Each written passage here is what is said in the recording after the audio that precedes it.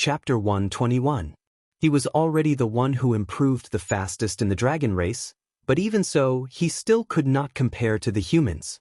It could be seen that the dragon race was in big trouble. The spirit of fearlessness? After muttering to himself, the Water Dragon King fell into a trance, and his body emitted a mysterious aura. In the East Sea Dragon Palace, the ancestral dragon, who was taking a nap, noticed the changes in the Water Dragon King's body. He raised his eyelids slightly and looked at the shore of the East Sea. Have you finally understood? It's not easy. Allow me to lend you a helping hand. He stretched out his dragon claw and pointed at the void. An invisible aura spread out, and the power of the great Tao surged out and poured into the Water Dragon King's body. As the power of the ancestral dragon entered his body, the world in the eyes of the Water Dragon King was completely different. He could see the laws of the world clearly, and his vision was infinitely expanded. He looked at the dragon race and saw a ray of light. That light was grand and carried the faith of the dragon race. But it was like the afterglow of the setting sun, emitting its last brilliance, with a sense of twilight. He looked at the humans again and saw the dazzling light of humanity, filled with the belief of self-improvement. It was like the rising sun, exuding a vigorous aura, and everything was full of vitality. It was a sharp contrast to the dragon race. Yes, the path of cultivation is to press forward. Without a fearless spirit and the determination to risk everything, how can one reach the end of the great Tao? As if infected by the light of humanity, a fearless spirit emerged from the Water Dragon King's body, vowing to cut off all obstacles, sweep away all tribulations, and reach the peak of the great Tao. The Water Dragon King laughed, and the haze in his heart disappeared. The dust in his soul was cleared, and he felt as clear as a mirror. Rumble. With a rumble, the barrier that had troubled him for many years shattered. His aura suddenly soared, and a powerful force distorted the void, evolving into a vast and endless river that emitted the aura of the great Tao. No one in the world was weaker than water, and no one could defeat the strong. It was not easy. The weak defeated the strong, and the soft defeated the hard. No one in the world did not know this. Goodness is like water. Water benefits all living things and does not compete. It treats the evils of the masses and is close to the Tao. The river was a Tao, a manifestation of all of the enlightenment that Water Dragon King had gained regarding water. It was a manifestation of the Tao of water that he had condensed into a mighty river. Just a moment ago, Water Dragon King had severed all his confusion and strengthened his conviction to prove his Tao. With an indomitable determination, his Tao heart had been sublimated in an instant. He had thoroughly understood his own Tao path and understood the true essence of Daoyuo. At that moment, all of his comprehension, all of his accumulation, all of it erupted, turning into a huge power that pushed him to an even higher level. Thank you, fellow Taoist. I didn't expect that my Daoyuo opportunity would be here. After a long while, Water Dragon King came back to his senses and sighed. Congratulations, Dragon Lord. The Daoyuo is in sight. Just now, I said that the next time we meet, I'm afraid I'll have to call you Dragon Sovereign. Look, it hasn't been that long. Didn't it come true? After Water Dragon King had completely calmed down, Feng Zichen congratulated him with a smile on his face. Water Dragon King's body was surrounded by Tao aura and the aura of the great Tao. There was a sense of transcendence, similar to Sueren's performance in the Eternal Lamp Hall. This was clearly a precursor to proving the Daoyuo Jingxian. Fellow Taoist, now that my breakthrough is imminent, I need to immediately return to the Dragon Clan's sacred land to cultivate in seclusion. I won't be able to accompany you to catch up. Water Dragon King cupped his hands and said apologetically. It's fine. There will be plenty of time to catch up in the future. Right now, Dragon Lord's breakthrough is more important. Feng Zichen waved his hand and said indifferently, By the way, fellow Taoist, I'll give you a piece of advice regarding the destiny of the human race. You must not forget it. Before Water Dragon King left, he seemed to have thought of something. With a little fear, he said in a warning tone, Fellow Taoist, you can use the destiny of the human race to cultivate. This is no problem. But fellow Taoist, you must guard your heart.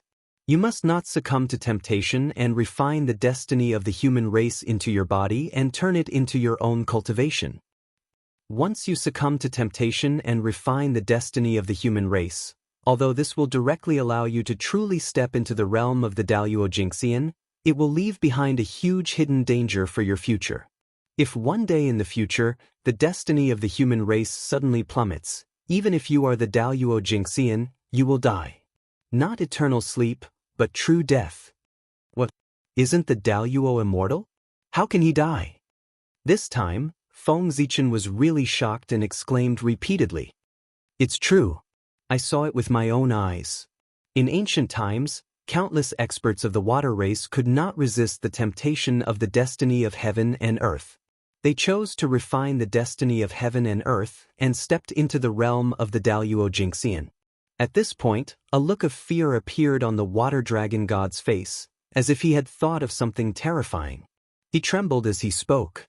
He said in a trembling voice, "After the war between the three races, the destiny of the dragon race plummeted, and many experts of the dragon race were madly devoured." On that day, the sky above the East Sea was dark. Endless negative karma filled the air, and the dragons wailed incessantly. The experts who relied on refining the destiny of the human race to become the Daluo Jingxian were constantly wailing. Their great Tao was constantly collapsing and merging with the origin of heaven and earth. Their bodies were dissipating and turning into streams of Kanate Qi. Their true spirits were completely lost in the great Tao and became a part of it. In the end, there was no longer their aura in heaven and earth. Even their Tao had disappeared.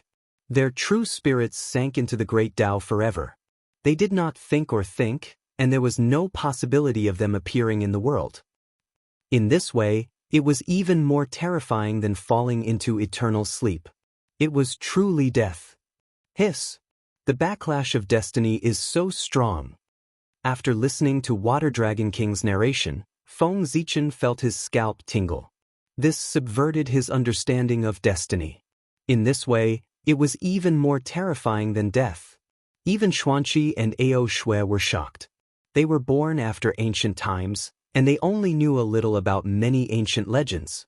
This was the first time they had heard of such a secret. That's right. Under the backlash of destiny, no one can resist it except for the saints. Water Dragon King nodded and revealed another secret. Even His Majesty the Ancestral Dragon, who controlled almost 20% of the destiny of the primordial world, did not dare to refine it. He only used it to cultivate. From this, we can see the drawbacks of refining destiny. Back then, His Majesty the Ancestral Dragon had explicitly prohibited the clansmen of the Scaled clan from refining the destiny of heaven and earth. Unfortunately, in the face of a shortcut, how many people could resist the temptation?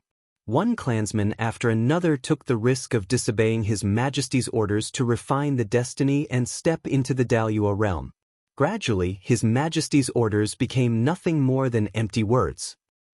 Under the general trend, even His Majesty was somewhat helpless. Chapter 122. Fellow Taoist, with your talent, becoming a Daluo Jingxian won't be a difficult task. Remember, be careful when using the luck of the human race. Don't rely on it too much, lest you go astray and affect your own future. In the end, we cultivators belong to ourselves. We can't rely on external forces. On the shore of the East Sea, the Water Dragon King thought of the fate of the dragon race's Daluo Jingxian and warned Feng Zichen earnestly. He was afraid that Feng Zichen wouldn't be able to resist the temptation of power and end up in such a miserable state. Thank you, Dragon Lord, for your warning. Zichen knows what's important. I won't joke about my own path. After tidying up his clothes, Feng Zichen bowed to the Water Dragon King. Such a secret was a clan secret. The fact that the Water Dragon King could tell him meant that he didn't treat him as an outsider. Feng Zichen was very grateful. It's good that you know what you're doing. I won't say anything else. Without saying anything else, the Water Dragon King waved his hand and a mighty wave appeared. It stretched for tens of thousands of miles, as if it reached the depths of the East Sea. He waved at Ao Shui and Xuanqi, and the two flew uncontrollably onto the wave. Then, the Water Dragon King also stepped onto the wave. Fellow Taoist, we've been delayed for so long. It's time for us to go back. When you visit the dragon race, I'll set up a banquet in the hall and await your arrival. As he spoke, the water ripples under the Water Dragon Lord's feet suddenly shrank forward. They disappeared from Feng Zichen's sight in an instant, leaving behind only 3 illusory figures. Just as Feng Zichen was about to leave, Ao Shue's voice came from afar. Zichen, 5,000 years later, it will be my coming-of-age ceremony. Remember to come to the East Sea Dragon Palace to find me. All right, 5,000 years later, I will definitely head to the East Sea Dragon Palace. After replying, Feng Zichen turned around and walked towards the human clan's ancestral temple, not caring whether Ao Shui could hear him or not. Now that the private matter was over, it was time to get down to business. As the saying goes, a new broom sweeps clean. In order to establish his prestige, he had to start the first fire. In the meeting hall of the ancestral temple, Feng Zichen sat on the main seat and said to the people below him, "Elders and city lords, since the chaos of the beasts, I have not intervened in the affairs of the human race. Now that I have suddenly succeeded the throne, it is inevitable that I have some understanding of the current situation of the human race. Thus, I hope that the various elders and city masters will be able to lend me a helping hand. Give me a list of the number of immortals in each tribe and city, so that I can better control the situation of the human race and set the direction for future development." "Yes, Patriarch. We will immediately send a message to our clansmen to deal with this matter and strive to send the results as soon as possible." As they spoke, immortal light bloomed in their hands and turned into various forms, beasts, weapons, birds. They carried the order and flew out. Nodding, Feng Zichen continued. "Also, after so many years of reproduction, the number of people in the East Sea has increased. I plan to migrate another group of clansmen. But there are many tribes in the East Sea. It is a bit of a headache to decide which tribe to migrate. Especially after the chaos of the beasts, the clansmen are very afraid of the outside world and are unwilling to leave the East Sea. If we force them to migrate, it will inevitably make them dissatisfied and cause unrest in the clan. In this regard, I wonder if the various elders have any way to migrate some of the clansmen without hurting the harmony of the human race?" Feng Zichen originally planned to take advantage of the chaos of the beasts to train the clansmen and reignite their fighting spirit. But who knew that the chaos of the beasts was so tragic that less than 20% of the celestial immortals of the human race who went out to train survived. Now, the clansmen who were originally full of yearning for the outside world immediately became fearful. Although some of the clansmen did stimulate the desire to strive upward, but more of the clansmen were still fearful and planned to nest in the East Sea and continue to live their carefree lives. Feng Zichen's plan to train the clansmen was completely declared a failure. If it was 1 or 2 tribes, Feng Zichen could still drive them out if he was ruthless. But more than half of the clansmen were unwilling to go out. If he forced them out, he was afraid that he would lose his position as the patriarch. It was related to the future of the human race. Everyone couldn't help but discuss with a serious expression, but after a long time, they still couldn't come up with any useful ideas. "Patriarch, why don't we migrate some of the clansmen to the major cities? I think, with us watching from the side, the fear of the clansmen will be reduced a lot." After a while, seeing that the discussion couldn't come to a conclusion, Yang stepped forward and proposed. "Shua." For a time, everyone's eyes were focused on Yang. The elders looked inexplicable, no one knew what they were thinking. The city lords looked unhappy, they seemed to be very dissatisfied with Yang's proposal. During the chaos of the beasts, the unbearable performance of the human race in the ancestral land was still vivid in their minds. How could the city lords let a group of trash enter the city and ruin their own culture? Yang's proposal naturally made them very dissatisfied. The city lords wanted to say something but couldn't find a good reason to open their mouths. They could only shut their mouths resentfully and glanced at Yang fiercely with angry eyes. "This is not appropriate. It's not easy for the city lords to stay outside. We really can't add more burden to them." Even Feng Zichen didn't agree with this. The clansmen of the outside world had been tested for a long time. Each of them was brave and good at fighting. They were the only force that the human race could bring out. Moving the clansmen of the ancestral land to the outside world, was it to drag them down? Thank you for your understanding, Patriarch. The city lords were overjoyed and quickly shouted in unison. Elders, these tribes in the ancestral land have always been under your management. So, regarding this migration, don't you have anything to say? Seeing that the elders were silent, Feng Zichen said in a deep voice. While speaking, Feng Zichen's body soared with a powerful aura. In an instant, the air in the hall became incomparably heavy. Everyone couldn't help but lower their heads. At this moment, Feng Zichen's eyes flashed with a strange light. In a moment when no one noticed, it fell into Guyue's body. In a trance, Guyue involuntarily stood up and said loudly, "As the elders of the human race, we should set an example. Since our clansmen are unwilling to leave the ancestral land, then the tribes to migrate out this time will be selected from our descendants. We will set an example for our clansmen." Not giving Guyue a chance to change his mind, Feng Zichen quickly decided on this matter. Good, this method is wonderful. Elder Guyue is worthy of being the role model of the human race. We will do as you say. In addition, since this matter was proposed by the elder, we will leave it to the elder to handle. I am very assured with the elder handling this matter. Chapter 123. After so many years of development, the human race had gradually evolved into various classes. The tribe of the human race elders was the leader, occupying the place with the most resources on the coast of the East Sea. Next was the tribe of the Khanate humans, occupying the most fertile land on the coast of the East Sea. The rest of the land, which they looked down on, was the place where the postnatal humans gathered. Moreover, some of the elders, led by the Guyue clan, did not have a good impression of the postnatal humans. They thought that they occupied the living space of the Khanate humans and often suppressed them. The Khanate humans were born stronger than the postnatal humans. In addition, they occupied the best resources of the ancestral land, causing the gap between them to widen. Most of the human experts were from the Khanate humans. Therefore, faced with the suppression of the Guyue clan, even if Feng Zichen wanted to help, he could not fight against most of the upper echelons of the human race by himself. Now, Feng Zichen found an excuse to divide a portion of the Khanate humans. First, it could weaken the influence of the Khanate humans, and second, it could make room for the postnatal humans to develop. He could also take this opportunity to train them and let them truly grow up in the cruel, untainted land. One had to know that in order to cultivate their descendants, the elders of the human race had spent countless resources. They were the backbone of the human race.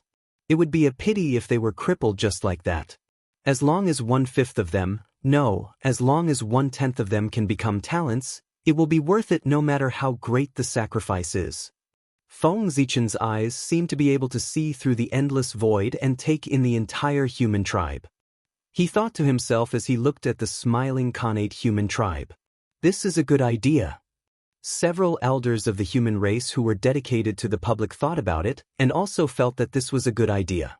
They smiled and nodded in agreement. At this time, the Guyue clan came to their senses.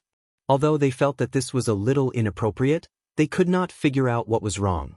They also felt that this was the best choice at this time. Then, they gradually lost themselves in the compliments of the crowd.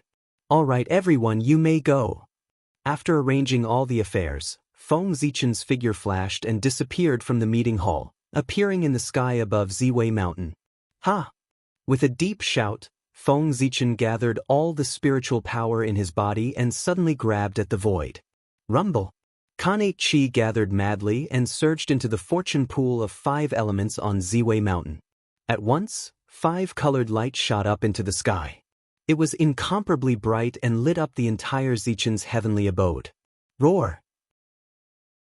Amidst the earth-shattering roars, the images of the sacred beasts of the 5 elements rushed out from the fortune pool. An azure dragon soared into the sky, a vermilion bird spread its wings and let out a long cry, a qilin suppressed the earth, a white tiger roared at the sky, and a black tortoise covered the sea. Go! Feng Zichen's mind moved, and the chaos bead flew out from his body. It hovered in the air and flickered. Then, a white river flowed out, emitting the chi of fortune. It flowed towards the pool of fortune and merged with it. This was the fortune origin liquid that Feng Zichen had obtained from Mount Buzhou. It was formed from the essence of the earth and could create anything. After fusing with the fortune origin liquid, the fortune pool of the 5 elements emitted an even brighter divine light. Its body began to tremble violently as a powerful force suddenly spread out. Then, as if the mountains were collapsing, the Ziwei mountain shook violently. The entire Zichen's heavenly abode was shaking. Whoosh, Khanate Dao light bloomed, and Dao sounds rumbled between heaven and earth. The laws of heaven and earth appeared and fell on the fortune pool of 5 elements. Rustle, rustle. Khanate runes appeared one after another, dancing and intertwining in the air, gradually forming an illusory Khanate divine seal. Condense. Feng Zichen made a series of hand seals and activated the fate of the human race. It turned into a mighty torrent of human Dao and poured into the fortune pool of 5 elements. In the next moment, more Khanate runes flew out of its body and shone with the laws of heaven and earth. The illusory Khanate divine seal instantly became solid. At that moment, the fortune pool of 5 elements was shrouded in the divine light of creation. It was upgraded to a supreme-grade Khanate spiritual treasure. A powerful aura burst out, and the fortune chi swept in all directions, covering the entire Zichen's heavenly abode. Under the influence of this aura, the mountains and rivers became more beautiful, and the plants grew taller, revealing some spirituality. A large number of spiritual herbs were born, and it was full of vitality. Not bad. Feng Zichen couldn't help but be excited when the fortune pool of 5 elements was upgraded. However, his expression turned serious after a while. He clenched his right fist and punched at the fortune pool of 5 elements. Bang! In the shocking explosion, the fortune origin liquid in the fortune pool of 5 elements spurted out, turning into water droplets of various sizes. They all floated in the air, exuding the fortune chi like stars. At that moment, Daoyuo Jinxian's aura gushed out of Feng Zichen's body without restraint, forming a huge storm that was extremely terrifying. The void was first distorted, then shattered, and finally disappeared completely. Heaven and earth were vast, and only the fortune origin liquid floated there quietly. Fortune origin manipulation, rise. Feng Zichen's expression turned serious, and the divine light of creation appeared on his body.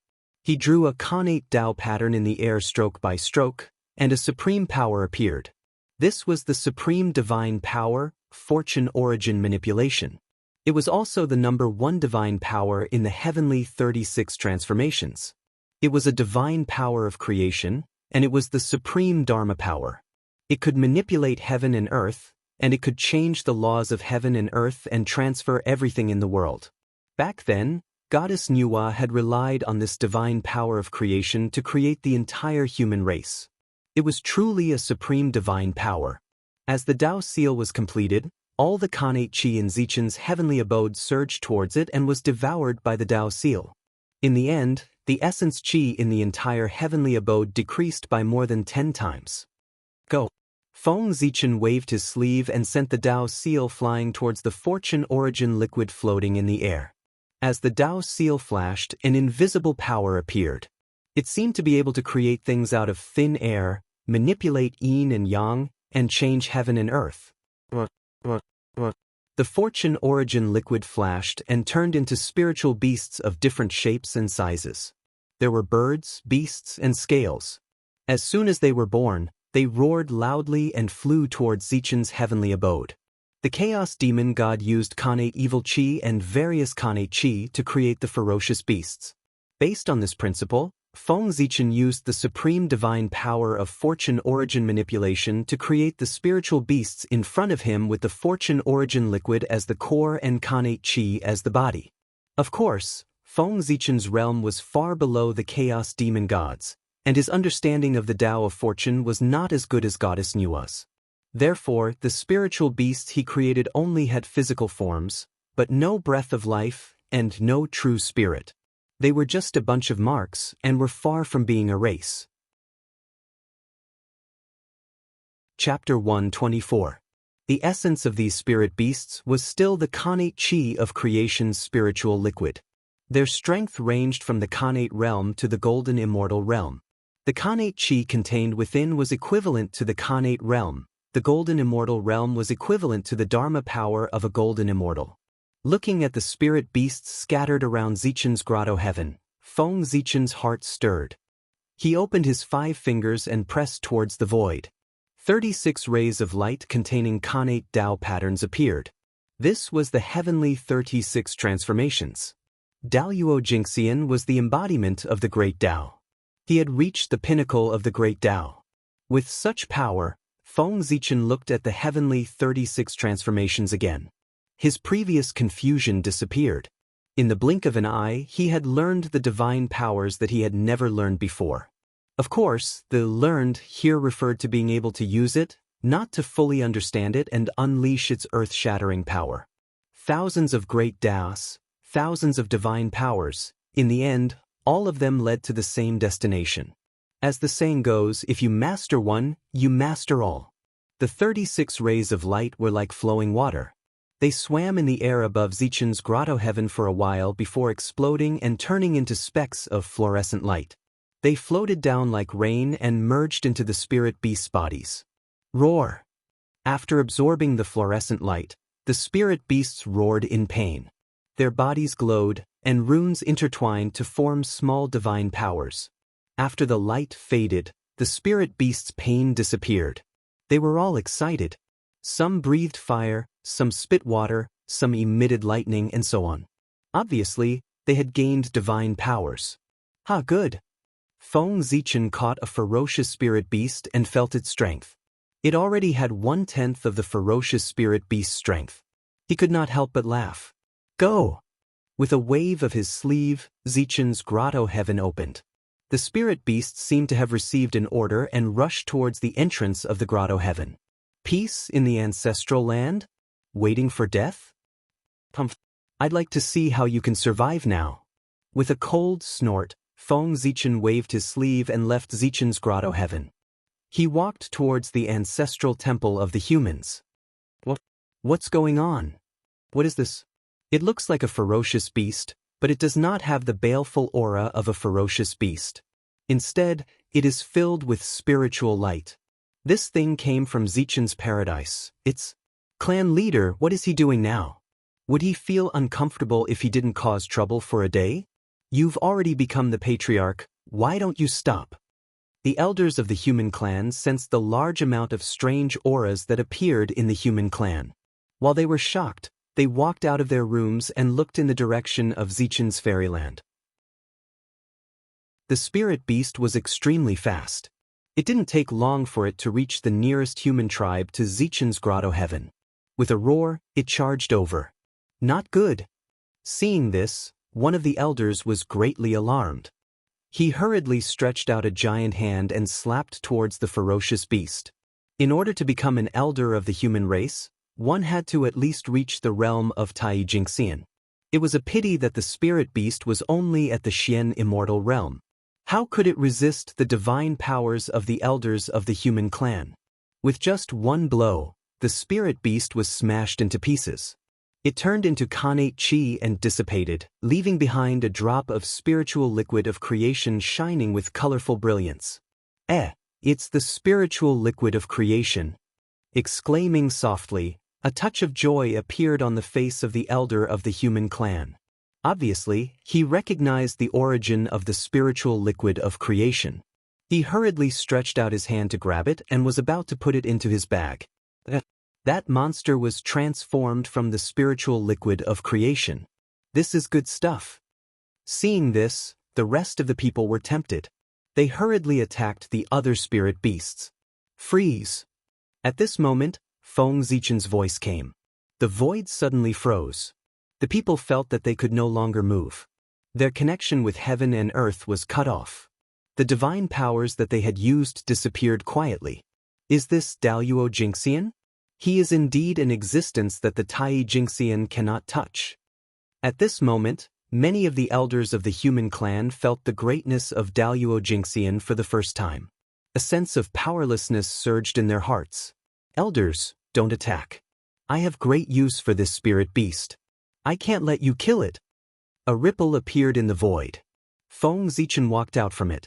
At the same time, the void resumed its flow.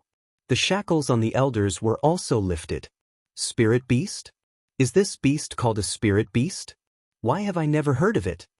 As soon as he could move, Guyue asked doubtfully. It's normal that you haven't heard of it.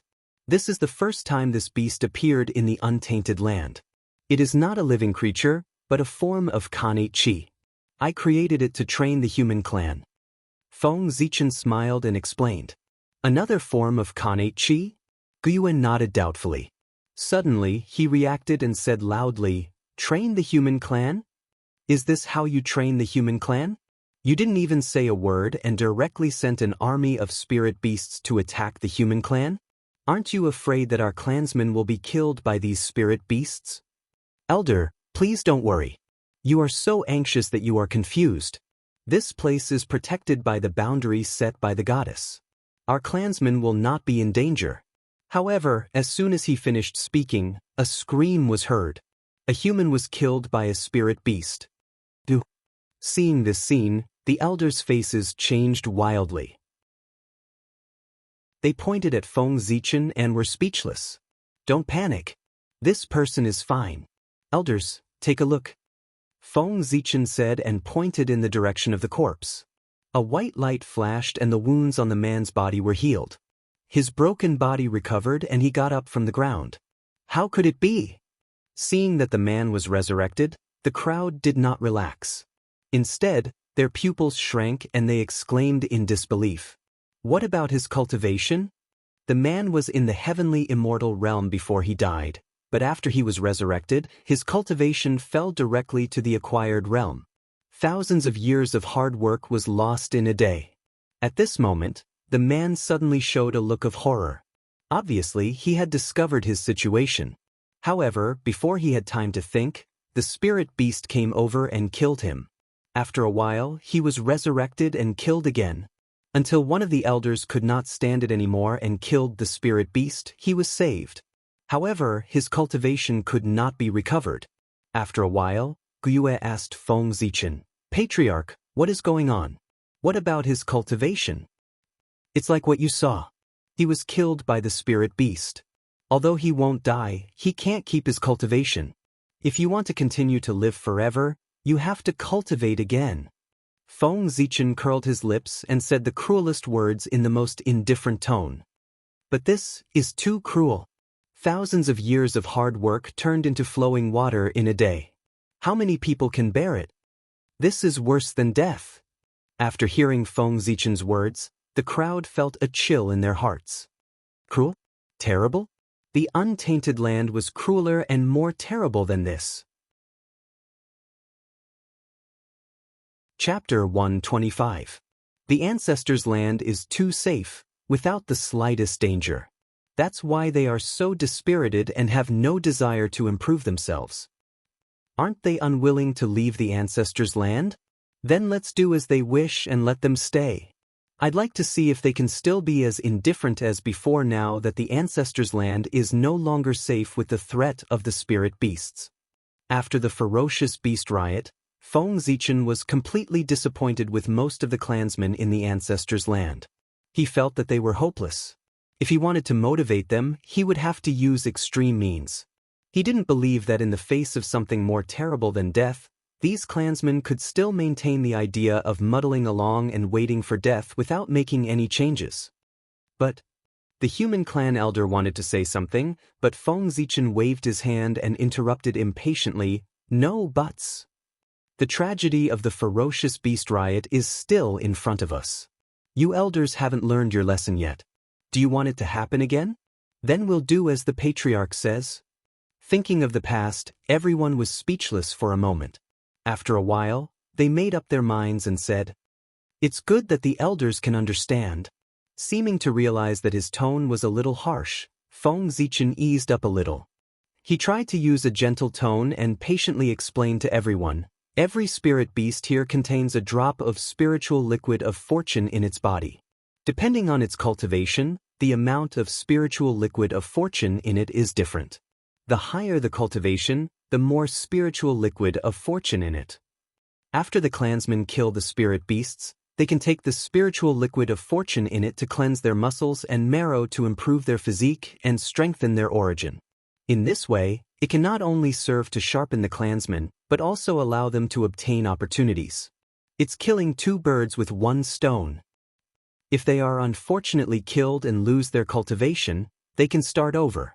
It can make up for their foundation. With the previous experience, they may be able to take a step forward. Patriarch is right. Everyone rolled their eyes and said in unison, cultivating from scratch was never a problem. The problem was the sudden loss of strength. If he couldn't adapt to this feeling, he couldn't even enter a meditative state, let alone cultivate. However, everyone only thought about it in their hearts and did not say it aloud to expose Feng Zichen. For the human race, the advantages outweighed the disadvantages. Thus, some sacrifices were acceptable. With the current situation of the human race, it will take at least 300 years to suppress this wave of spirit beasts. Glancing at the current situation of the human race, Feng Zichen made some calculations in his mind, then turned to the elders and suggested, let's do it. Elders, why don't you stay with me in the ancestral temple during this period of time? Let's see how many of our human children can stand out in this tide of spirit beasts. Good. Everyone nodded and followed Feng Zichen to the ancestral shrine. Come, elders, take a look. Inside the ancestral shrine, Feng Zichen waved his sleeves and a huge light screen appeared, displaying the scene of the human race in front of everyone. I haven't been in charge of the human race for a long time, so I don't know much about the current talents of the human race. Elders, please introduce them to me. Pointing at the light screen, Feng Zichen said to everyone with a smile. Patriarch, you must be joking. In front of you, who can be called a talent? An elder smiled and said. He was not flattering Feng Zichen. Everyone present had watched him grow up, so they naturally understood Feng Zichen's talent very well. It was truly rarely seen in their lives, and it would not be an exaggeration to say that it was unparalleled since ancient times. Although there aren't any talents like you, there are still a few good juniors who have a trace of your demeanor when you were young. Another elder stroked his beard and said with a smile. Well, who are they? Elders, please introduce them to me. Feng Zichen's eyes lit up and he said to everyone with interest. Taking advantage of this opportunity, I plan to select a few outstanding people and accept them as my disciples to inherit the Fiend God orthodoxy. After all, the Fiend God orthodoxy has been passed down in the human race for so many years, but I haven't accepted any disciples yet. It's not appropriate to show that I am the orthodox one. Oh, Patriarch, are you going to accept disciples? Xuantingshi suddenly stood up, walked quickly to Feng Zichen, pointed at a figure on the light screen and said, That's right. Patriarch, please take a look. This person is called Tree. He is the most outstanding member of our younger generation. Although he is far from being as outstanding as you, he can be called a rare talent. His understanding of the Tao of wood is far beyond ordinary people. He has touched a trace of the mysteries of creation and has a bright future. Patriarch, please take a look and see if this person is qualified to be your disciple. Feng Zichen looked at the light screen and saw a burly man surrounded by green light. With a wave of his hand, vines drilled out from the ground and wrapped around a spirit beast, strangling it to death. Not bad. Feng Zichen nodded and praised. When this person attacked, there was a trace of creation chi mixed in the green light. Obviously, he had awakened the creation bloodline. Moreover, he was only a little over 1,000 years old and had already reached the heavenly immortal realm.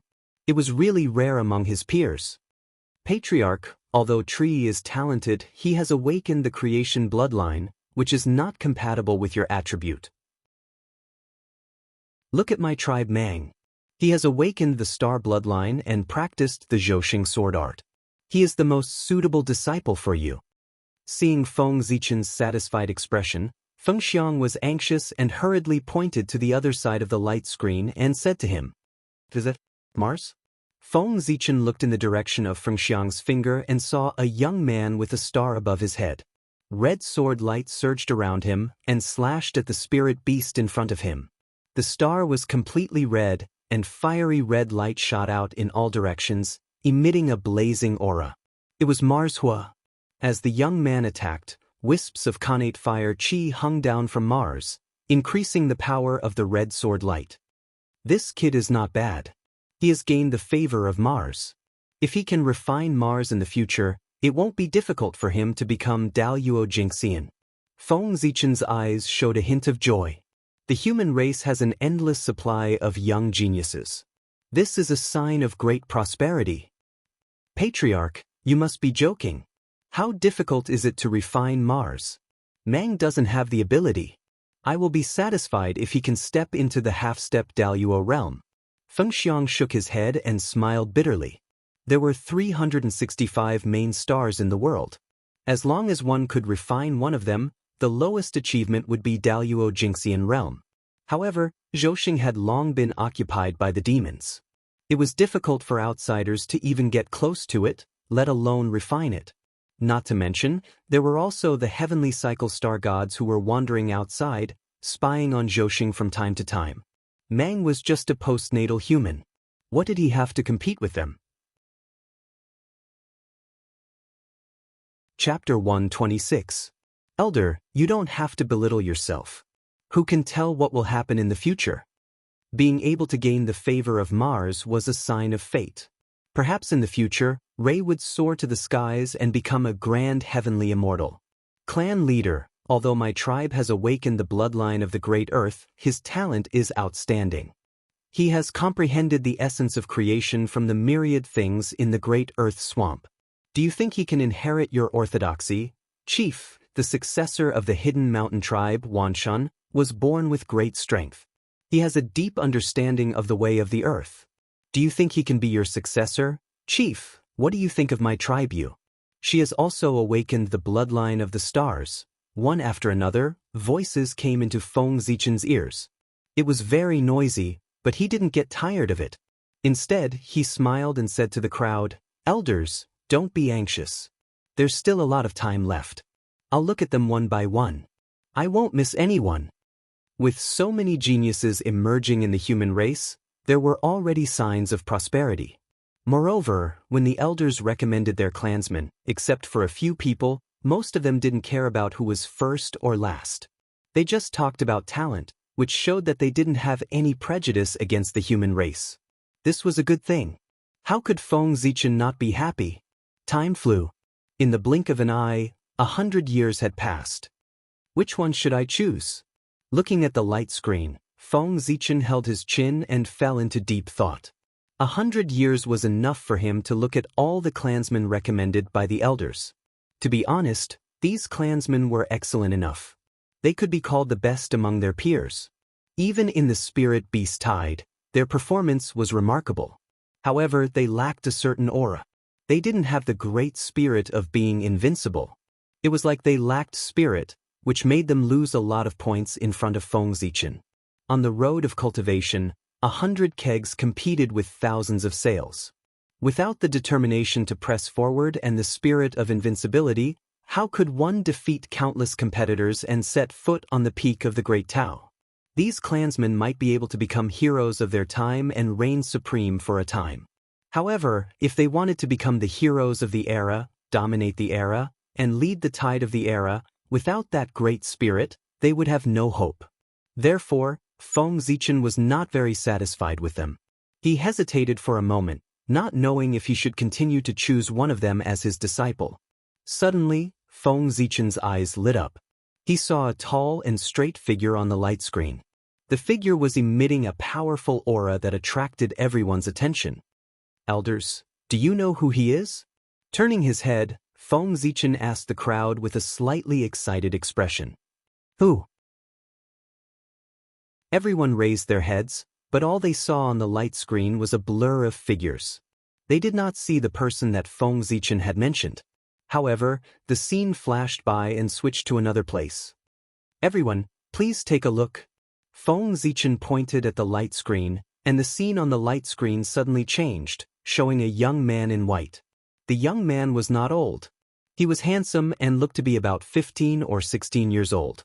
He gave people a special feeling. It was as if no matter where he was the center of everyone's attention.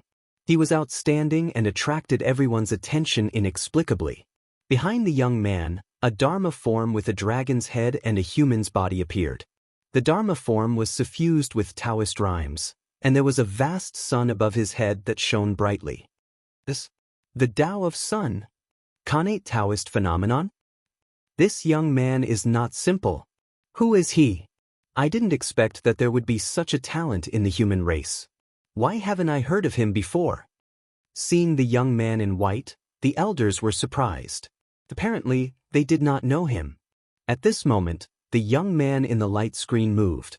He clenched his fist, and his whole body was glowing. An invisible force surged out. Although he was still in the Connate realm, he gave people a feeling that he was invincible. With a boom, the young man raised his fist and attacked a spirit beast in the spirit refinement realm. With just one punch, the spirit beast was blown to pieces.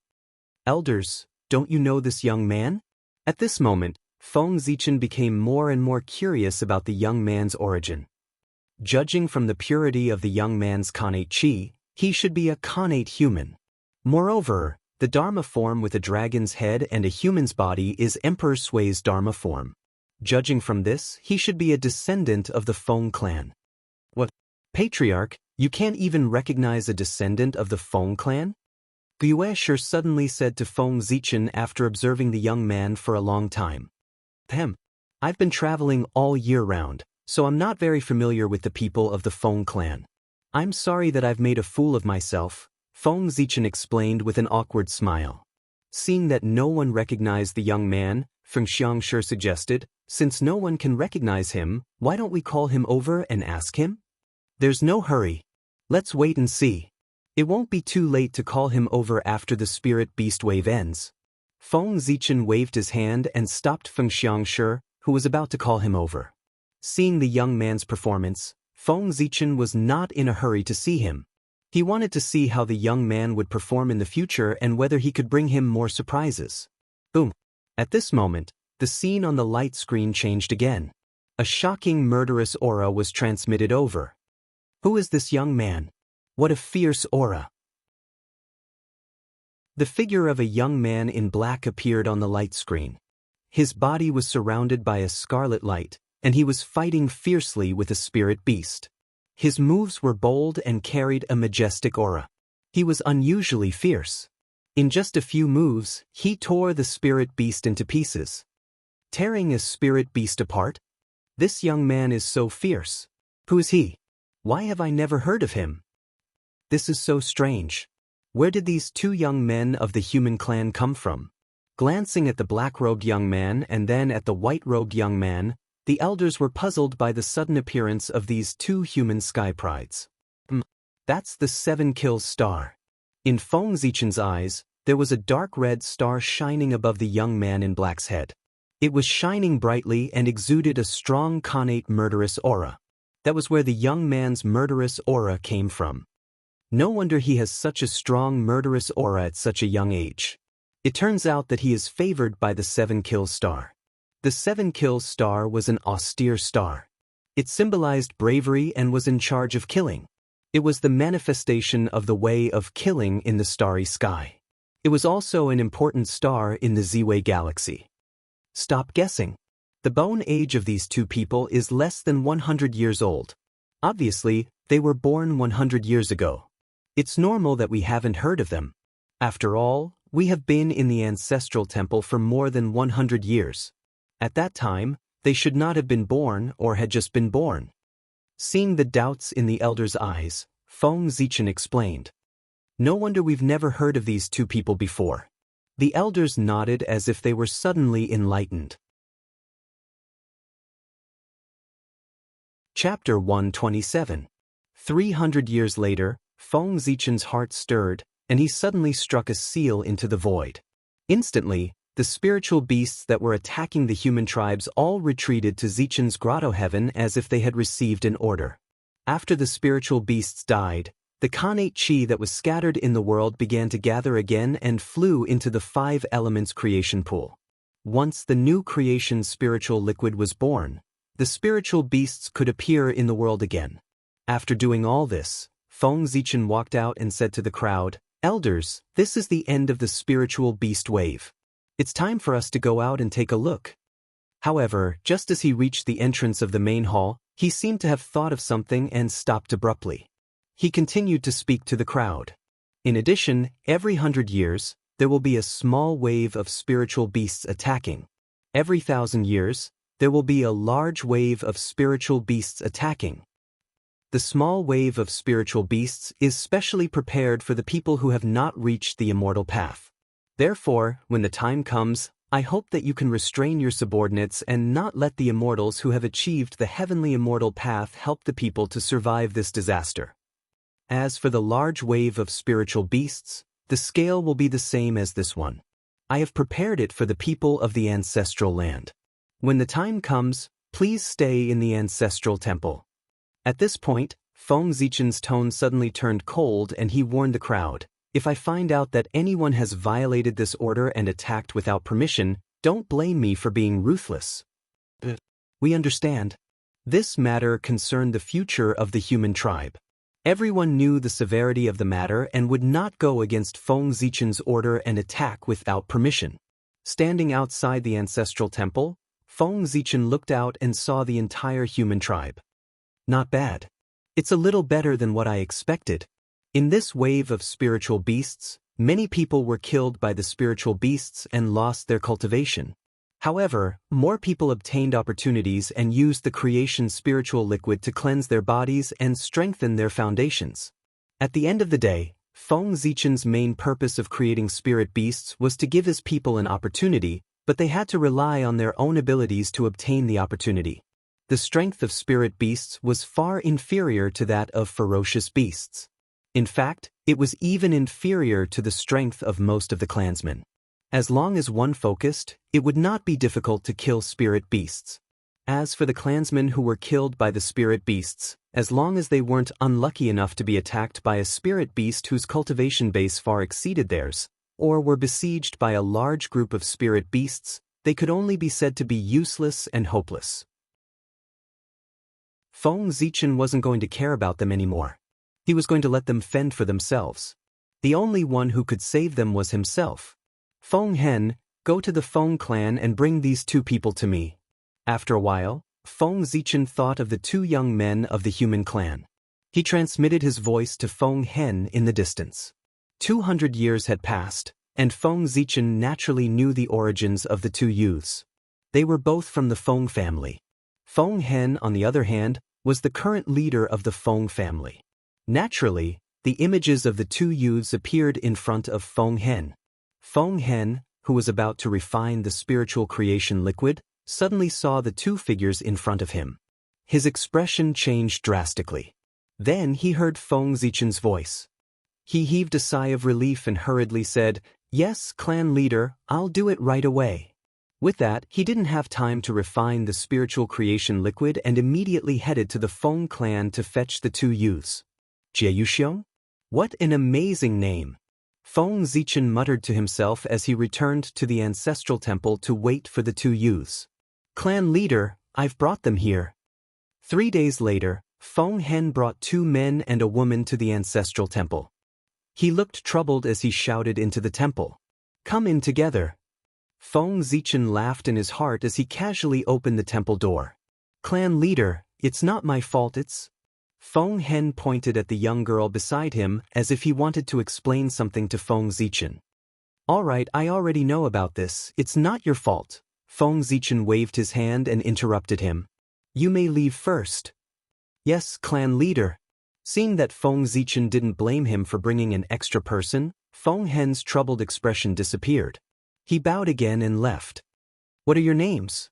Feng Zichen asked the 3 youths after Feng Hen had left.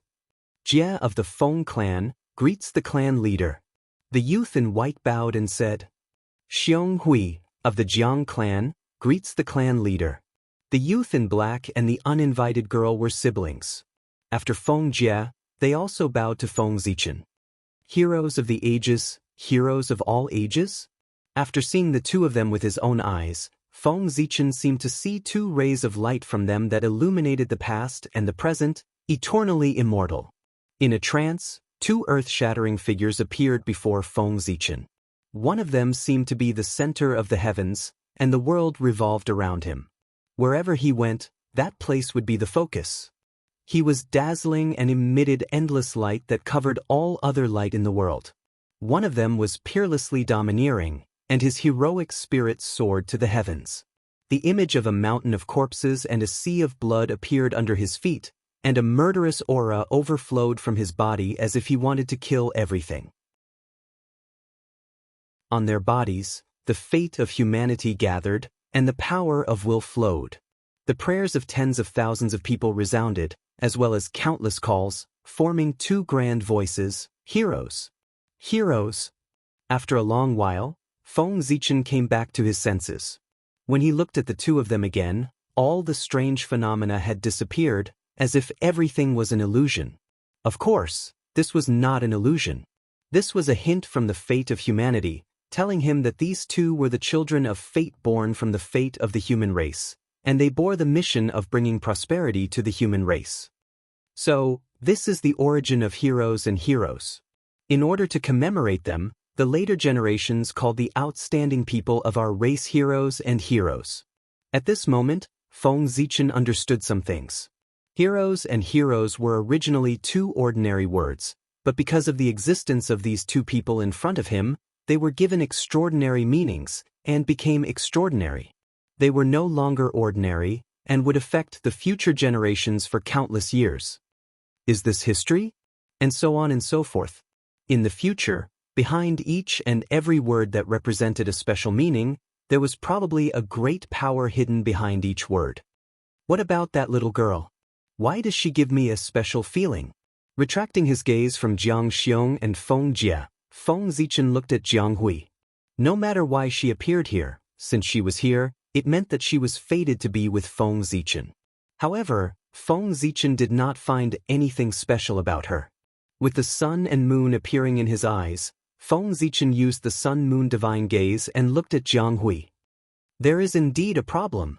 Under the gaze of the sun-moon divine gaze, Feng Zichen found that Jiang Hui was shrouded in a layer of fog, completely concealing her secrets.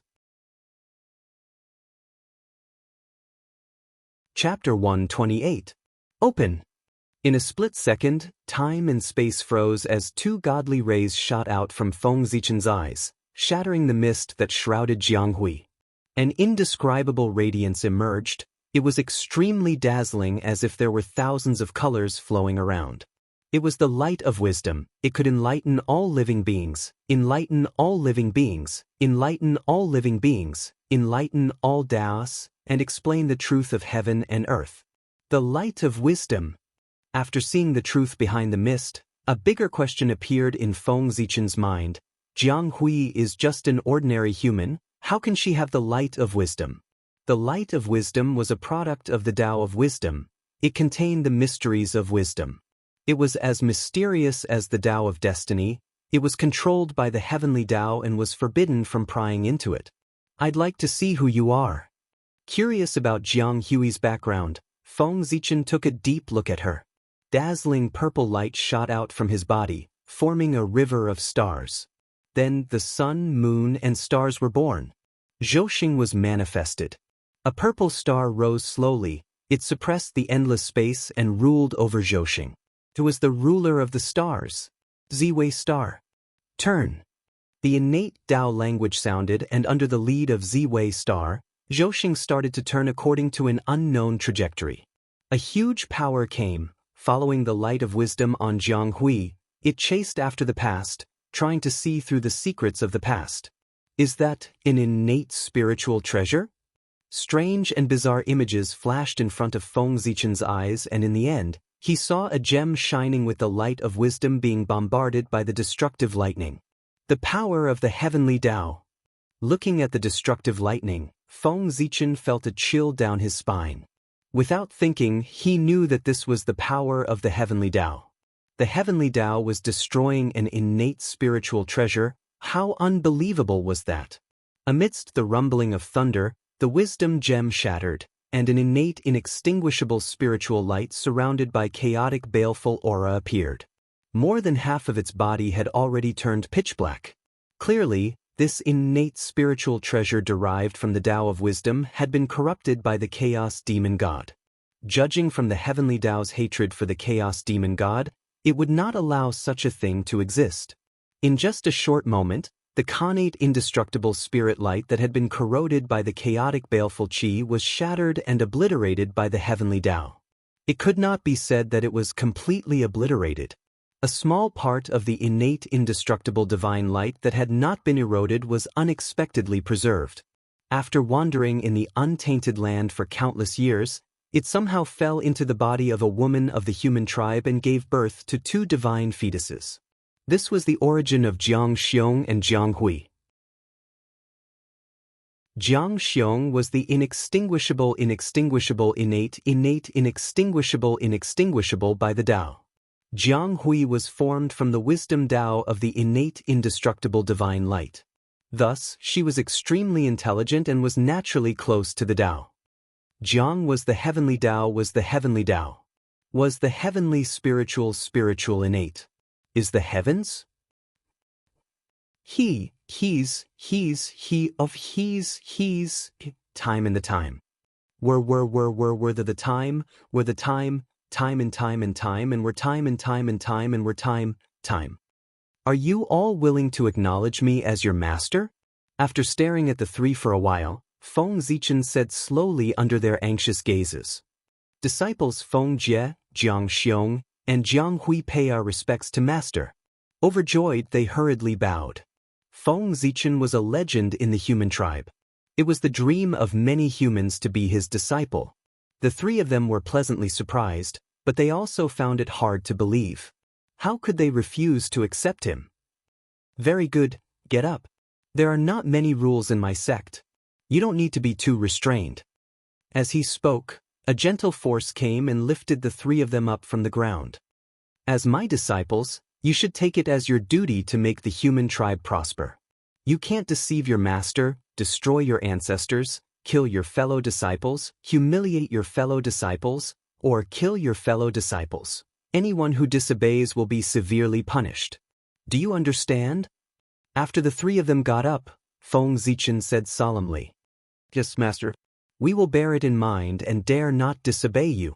They said in unison. It's good that you understand. Feng Zichen nodded and waved his sleeves. 3 balls of light appeared in the air. Each of them was wrapped in a spiritual treasure. There was a mirror, a sword, and a hairpin. Feng Jie, I'll give you this bright sun divine mirror. It's for your protection. Feng Zichen pointed at one of the balls of light. A golden mirror flew out, exuding pure qi of the sun. It was engraved with dragon patterns and fell into Feng Jie's hand. This mirror was formed by the ancestral dragon's reverse scale and the sun spirit. Although it's only a lower-grade innate spiritual treasure now, it has unlimited potential. If you can find a yang divine item in the future, you can integrate it into the bright sun divine mirror to upgrade the grade of this mirror. Feng Zichen continued when he saw Feng Jie take the bright sun divine mirror. Thank you, master. At this time, Feng Jie recovered from the pleasant surprise and hurriedly thanked Feng Zichen. Jiang Xiong, I'll give you this 7-kill sword. I hope you can make good use of it.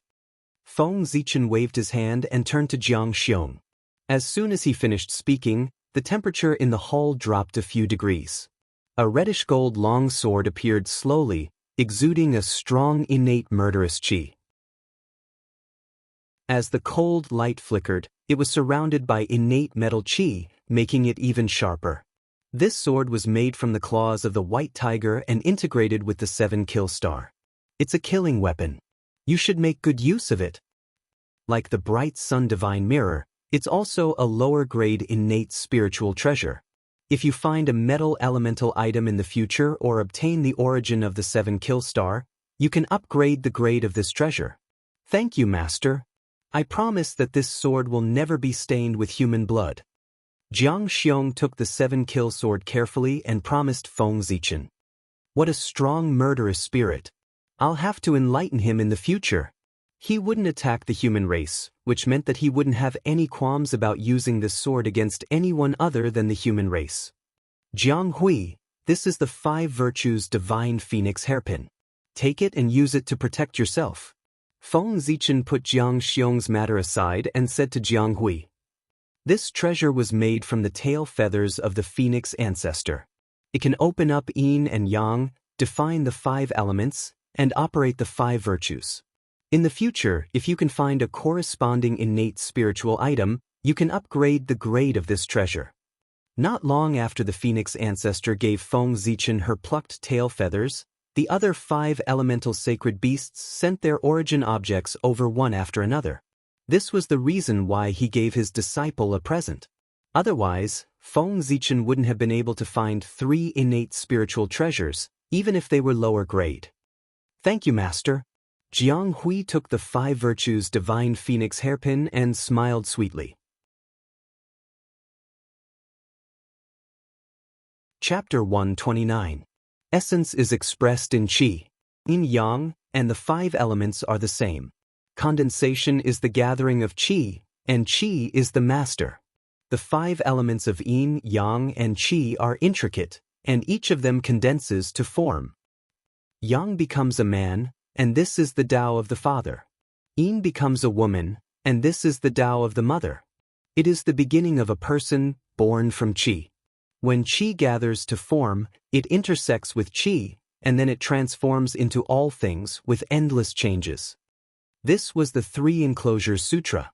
It was divided into 3 volumes: the Grand Mystic Pivot Sutra, the Crepe Myrtle Cave Sutra, and the Grand Mystic Mahayana Sutra. It was a Taoist sutra of connate existence, inscribed in Zhouxing. It was the supreme Taoist sutra that Feng Zichen had obtained on the North Star. After bestowing the connate spiritual treasure, Feng Zichen felt that their cultivation methods were too simple and crude. After some thought, he imparted this top Taoist sutra of the Great Wilderness, the 3 Enclosures Sutra, to the 3 of them. There was no specific cultivation method in this sutra. It simply described the great Tao of heaven and earth and the mysteries of the universe. However, it was all-encompassing. No matter what great Tao it was, one could find a thing or 2 from it. This was a cultivation method that led directly to the great Tao. Anyone could gain different understandings from it. Even saints would benefit from it after fully comprehending it. This sutra is obscure and difficult to understand. It's normal that you can't understand it. It's not just you, even I don't know much about it. Therefore, you don't have to delve too deeply into it. When you have nothing to do, just take it out and recite it once. When it's time to comprehend it, you will comprehend it. After imparting the 3 Enclosures Sutra to the 3 of them, Feng Zichen comforted them when he saw that they were frowning. It was obvious that they couldn't understand it at all. "Yes, Master." The 3 of them breathed a sigh of relief. They had thought that they were too stupid to understand the sutra that Feng Zichen had imparted to them. "From now on, you will cultivate on the Crepe Myrtle Mountain and strive to achieve immortality as soon as possible," Feng Zichen suddenly said after frowning at the 3 of them. Spirit refinement realm cultivation was a little low. After all, the celestial demon orthodoxy had been passed down for so many years that there was no lack of golden immortals. As Feng Zichen's disciples, they were meant to take charge of the orthodoxy in his stead. How could a mere god refinement realm cultivator face a group of arcane immortals and golden immortals? "Master, what about the spirit beasts in Zichen's paradise? Can we attack them?" At this moment, Jiang Xiong's eyes suddenly lit up. He was thinking about attacking the spirit beasts. "You want the spiritual liquid of creation, right? It's fine. You can do whatever you want with the spirit beasts in Zichen's paradise." Feng Zichen waved his hand and said nonchalantly, "Moreover, if you have the ability to ascend to the peak of Ziwei Mountain, you can also use the creation spirit liquid in the 5 elements creation pool." The purpose of the spirit beast's existence was to train the human race. Not to mention them, even if any human wanted to enter Zichen's paradise to hunt spirit beasts, Feng Zichen would allow them to do so. Understood. Jiang Xiong and the other 2 were excited. Obviously, they had experienced the benefits of the creation spirit liquid. Seeing how happy they were, Feng Zichen could not help but pour cold water on them.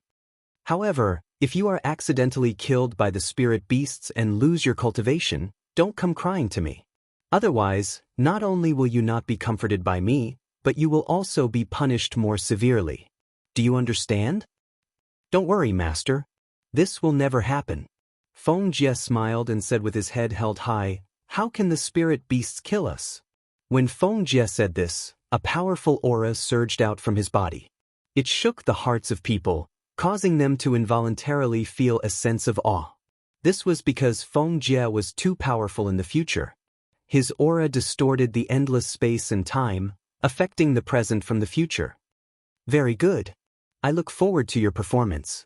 Feng Zichen nodded and expressed his approval of Feng Jie.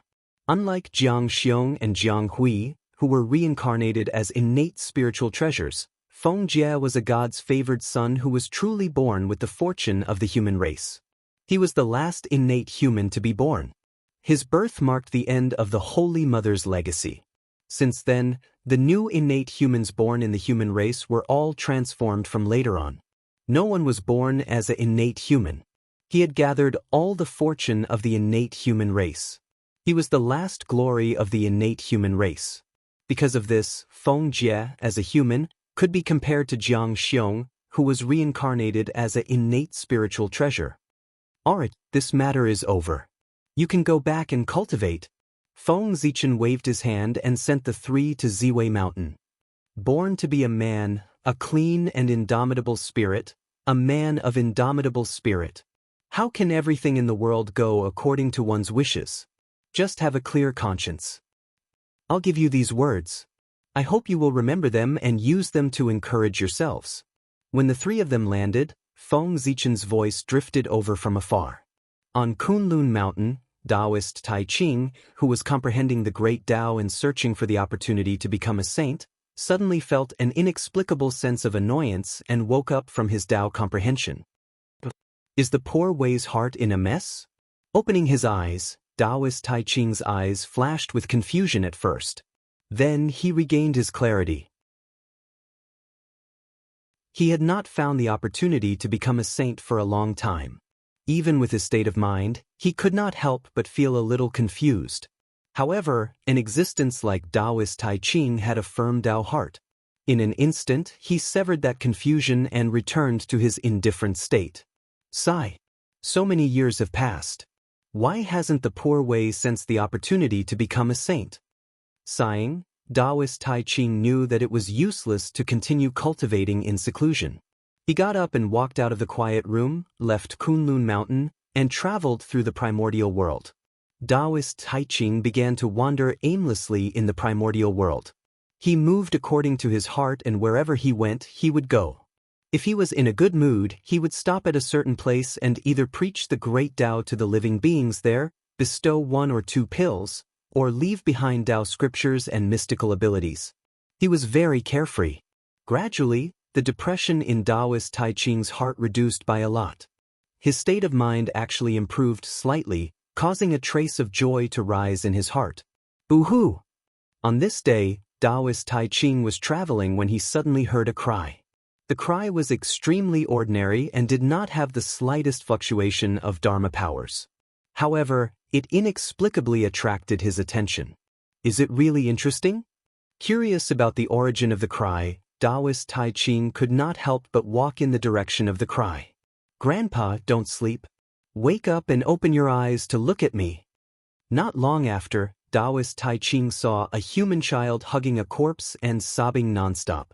The cry that he heard along the way came from that human. This was Taoist Tai Ching's first time coming into close contact with a human. Oh, his organs are dried up, his body is weak, and his life source is exhausted. Taoist Tai Ching was shocked when he looked at the corpse. Chapter 130. It's really unbelievable. This human actually died because his lifespan ran out. Taoist Tai Ching was extremely experienced and knowledgeable since his debut. However, even so, it was his first time seeing someone die because his lifespan ran out. Child, don't cry. Look, isn't your grandfather fine?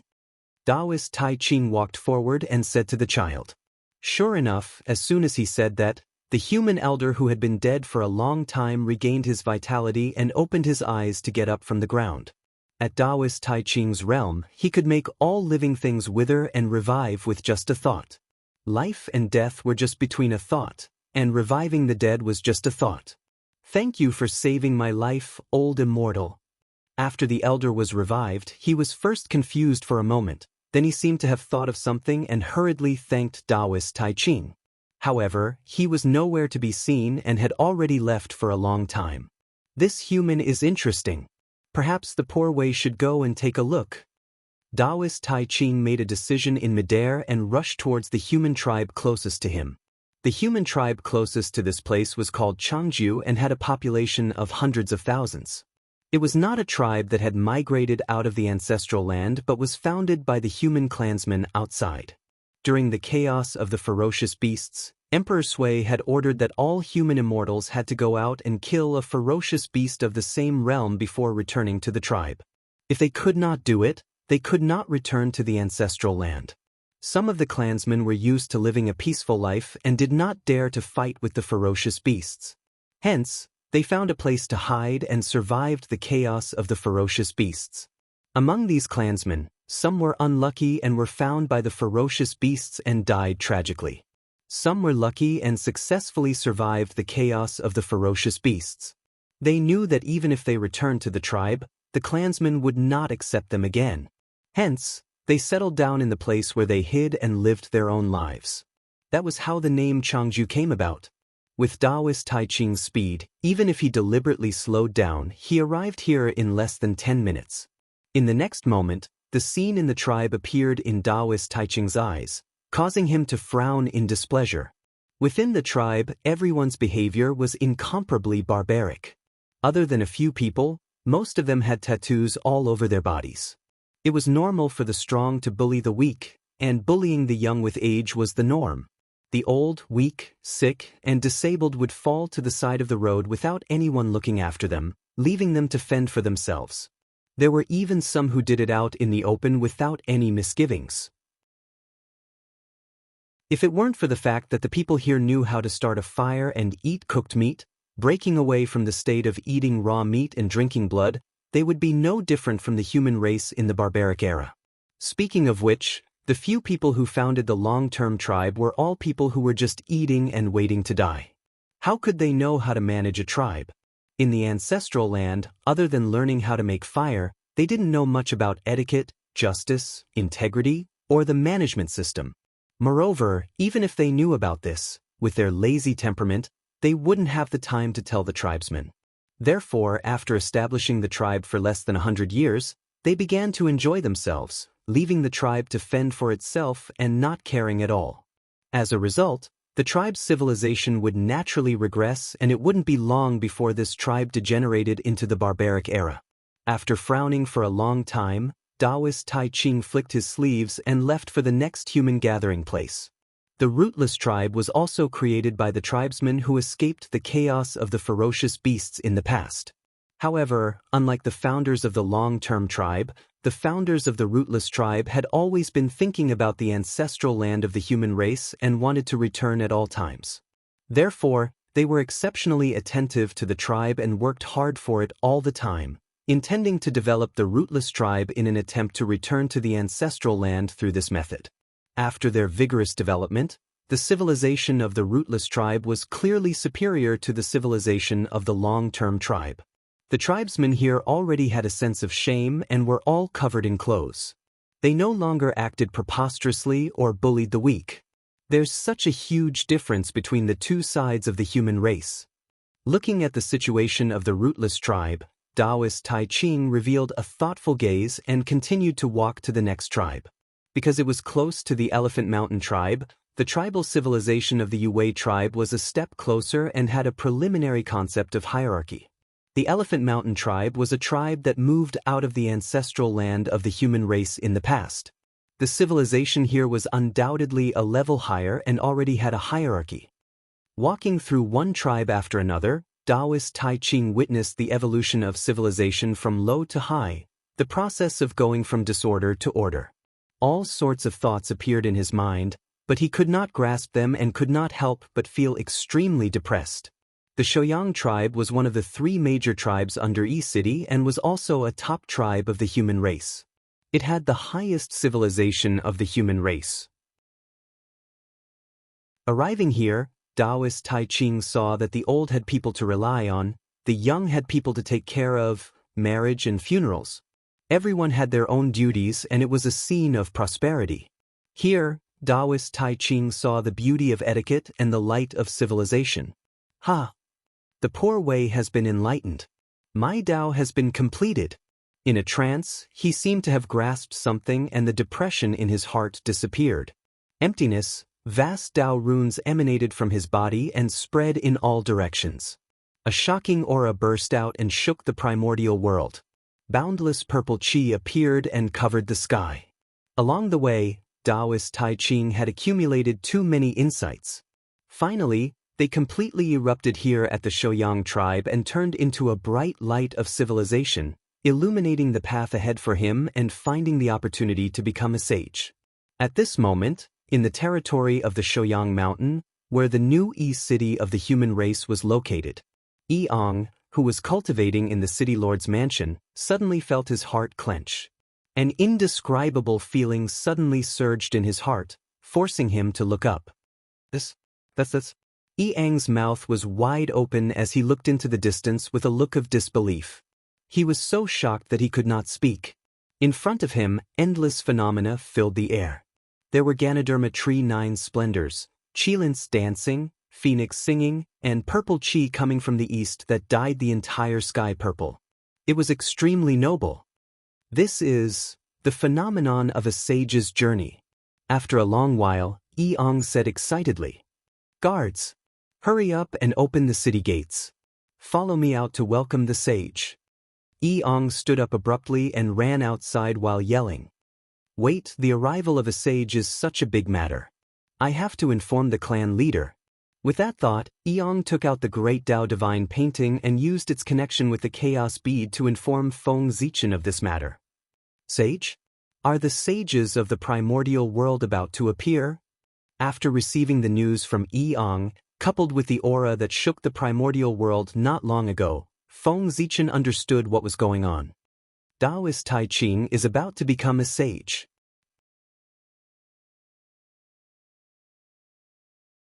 Chapter 131. After pondering for a moment, Feng Zichen's figure suddenly disappeared as he rushed towards Yi City. Taoist Tai Ching becoming a sage in the human race was a huge matter that concerned the destiny of the human race. As the leader of the human race, he had to be present no matter what. Otherwise, it would be inappropriate if he did not even show his face when the destiny of the human race was in turmoil. In the void, Feng Zichen suddenly felt that the space was abnormally heavy. Following that, a huge force attacked and he could not help but groan as he fell out of the void. So powerful! Taoist Tai Ching is so powerful! After releasing his spiritual force, Feng Zichen immediately understood what had happened. With the Shoyang tribe as the center, the void within a 500,000-kilometer radius was enveloped by the powerful aura emitted by Taoist Tai Ching, sealing everything. Since the spatial divine ability failed, Feng Zichen immediately used the star escape technique and turned into a purple light that flew towards the Shoyang tribe. The Tao that can be said is not the Tao. The name that can be named is not the name. Nothingness is the beginning of heaven and earth. Being is the mother of all things. Therefore, nothingness is often used to observe its wonders. Being is often used to observe its mysteries. These two come from the same place but have different names. They are both called mysteries, mysteries within mysteries, and the door of all mysteries. Heaven and earth are heartless and treat all things as straw dogs. Saints are heartless and treat the people as straw dogs.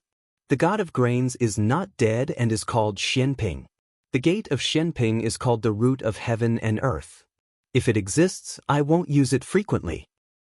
When Feng Zichen arrived at the Shoyang tribe, Taoist Tai Ching had already begun preaching to everyone. It was a moral chapter that contained the power of education. It explained the truth of nature and the world, improving everyone's virtue and conduct. It did not record any cultivation method, but it was more honorable than any cultivation method because it could inspire the wisdom of all living beings. To cultivators, it could explain the truth of heaven and earth in the most common language and point to the core of the great Tao. To mortals, it could explain the principles of dealing with people through things and point to the depths of their hearts.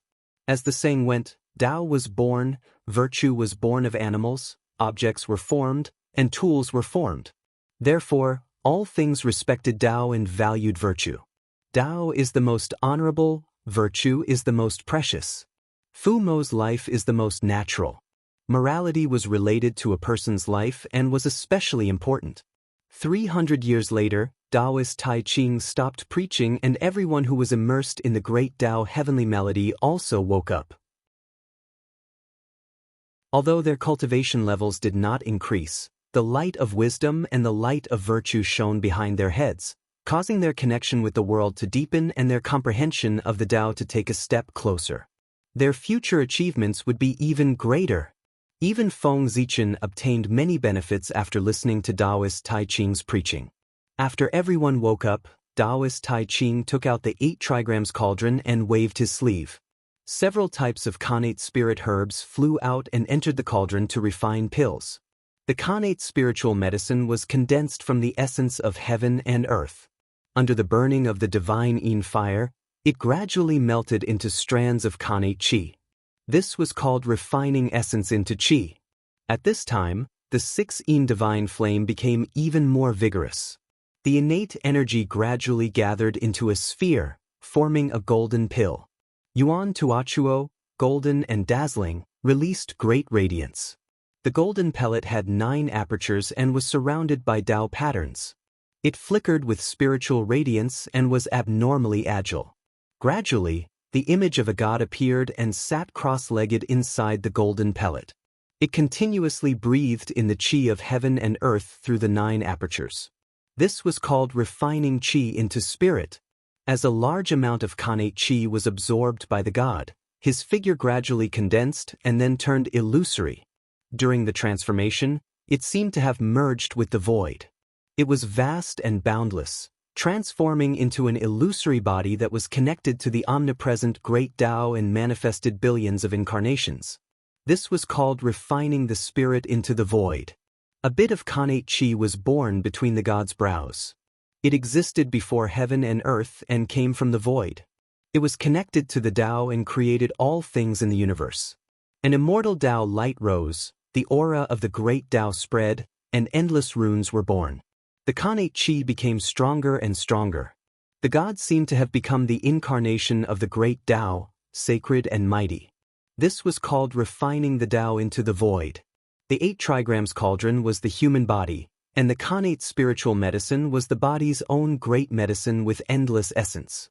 Taoist Tai Ching used the method of refining the 9 revolutions golden pill to open up a new cultivation path for all living beings. With yin and yang as firewood and heaven and earth as fire, he gathered his own great medicine and refined a round golden pellet. The golden pellet gave birth to a connate yang spirit that evolved into connate qi and merged with the great Tao of heaven and earth. The moment the pellet was formed, the heavenly Tao suddenly sensed it and merit descended. 50% entered Taoist Tai Ching's body, 40% entered the 9 orifices golden pill, and 10% turned into light rain that fell into the bodies of everyone present. The 9 orifices golden pill obtained merit and became more extraordinary. Endless Tao was born and gave birth to all kinds of changes, causing the Tao of heaven and earth to fall and the laws of nature to rumble. It emitted an immortal and inextinguishable aura and was extremely magical. It was the essence of heaven and earth, the origin of the golden core lineage, and also its highest achievement.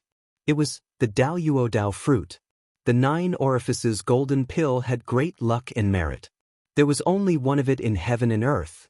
Anyone who could refine it would immediately become the Daoyuo Jingxian. Taoist Tai Ching suddenly shouted. Heavens will appeared and turned into a Tao slashing saber that slashed towards him.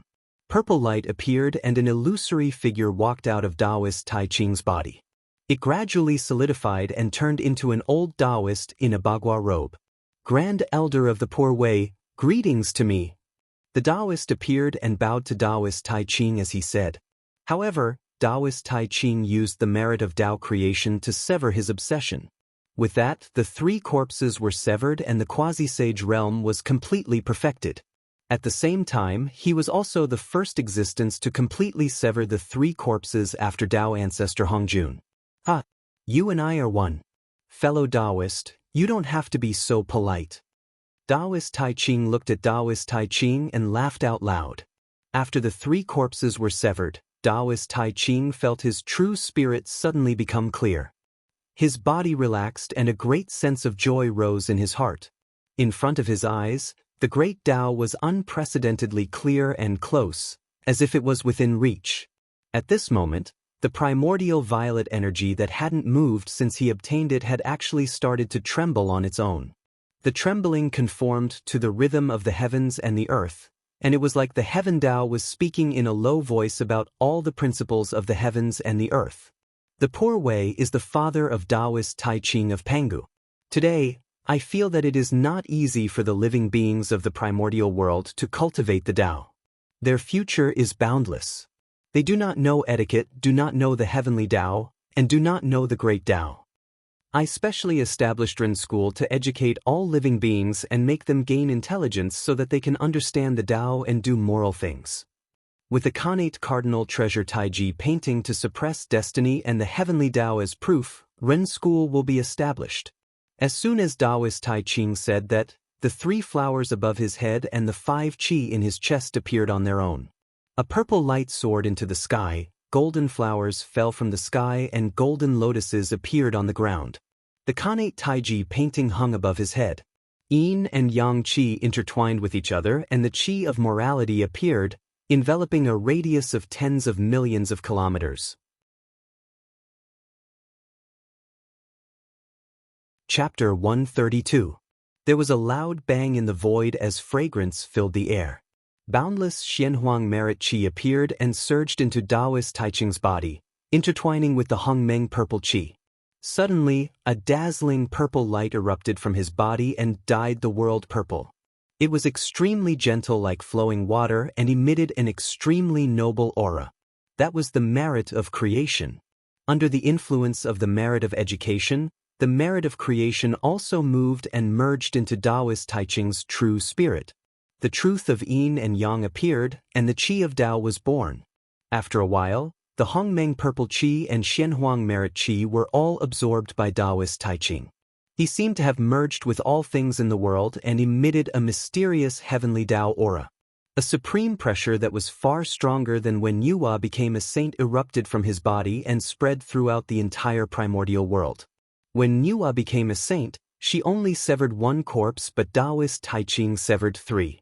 Even though the merit of teaching could not be compared to the merit of creating a person, with the addition of the merit of opening the heavens, Taoist Tai Ching's strength after becoming a saint was naturally stronger than Yuhua back then. Set up a sect and go through tribulations. Master of the Emperor, and Master of the King. Set up the Tao of heaven, the Tao of earth, and the Tao of man reveal the hidden saint. There are a total of 1,200 lords. Contain trillions of Brahma Chi. Transform into the present and ancient times, with the 5,000 words of Tao De. Master Yin and Yang, life thunder with 9 and 5 numbers. Great sorrow and great wish, great saint and great mercy, grand supreme elder, heavenly lord of Tao De. As long as the countless living beings in the primordial world did not reach Daluo Jingxian, they all bowed in the direction of Taoist Tai Ching and called him the Tai Ching Treasure Hao. That was the heavenly Tao's commendation to Taoist Tai Ching and conferred him the heavenly lord of Tao De. It also personally created the treasure Hao for him so that it would appear in the hearts of all living beings so that they would naturally chant it. Taoist Tai Ching has become a saint. At this moment, all the mighty figures in the primordial world were alarmed as they walked out of the Tao field and looked in the direction of Mount Shouyang. After Taoist Tai Ching became a saint, Taoist Yu Qing and Taoist Shangqing who were connected to his aura also understood the opportunity to become a saint. The heavenly Tao is above. The Poor Way Panga Taoist Yu Qing is the primordial beginning. Now that I feel that it is not easy for all living beings in the primordial world to cultivate, I specially set up a sect called Chan, following the will of the heavens, expounding the principles of the heavenly Tao and teaching according to the teachings of the talents. Anyone who is fated can join the sect. With the Khanate cardinal treasure, the Panga banner, suppressing the providence and the heavenly Tao as proof, Chan school will be established. On Kunlun Mountain, Taoist Yu Qing held the Panga banner and announced to the sky that he had established Chan school. Instantly, a supreme pressure that was slightly weaker than Taoist Taichings erupted and suppressed the living beings of the primordial world who had just stood up. Above the Jade Realm, there is Brahma Chi, the highest of the highest of the heavens. Yu Luo Shao Tai, Yushan Shangjing. Misty Golden Palace, limitless clear waters. Mystic Unity Chi, the predecessor of chaos. There are mysteries within the pearl. Open up the scenery of the heavens and transform the heavens. Billions of naive people are countless. Whirling Duan Li Ji, returning to the 5 elements. Majestic Fan, the sect of 10,000 Tao. Daoyuo Yu Qing, void in nature. Ultimate Tao, heavenly lord of primordial beginning. When Taoist Yu Qing became a saint, the heavenly Tao conferred him the title of heavenly lord of primordial beginning. His treasure was naturally read out by all living beings. With the heavenly Tao above, the poor Wei Panga Taoist Shangqing is omnipotent. Today, I feel that it is not easy for the living beings of the primordial world to cultivate and do not understand the great Tao. I specially established a sect called Jia. The great Tao is 50, and the heavens have 49. Everything has a chance of survival. Today, I have established Jia School to obtain a chance of survival for all living beings. There is no discrimination in education. Anyone who has the heart of the Tao can join the sect. With the Khanate cardinal treasure, the immortal vanquishing sword array, suppressing the providence and the heavenly Tao as proof, Jia School will be established. Taoist Shangqing, who was traveling in the Eastern Sea, also established the Jia order to prove his Tao and become a saint after his 2 elder brothers established a sect to become saints. Swoosh! The moment the celestial slaying sword formation appeared, endless fiendish aura surged out and engulfed the entire primordial world, causing all living beings to be terrified. Even Daoyuo Jingxian felt his hair stand on end. However, although the celestial slaying sword formation was the strongest, it did not have the ability to suppress fate. Compared to the fate of the humans in Chan school, it was much dimmer. Moreover, under the influence of the fiendish aura, a blood-red color appeared in the fate, burying a hidden danger for the decline of the future generations. In the Shangqing realm, known as Lord Lingbao, ancestral tribulation, more than 99,000 Brahma Chi. Crimson script glows, 668 true words. Due to the crimson script of the primordial chaos, the 9 heavens opened. The epic cave is divided into 5 tribulations. The heavenly Tao, the majestic sect of creation. Cardinal Yin Jiyang, the ancestor of lightning, great sorrow and great wish, great sage and great benevolence. Taoist Yuchen, heavenly Lord Lingbao. Taoist Shangqing became a saint, and the heavenly Tao conferred him the title of heavenly Lord Lingbao. However, compared to Taoist Taiching, Taoist Yuqing and Taoist Shangqing were obviously weaker. As the saying goes, good and evil are easy to sever, but it is difficult to understand oneself. They were all in the realm of severing 2 corpses, but Taiching had severed 3. As such, his strength after becoming a saint was naturally weaker. The 3 pure ones are indeed the orthodox of Pangu, and are favored by the heavenly Tao. They have only just become saints, and have not made any achievements, but they have already been conferred by the heavenly Tao, and obtained the title of Heavenly Lord. One must know that when Yua became a saint, she had cleaned up the ferocious beasts. With such achievements, she has not been conferred by the heavenly Tao. This can't compare. When the group of mighty figures saw the phenomenon of the 3 pure ones proving their Tao, and compared it to the phenomenon of Yua, they could not help but reveal strange expressions, and their thoughts were hard to understand. Taiching in the palace of Empress Hua, Nua's expression could not help but turn ugly. She did not care about the heavenly lord titles of the three pure ones. To a saint, these were external things that were dispensable. What she cared about was Taoist Taiching's attitude. Taoist Taiching clearly knew that she was the one who created the human race, but he did not even greet her and directly preached among the human race. What did that mean? Was he looking down on her? Or was he ignoring her? At that moment, Taoist Taiching, who was immersed in the joy of becoming a saint, did not know that Nua already bore a grudge against him.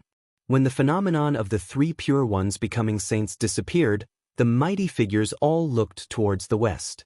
Since the three pure ones had already become saints, would the two in the west be far away? In the west, on Mount Meru, Zhuan-Ti suddenly said to Jie-in, "Senior brother, the opportunity has arrived.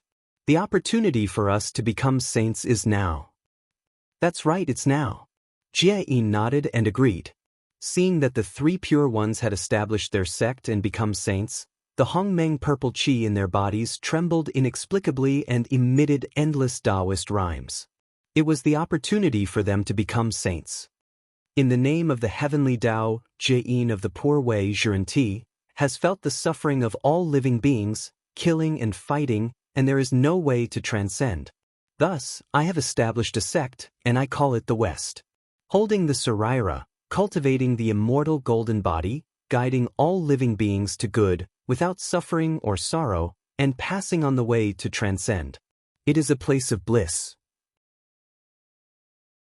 With the innate spiritual treasure, the 12th grade golden lotus, suppressing the fate, and the heavenly Tao as the witness, the Western sect shall be established. As soon as the two finished speaking, the sky above was filled with a golden color. Endless qi of merit gathered, and it was twice as much as when Taoist Taiching became a saint.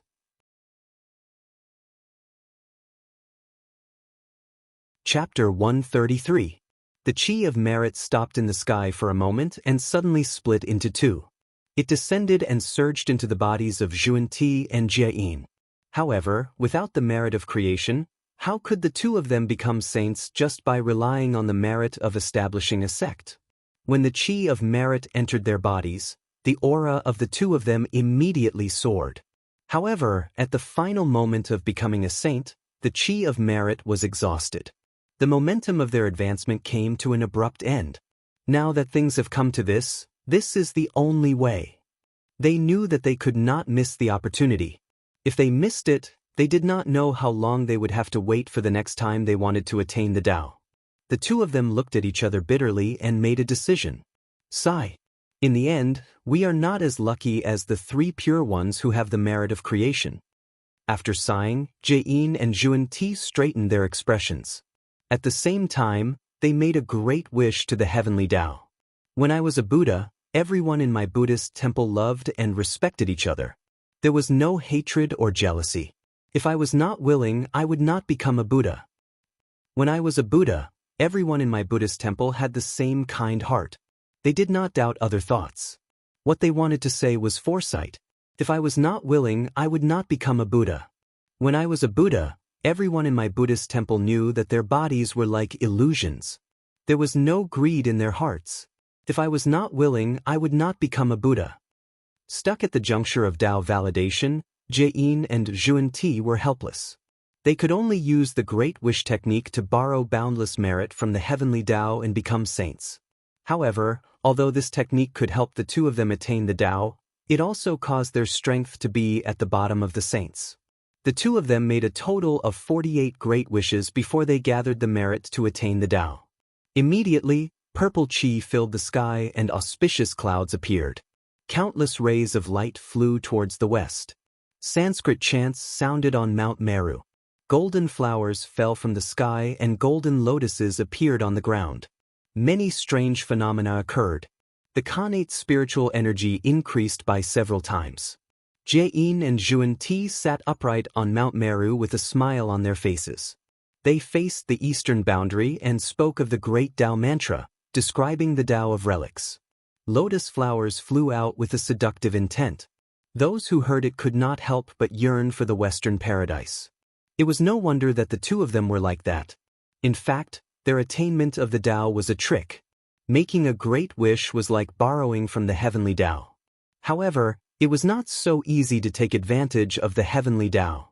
If they were unable to complete it, they would suffer the backlash of the heavenly Tao. At that time, not to mention losing their positions as saints, they might not even be able to keep their lives. In order to protect the position of the saint, Zhuan-Ti and Zhuan-Ti were bound to fulfill their great wish. They would prosper the Western sect and save the world. However, the Western sect was barren. If they wanted to rely on this place to prosper the Western sect, they would not be able to do so even if the immeasurable calamity descended. Therefore, the two of them set their sights on the east, where outstanding people lived. He wanted to cross all the fated people in the east and prosper the Western sect to fulfill his great wish. One had to know that after the great ambition was completed, the heavenly Tao would bestow rewards. The greater the ambition, the more generous the reward. Judging from the great ambition made by Zhuan-Ti and Zhuan-Ti, once it was completed, the reward would be unprecedented. How dare you! On the sun star, Dong Huang-Tai saw many demons emitting Buddhist light. Apparently, they were bewitched by the Sanskrit chants. He couldn't help but be enraged. He roared towards the west and suddenly rang the Dong Huang bell. Ding! The world suddenly lost its sound. The great path fell into silence. Time and space stopped moving. Even many mighty figures lost consciousness for a short time. Only the sound of the bell echoed. After an unknown period of time, it seemed like a moment, but also like thousands of years. The world returned to normal. The vision of Zhuan-Ti and Zhuan-Ti's path confirmation disappeared. Peace was restored on the sun star. Who won? After regaining consciousness, the mighty figures were curious about the result of the battle between the two sides. They hurriedly looked at the sun star, but their eyes were full of bright white. It was Dong Huang-Tai who covered the sun star. The mighty figures retracted their gazes and looked at Mount Meru. They saw Zhuan-Ti and Zhuan-Ti sitting in the void with a smile, continuing to talk about the method of condensing the Saraira. However, at this moment, their voices were only heard in the west. They could no longer reach the east. Did Tai win? Or could it be that another saint intervened? There was no doubt that the two saints of the west were at a disadvantage in this battle. Otherwise, how could they be at ease preaching in the west? However, whether it was Tai who suppressed the two saints of the west or the other saints who helped, the mighty figures lost consciousness at that time and had no way of knowing. However, they could not know, but those saints and existences who were infinitely close to being saints saw it clearly. What? How can Tai be so strong that he can fight the two saints of the west to a draw? In Empress Was Palace, Nuwa stood up in shock and looked at the sun star in disbelief. How is that possible? Tai hasn't stepped into the realm of origin yet, but he's already so powerful. If he advances further, won't he be invincible? When the time comes, Tai and Dijun will join forces. What will we saints do? On Mount Kunlun, Yuan Tianzuan's eyelids twitched wildly. He had never thought that Tai would have such combat strength. He could fight the two of them alone and still not be at a disadvantage.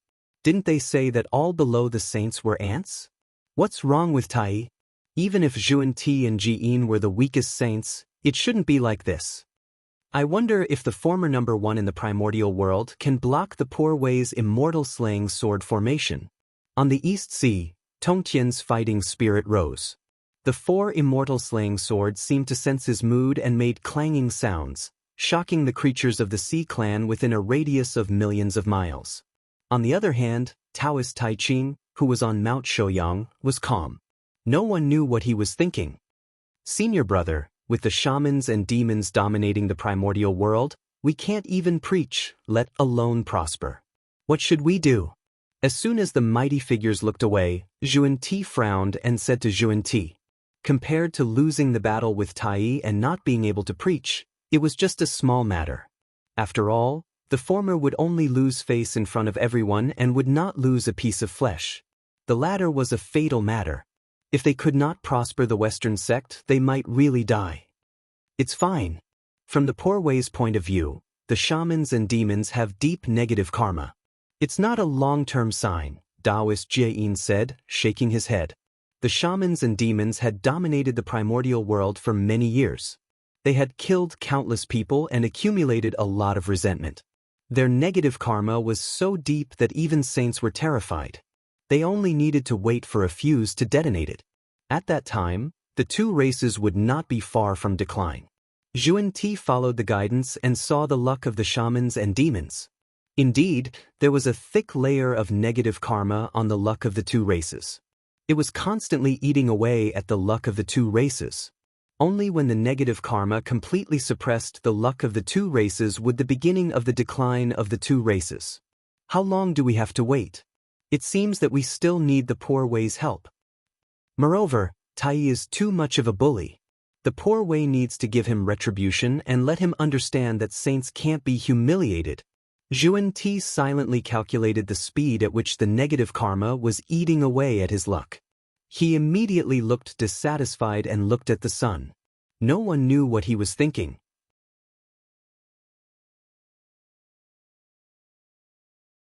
Chapter 134.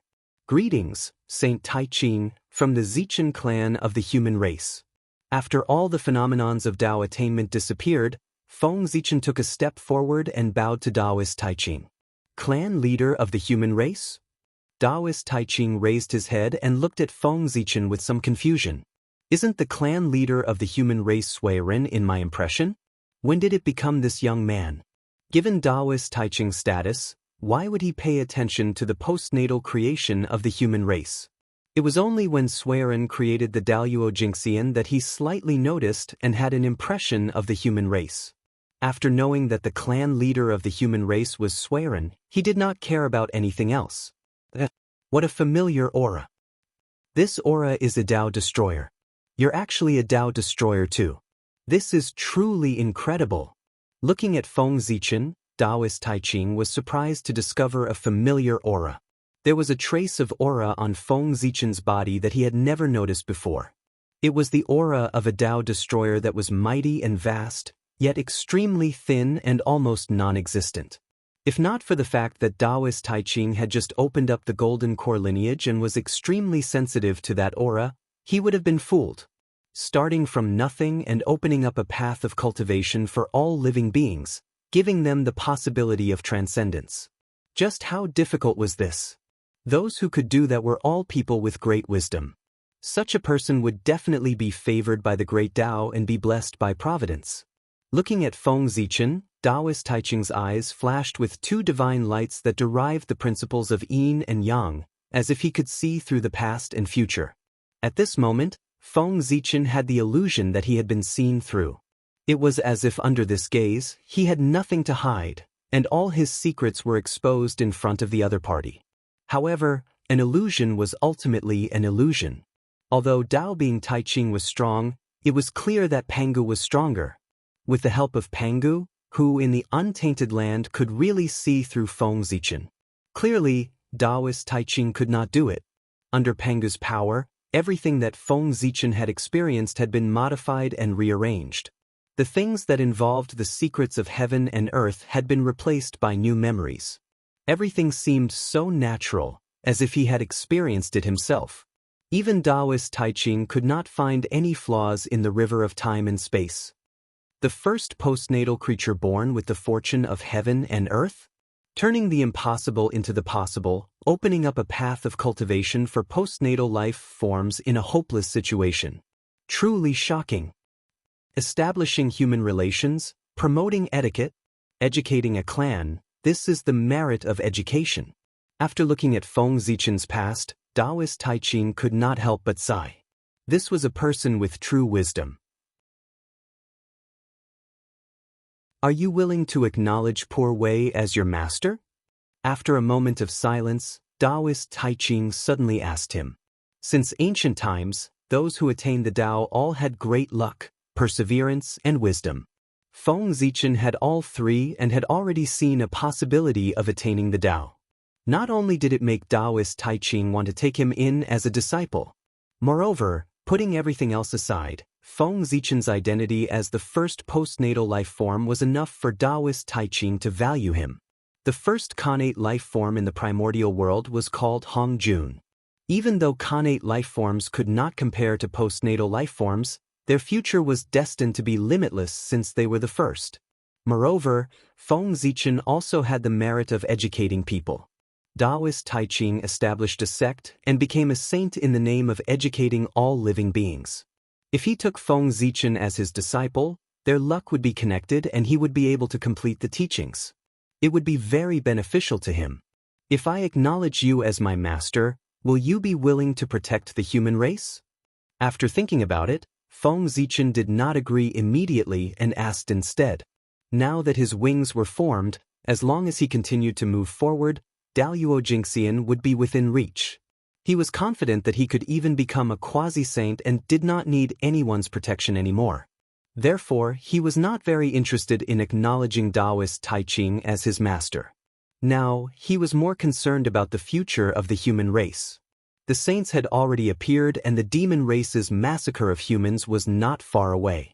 In such a short period of time, no matter how hard the human race worked to develop, it would be impossible for them to have the strength to resist the demons.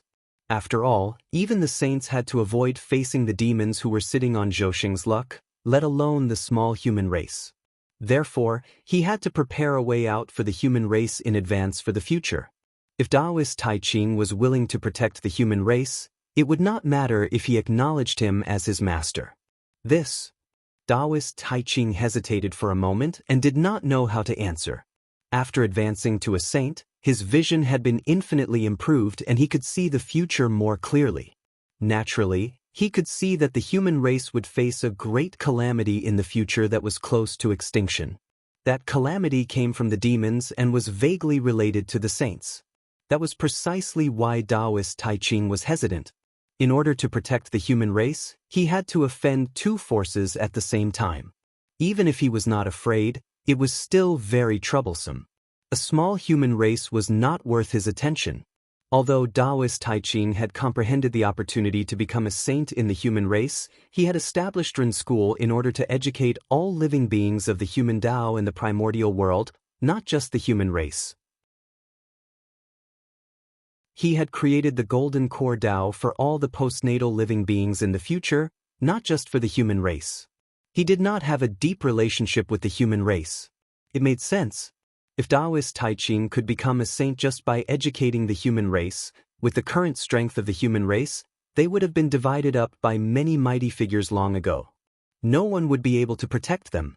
As for why Ren School would control the destiny of the human race in the future, according to Feng Zichen's guess, Taoist Taiching should have tied Ren School to the chariot of the human race when he saw that the human race was about to become the main character of the world. The human race was created by Junior's sister Nuwa. She will naturally protect them. As an outsider, Poor Wei can't interfere. However, if you're willing to acknowledge Poor Wei as your master, Poor Wei will naturally protect you. After a long while, Taoist Grand Pure One rejected with a troubled expression. However, at the same time, he also expressed his intention to protect Feng Zichen. Now that I think about it, the human race is related to Goddess Nuwa. Why didn't you think of it when you were preaching the Tao? While thinking this, Feng Zichen said, "Then I can only refuse the saint's kindness." As soon as he finished speaking, Feng Zichen was afraid that such a straightforward rejection would cause Taoist Taiching to be displeased. Hence, he hurriedly explained. "When I was young, I once received the teachings of Goddess Nuwa. If I want to acknowledge her as my master now, I have to obtain her consent first." In that case, upon hearing Feng Zichen's words, Taoist Taiching was in a difficult position. He had just defended Nuwa. If he rashly accepted Feng Zichen as his disciple now, they would probably fall out completely. But in that case, it seems that your fate with Poor Wei has yet to come. Let's talk about taking in disciples in the future. Taoist Taiching sighed and said regretfully.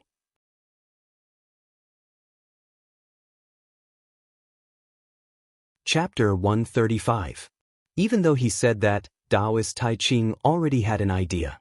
In the future, as the leader of the human race, Feng Zichen would definitely be the first to bear the brunt of the calamity of the human race and would be in danger of dying. At that time, he would protect Feng Zichen's life and take him in as a disciple. Nuwa would not say anything either.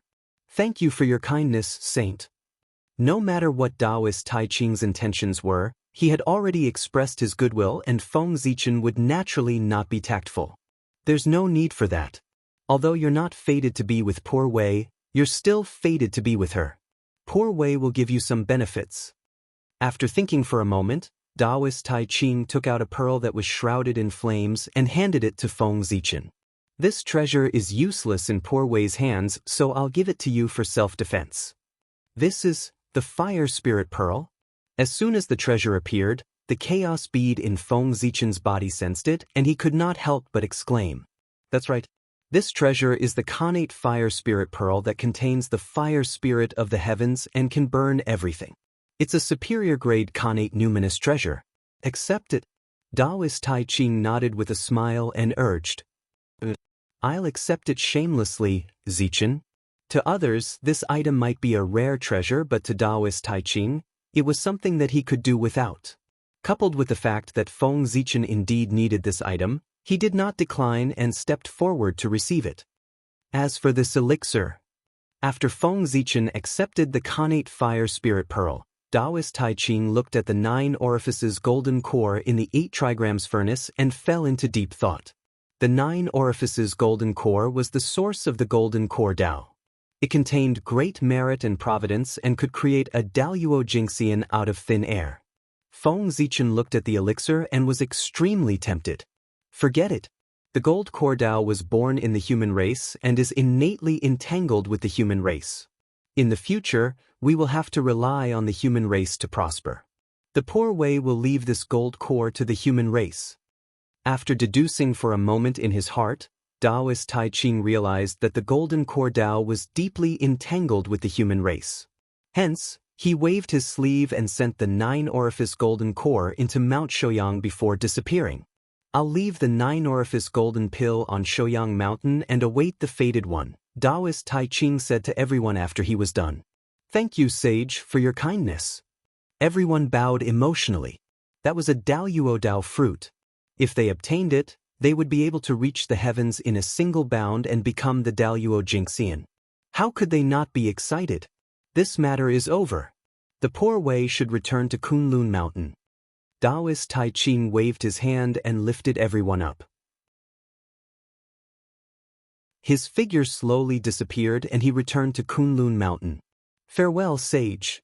The crowd dispersed after bowing in the direction where Taoist Tai Ching disappeared. Clan leader, that's a sage. He's the top existence of the primordial world and he wants to take you in as his disciple. How could you refuse? What are you thinking? After Taoist Tai Ching left for a while, Yang asked Feng Zichen with a puzzled expression. It was a great thing to have a sage as his master.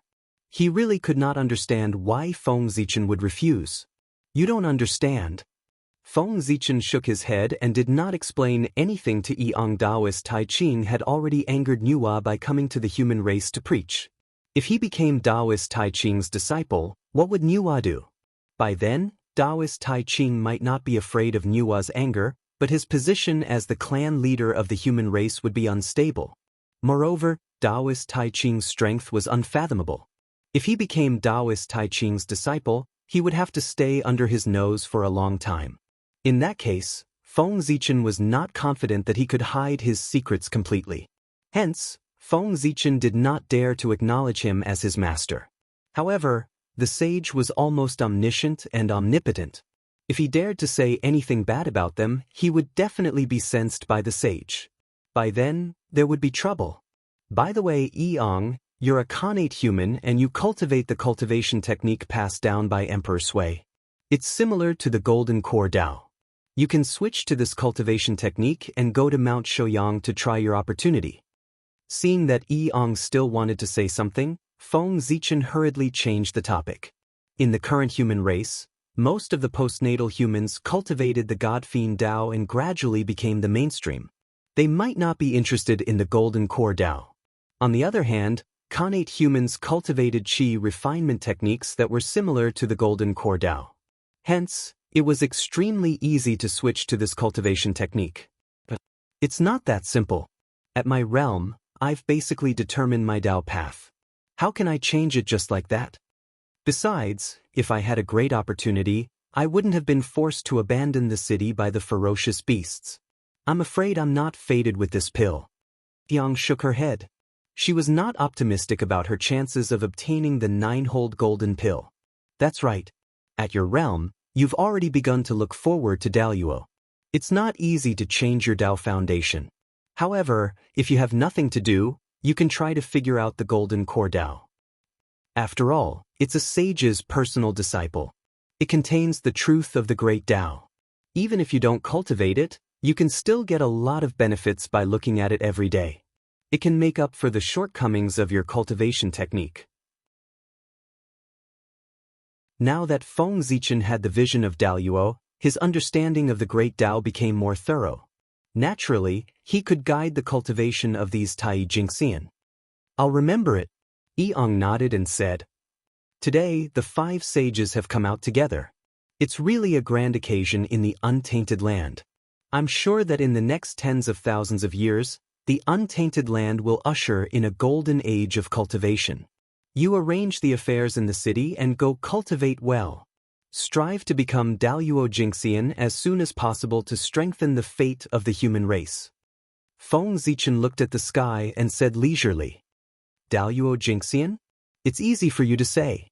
I'll be satisfied if I can become a half-step Daluo. I don't dare to dream of becoming a Daluo Jingxian. Hearing Feng Zichen's words, Yang was speechless. People always have dreams. What if it comes true? Feng Zichen's figure gradually faded. Well, I'll stop chatting with you. So many things have happened in the untainted land. I should go back and comfort my people. It's your own business. But remember, if you don't believe that you can become a Daluo Jingxian, then you definitely can't become a Daluo Jingxian. To become a Daluo Jingxian, the first condition is self-confidence. That's all I have to say. Think about it carefully. Self-confidence? Yang murmured and fell into silence. The world has really changed. Flying in the air, Feng Zichen could clearly feel that the world had changed with the birth of the sages. The Khanate Qi was gradually thickening, the void was more stable, and the laws of heaven and earth were perfected. They were incomparably active and easier for cultivators to perceive. The whole world presented a scene of prosperity. But Feng Zichen knew that this was only temporary. With the perfection of the heavenly Tao, it would be extremely difficult for people to perceive the laws of heaven and earth. The current activity of the laws of heaven and earth was the aftertaste of the sage's Tao. It would not last long.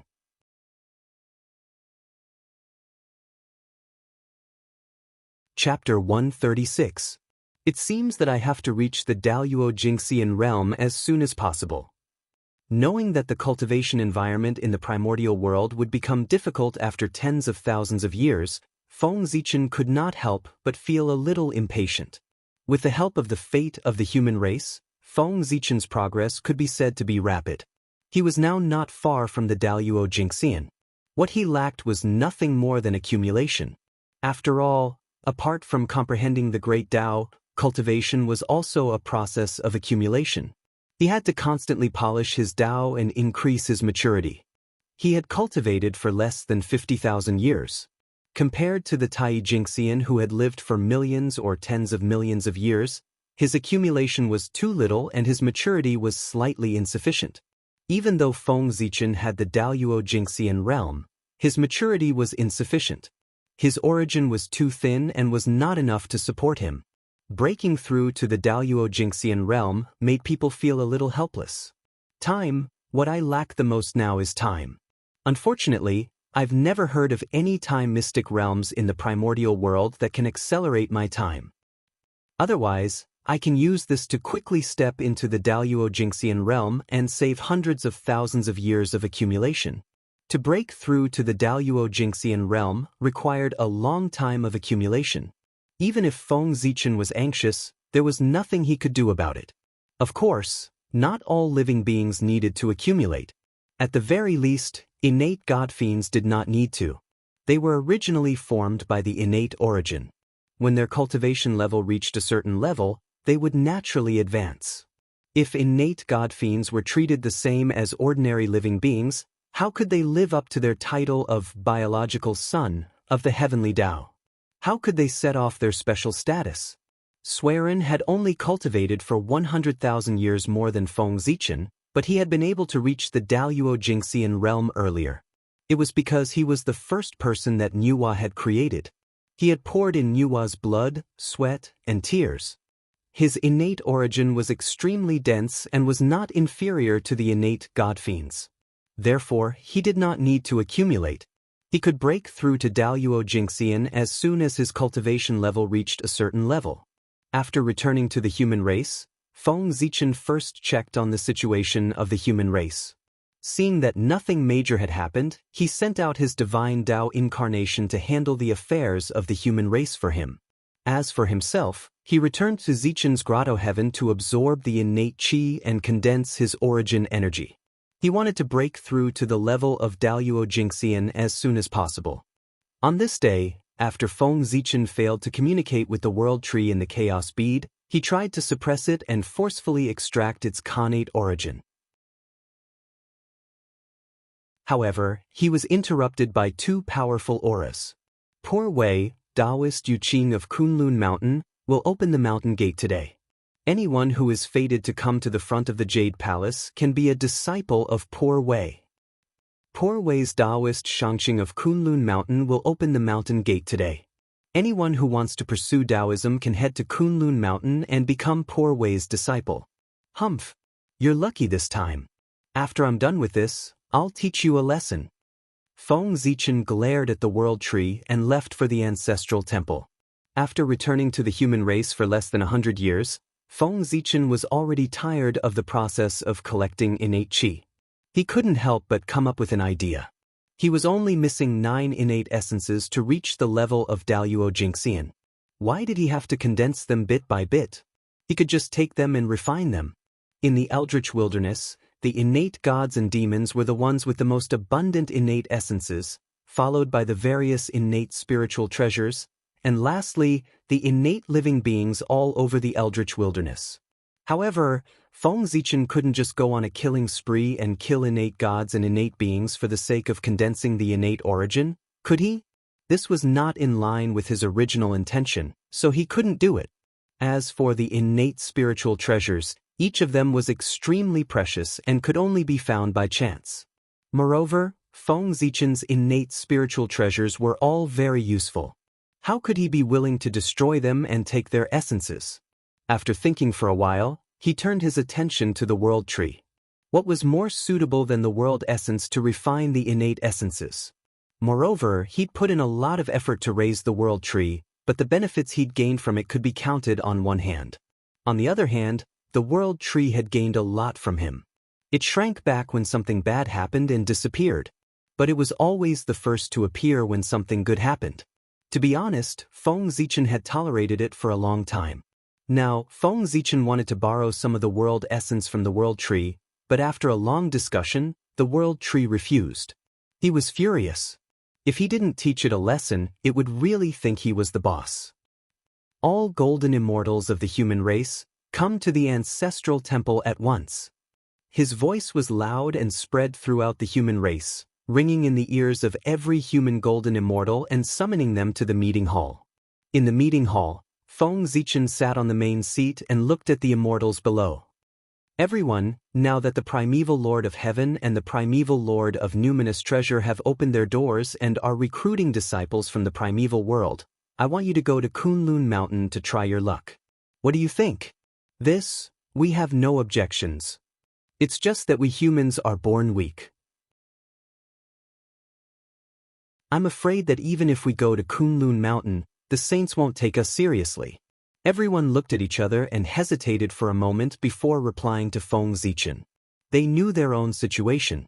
As a race born after birth, even if they were personally created by the saints, they couldn't be compared to the other innate races except for their appearance that resembled the connate Tao aptitude.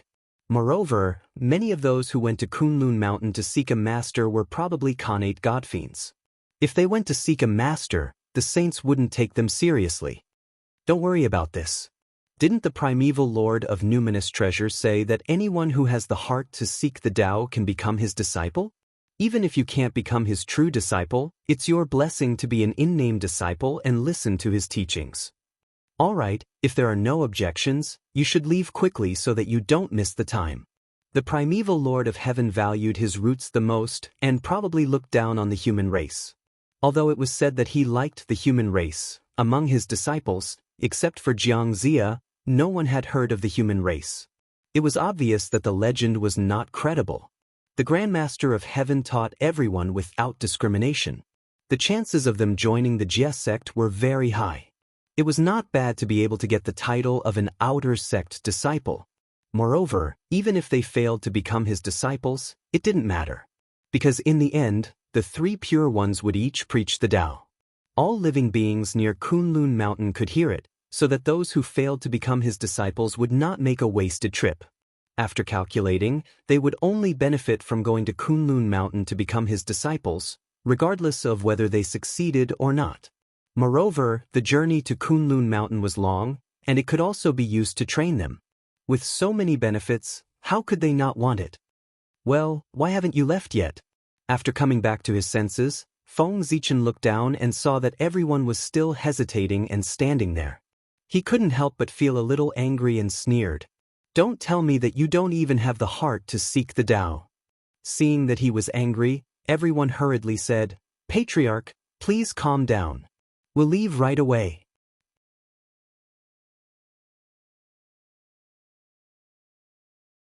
Chapter 137.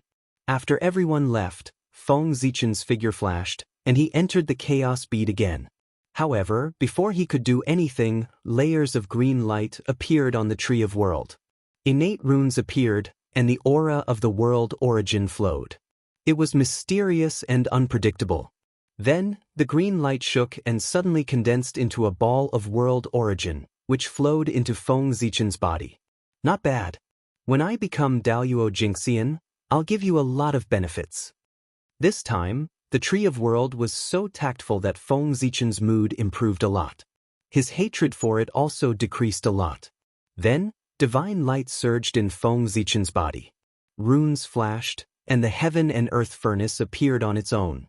It swallowed the world origin that flowed into his body and drew in the power of heaven and earth to refine it. There was a loud boom. Flames of the way appeared and burned fiercely. It carried the power to distort the void and burned toward the world origin. Traces of green light flowed out of the world origin, turning into the purest origin energy. It kept merging into Feng Zichen's origin. It continued to grow and shorten the gap between him and Daluo Jingxian. This method is indeed feasible. Refining this ball of world origin alone is equivalent to 100,000 years of cultivation. Moreover, the truth of heaven and earth contained in the world origin has benefited me greatly. After 100 years, Feng Zichen completely absorbed the world origin and woke up from his meditation. He couldn't help but exclaim when he sensed the changes in his body. As he spoke, Feng Zichen turned his gaze back to the Tree of World. A ball of world origin was equivalent to 100,000 years of cultivation. If he had a few more balls, he wouldn't be far away from becoming Daluo Jingxian. As if sensing Feng Zichen's malicious gaze, the Tree of World trembled and shrank into the center of the chaos space. Its branches and leaves swayed, expressing its grievance. Sigh. Feng Zichen sighed. He understood that the Tree of World Origin had accumulated this ball of world origin for 10,000 years. The next time he wanted to get it, he would have to wait another 10,000 years. Although the world tree could absorb the power of the endless dimensions and condense the origin, it could not do so. However, it still needed to support the 3,000 great worlds, which consumed a lot of energy. It was already not easy to squeeze out a lump of world origin, but it was impossible to take out too much. Looks like I'll have to find more chaos products in the future to accelerate the growth of the world tree. Only then will it be able to gather more world origin. The current Tree of World was still too weak. If it could truly grow up, even if it supported the entire untainted land, a mere world origin would be nothing to it. After sighing for a while, Feng Zichen returned to the Ziwei Mountain and continued to breathe in Xiantian Qi. Cultivation, in the end, still required one to be able to endure loneliness. Even if he didn't like it, he had to slowly learn to adapt. Just like that, in the thousands of years that followed, Feng Zichen stayed on Ziwei Mountain either teaching disciples, breathing in and out Xiantian Qi, or cultivating divine arts. Other than the fact that his days were a little boring, he could be considered to have lived a happy life. After all, due to the influence of the sage's Tao, the world was clear and bright. It was a great opportunity to cultivate. The experts of the various races of the untainted land were cultivating in seclusion and comprehending the great Tao. They had no time to fight again, so the untainted land once again welcomed the long-awaited peace. Roar! On this day, accompanied by an earth-shattering dragon roar, the river of destiny suddenly trembled. A ball of bright light, emitting the aura of the great Tao, slowly rose from the river of destiny and transcended it. Dragon race? This new Daluo Jingxian is actually a dragon? I didn't expect that after the ancient times, a new Daluo Jingxian would be born in the dragon race. Is the dragon race going to rise again? The change in the river of destiny attracted the attention of some mighty figures. When they saw that the person who had attained Tao was a dragon, they all revealed shocked expressions. The birth of a new Daluo Jingxian in the dragon race undoubtedly meant that the restrictions of the heavenly Tao on the dragon race had been lifted. As the former overlord of the world, would the dragon race really be willing to guard the four seas? It's Water Dragon King. He has attained Tao. On Ziwei Mountain, sensing the familiar aura, Feng Zichen naturally understood who the person who had attained Tao was. Speaking of which, Dragon Lord has comprehended the Tao of Daluo for so long. It's normal for him to attain Tao at this time. However, calculating the time, it's not far from Ao Shue's coming-of-age ceremony. It's time for me to leave for the East Sea. Thinking of Ao Shue, Feng Zichen's heart stirred. He instructed his 3 disciples and rushed to the East Sea. Feng Jie, Jiang Xiong, Jiang Hui, I have something to do and will leave for a while. If you have anything, go to the ancestral temple and ask my incarnation. With that, without waiting for the 3 to answer, Feng Zichen's figure disappeared from Ziwei Mountain. Although Daluo Jingxian was not as great as a sage, he could travel the entire untainted land with a thought. That was no small matter. They could place themselves outside of time. No matter how much time had passed, the outside world would always be still. Using that to travel, they could achieve the effect of teleportation. Therefore, just a moment ago, Feng Zichen was still on Ziwei Mountain, but in the next moment he was outside of Three Immortal Island. As for why he came to Three Immortal Island first and not directly to the Dragon Palace, it was to prepare a gift for Ao Shue. The coming-of-age ceremony was a once-in-a-lifetime event. With the relationship between Feng Zichen and Ao Shue, it was not good for him to go empty-handed. However, he did not have anything good on hand that he could give. After thinking about it, he thought of a spiritual treasure on Three Immortal Island that was very compatible with Ao Shue.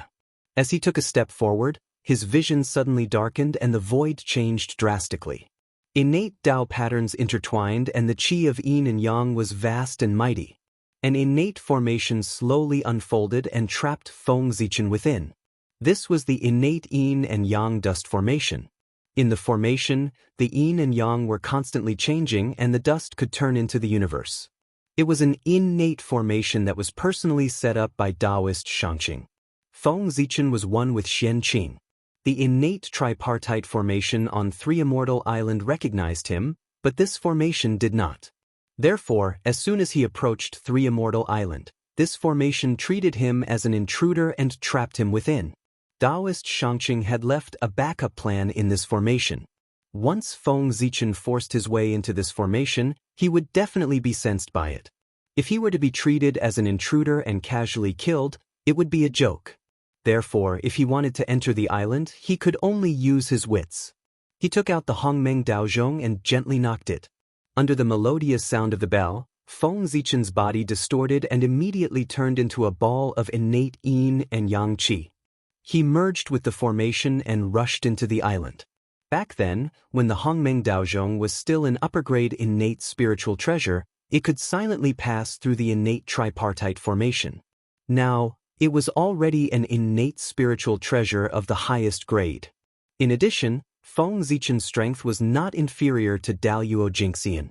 No matter how strong the innate yin and yang dust formation was, it was not controlled by anyone and there was no main formation item.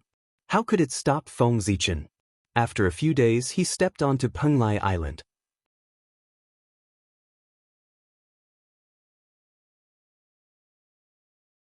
Chapter 138. Very good. This lotus seed is ripe at the right time. In the center of Penglai Island, Feng Zichen looked at the lotus seed that was surrounded by divine light on the 12th grade pure white lotus and couldn't help but smile. When Xian Qing transformed, the creation qi and connate clear qi descended and were absorbed by the 12th grade pure white lotus, forming this lotus seed. It gathered the power of creation, clear spirit, and pure white lotus and gave birth to a mysterious change. Its potential was sublimated and far surpassed the other lotus seeds. If nurtured properly, it could be a supreme-grade connate spiritual treasure in the future. Unfortunately, whether it was the Chaos Bead or the Tree of World, they were all treasures. Feng Zichen already had a hard time nurturing them, but he didn't have the energy to nurture this lotus seed. In his hands, it could only become a superior-grade connate spiritual treasure at most. But if he gave it to Ao Shui, it would be different. The Dragon Clan had dominated the untainted land for many years and had a deep foundation. They would definitely be able to nurture it into a supreme-grade connate spiritual treasure. In this way, Ao Shui would have a supreme-grade connate spiritual treasure to protect her, and Feng Zichen would be relieved. Fortunately, when Xian Qing went to Kunlun Mountain, this lotus seed was not ripe yet. Therefore, he left the 12th grade creation white lotus behind. Otherwise, I wouldn't be able to find a suitable treasure to give to Ao Shui in a short time. It would be awkward if I went to the Dragon Palace in time. With that thought in mind, Feng Zichen didn't slow down. He walked to the front of the pure white lotus and reached out to pluck the lotus seed. However, after plucking the lotus seed, he didn't leave. Instead, he continued to walk forward and came to the bottom of the Chaos Spirit Pool. There was a Chaos Spirit spring there that kept spewing out chaotic essence qi. The Chaos Spirit spring played a huge role in the extraordinariness of the three-deity island. There were pieces of black jade around the Chaos Spirit spring. They shone brightly and were surrounded by chaotic essence qi. Those were Chaos Essence Stones, which were formed by chaotic essence qi. They were also the purpose of Feng Zichen's visit.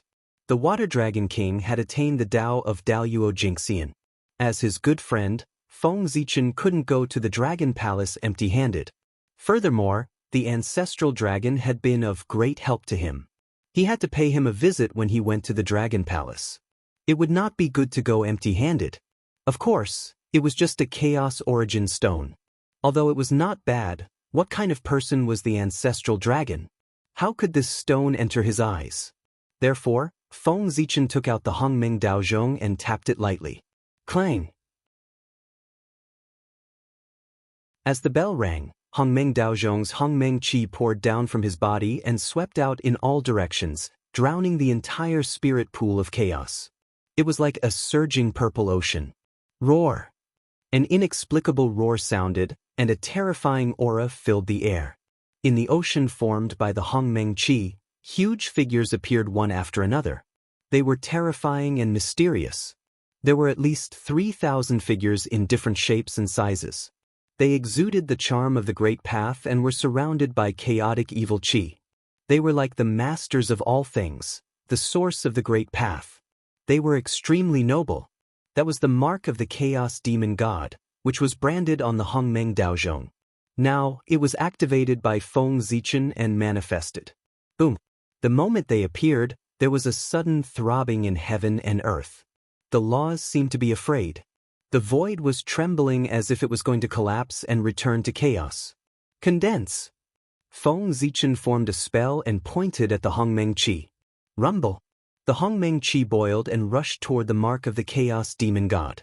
Soon, the marks of 10 Chaos Demon Gods became clear and powerful aura filled the air. Among the 10 Chaos Demon Gods, 5 of them were filled with the charm of the Great Path of the 5 Elements. They represented the highest achievement of the great path of the 5 elements and corresponded to the great path of the 5 elements sacred beasts. The other 5 chaos demon gods were in the shape of a dragon, a phoenix, a kylin, a tiger and a turtle respectively. They were the true great path bodies and corresponded to the 5 elements sacred beasts. Refine. He waved his sleeve and 5 chaos vitality stones flew up.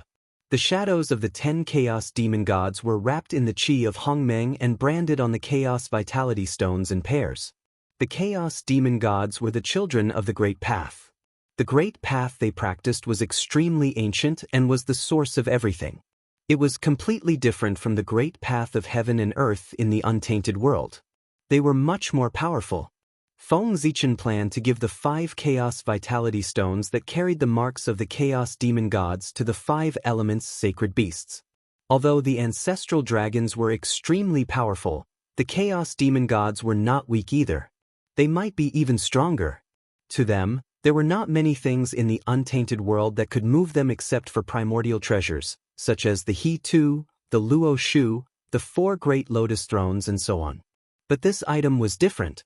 The great path contained in the chaos demon gods was something they had never come into contact with. It was different from the untainted world and could give them unlimited inspiration and expand their great path. Treasures that could expand their great path were extremely precious and could enhance their strength. Who would reject them? Moreover, for the ancestral dragons who had reached the peak, every small step forward was extremely difficult. They would not reject this item. After putting away the 5 chaos vitality stones, Feng Zichen called out the water demon god's imprint again and used the same method to create another chaos vitality stone with the water demon god's imprint. This was a gift for the water dragon king. Then, Feng Zichen took out the lotus seed of the white lotus of purification and branded the marks of the world purifier demon god, the creation demon god and the clear spirit demon god on the lotus seed. Phew! It's finally done. Feng Zichen exhaled and said tiredly. After maintaining the mark of the chaos demon god for such a long time, even with his strength that was comparable to Daluo Jingxian, he could not help but feel exhausted. After meditating in the chaos spirit pool for several years, Feng Zichen gradually recovered with the help of the chaos vitality chi in it. Let's go! Feng Zichen opened his eyes and rushed from Penglai Island to Immortal Abode Island in a flash. There was a primordial red jujube forest here. He had long wanted to transplant it to Zichen's cave. In the past, Feng Zichen was too weak to transplant the primordial red jujube tree to Zichen's cave as he was afraid that something would happen when he did it and hurt the primordial red jujube tree's origin, which would greatly reduce its efficacy. Now it was different. Feng Zichen was no longer the same as before. Even if the primordial red jujube tree's origin was hurt, he had a way to repair it and no longer had to worry about it.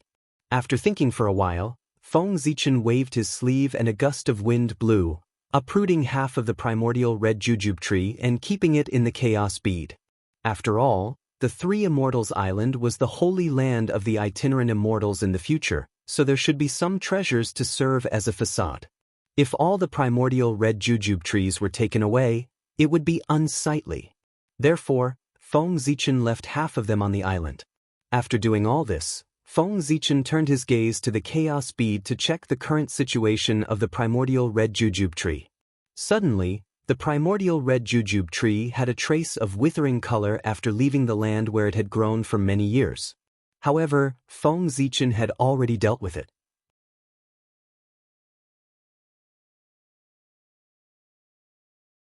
Chapter 139. He pointed in the direction of the Tree of World. Below its roots, the colorful lake suddenly surged with huge waves, turning into rainbow-colored light rain that fell on the connate red date tree. The water was formed by pure connate chi. Because it had been in contact with the world tree for a long time, it had a trace of creation chi and contained a lot of vitality. After absorbing the rainbow-colored rain of light, the connate red date tree, which was originally withered, immediately straightened up and emitted a strong vitality. This world tree is still useful after all. Looking at the vigorous connate red date tree, Feng Zichen nodded happily, expressing his approval of the world tree. Let's go! With the gifts prepared, Feng Zichen had no need to stay here. He immediately took out the Hongmeng Daozhong, turned it into the Khanate Yin and Yang Qi, and left the three immortal island. East Sea Dragon Palace, Water Dragon Palace. When Feng Zichen arrived, the Water Dragon King, the Water Dragon Sovereign, had been waiting for him for a long time. Now, both of them were great existences at the level of Daluo and were particularly sensitive to the qi between heaven and earth.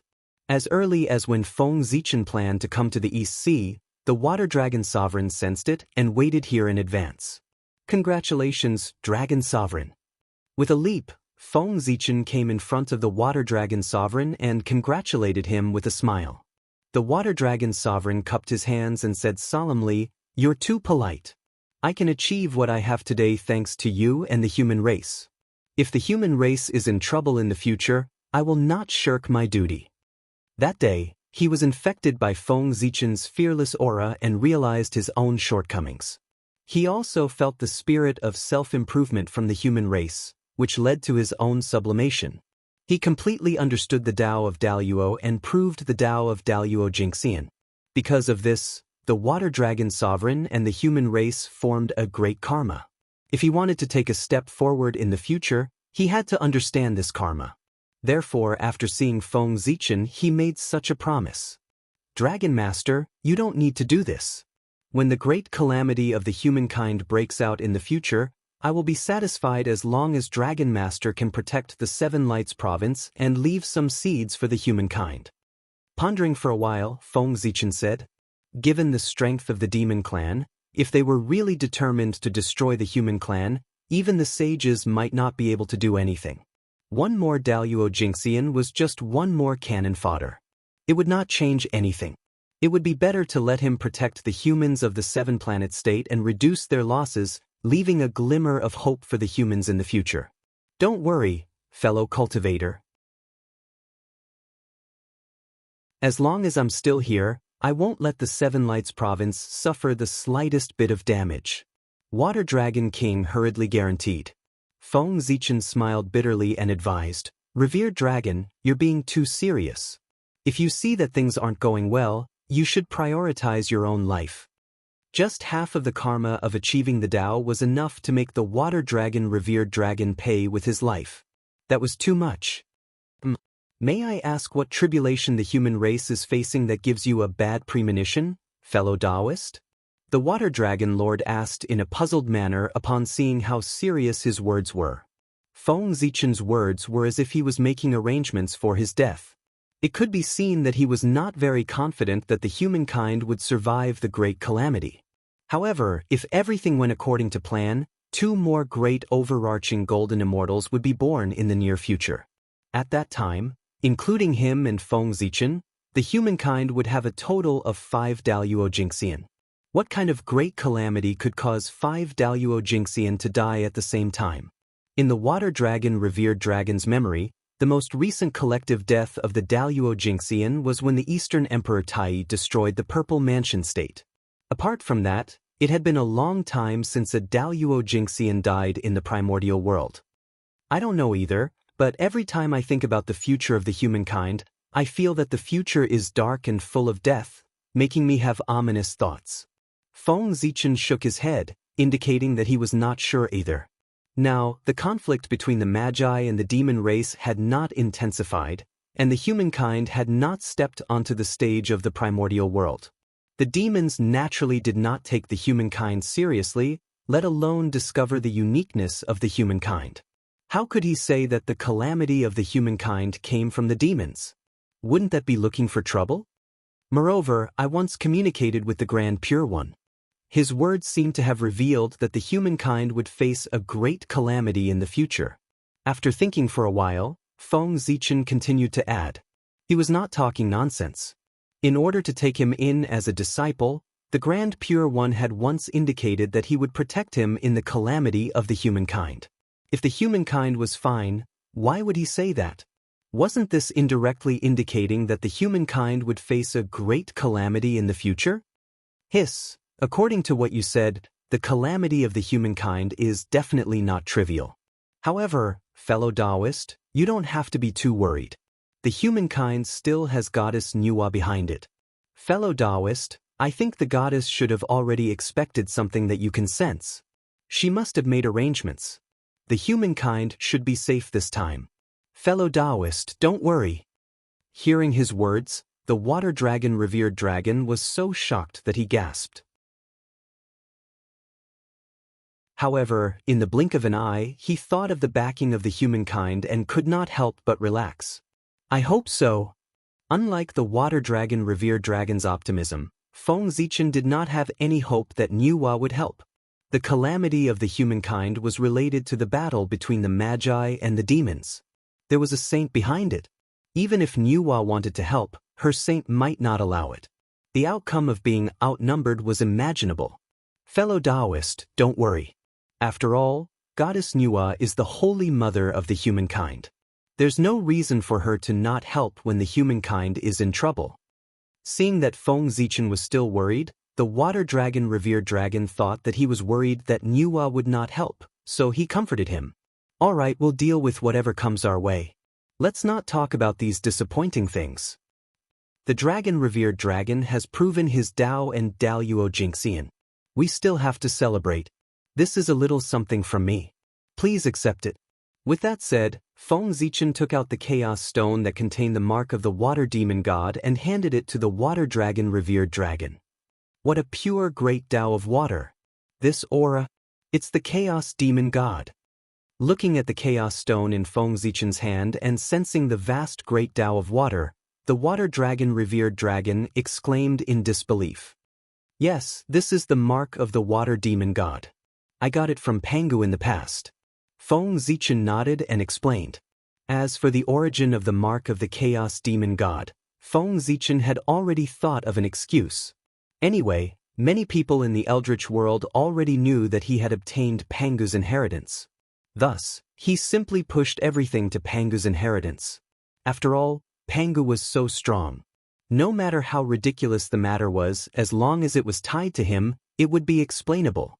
Moreover, Feng Zichen had obtained the mark of the demon god in Mount Buzhou. Thus, it could barely be considered a lie to be related to Pangu. Fellow Taoist, your encounters are really getting more and more enviable. The water dragon revered dragon looked at him enviously and said emotionally.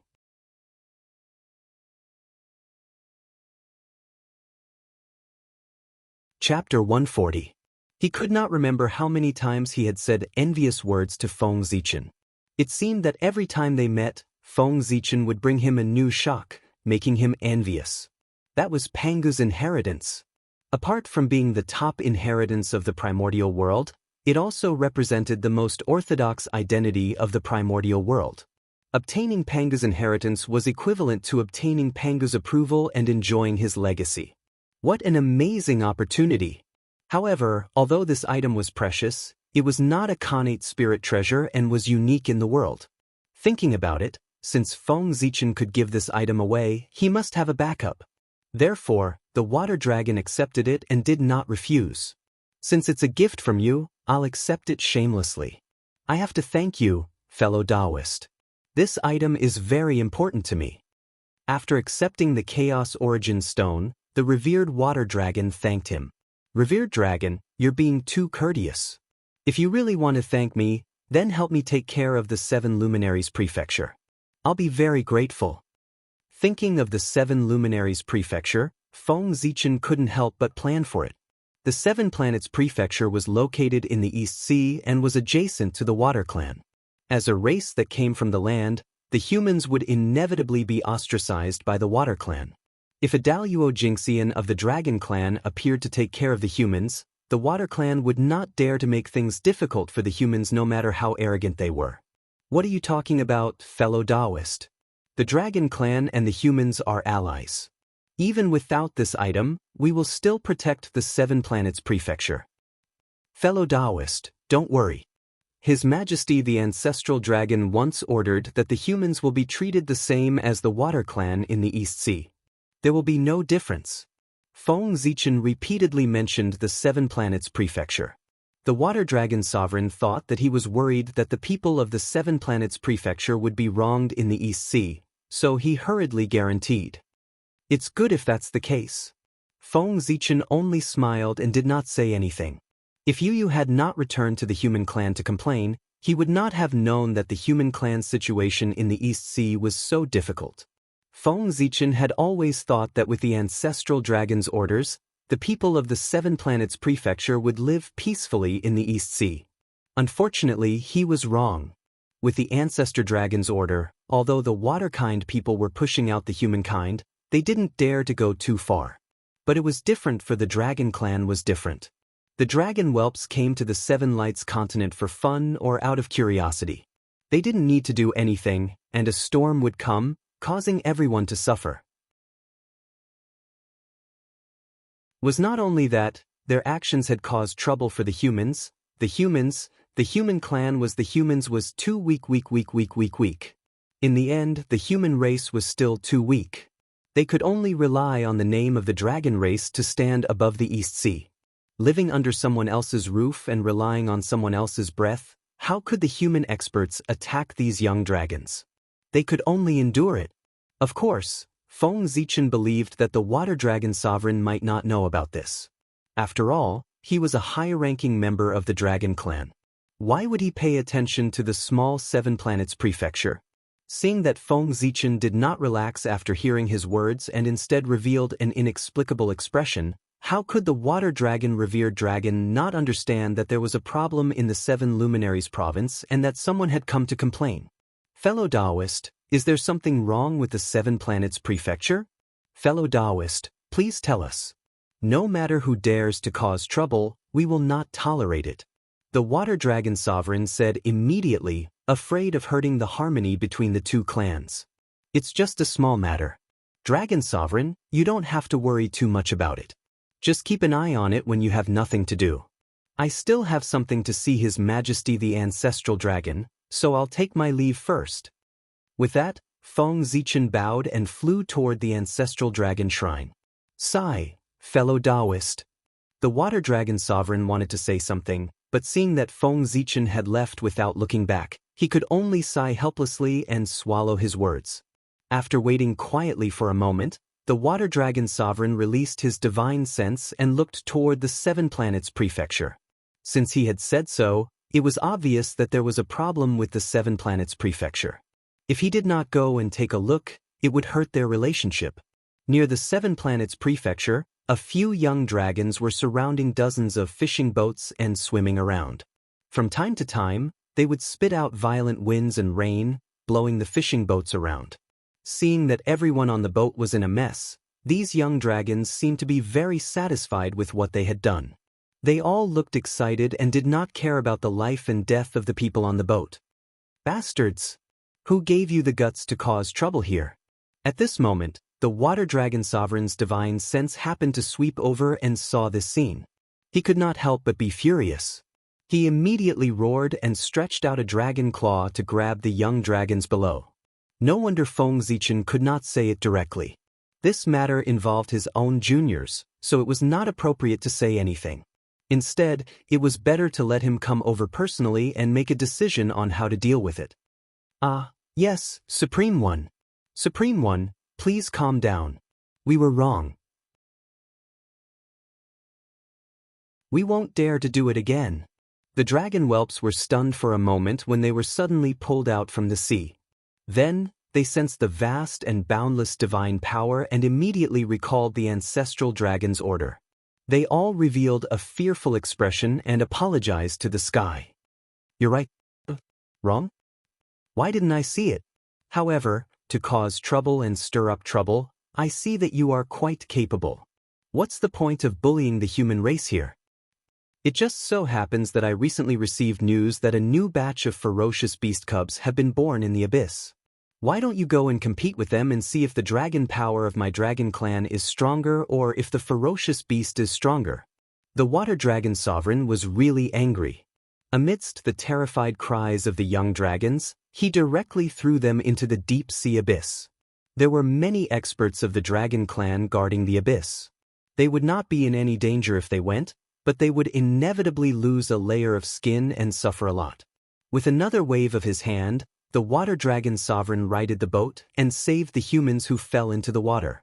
The water dragon sovereign coldly glanced at the nearby sea area before withdrawing his divine consciousness and leaving. After the water dragon sovereign was far away, the experts of the sea tribe around the Seven Planets province finally relaxed and heaved a long sigh of relief. The appearance of the dragon clan's Daluo Jinxian gave them too much pressure. Recalling the warning look of the water dragon sovereign before he left, many of the experts of the sea tribe could not help but shudder. They looked at the Seven Planets province with slight fear, but they dispelled the bad thoughts in their hearts. Some of the sea tribe even planned to build a good relationship with the human race and interact more with the water dragon sovereign. In the East Sea, the dragon clan was the truth, not to mention the dragon clan's Daluo Jinxian. In the distance, Feng Zichen sensed what happened in the Seven Planets province and could not help but smile knowingly. The water dragon sovereign had caused such a big commotion. It was obviously for him to see. Although it was suspected of putting on a show, he had achieved his goal and there was no need to investigate further. The dragon clan could even punish their own disciples for the sake of the human race, let alone the people of the sea tribe. After this incident, the status of the human race in the East Sea would soar and it would save them a lot of trouble.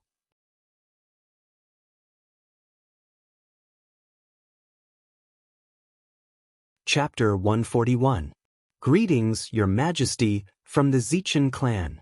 Feng Zichen said to the statue as he walked into the divine palace. Zichen clan, even if you didn't come to me, I would have sent someone to ask you to come here. The ancestral dragon's divine thought descended from the statue. Suddenly, the innate Imu Qi filled the divine palace and filled it with vitality. A majestic emperor's qi spread out and shocked everyone. What can I do for you, Your Majesty? Feng Zichen asked with some doubts. It must be something important for the ancestral dragon to look for him on his own initiative. Zichen clan, I'll ask you again. Are you willing to join the dragon tribe? After a moment of silence, the ancestral dragon didn't answer his question. Thank you, Your Majesty. Zichen hasn't changed his mind. I'm sorry to disappoint you, Your Majesty. Feng Zichen refused without hesitation. Do you know that you'll definitely die in the future tribulation of the human tribe? No one can save you. Are you still unwilling to join the dragon tribe? The ancestral dragon lowered his eyes and looked at him quietly, waiting for his answer. At the ancestral dragon's realm, he could already see the future vaguely. Coupled with the tribulation that Feng Zichen mentioned not long ago, he naturally realized the tribulation that the human tribe would face in the future.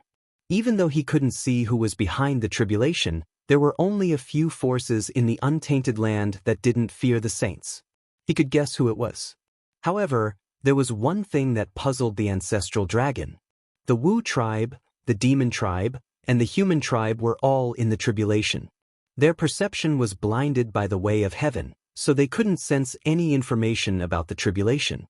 But how did Feng Zichen find out? Even the ancestral dragon himself only found a clue about the tribulation of the human tribe in the future because of Feng Zichen's hint. But that was puzzling. However, the ancestral dragon didn't ask. Everyone had their own secrets. There was no need to dig into them as long as they didn't threaten others. Zichen is not talented, but as the leader of the humankind, I am willing to live and die with the humankind. Knowing that he wouldn't die, Feng Zichen said confidently. Sigh. What a pity. He sighed as if he was feeling sorry for Feng Zichen. A green light flew out of ancestral Gragon's body and entered his body. I'll give you this innate wood elemental essence to help you cultivate the 5 energies in your chest. Boom. As soon as the azure light entered his body, Feng Zichen's body emitted a dazzling azure light. Dense innate wood qi burst out and surged in all directions. At his liver area, a wisp of green qi appeared. It was extremely condensed and occasionally transformed into a green dragon. It was very lifelike, as if it was real.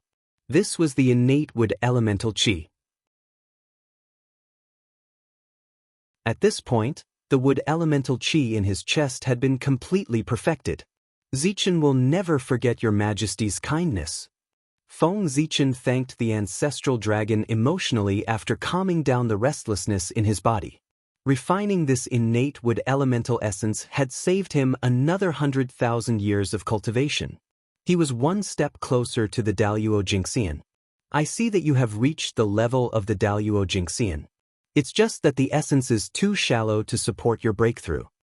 This innate wood elemental essence can increase your Dharma power by 100,000 years and greatly shorten the time you need to break through to the Daluo Jingxian. The ancestral dragon nodded slightly and said, "In your Majesty's opinion, how many thousands of years of accumulation would it take for me to break through to the Daluo Jingxian?" Feng Zichen asked the ancestral dragon. Over the years, Feng Zichen felt that his body was like a big black hole. No matter how much innate essence he poured into it, it couldn't be filled up.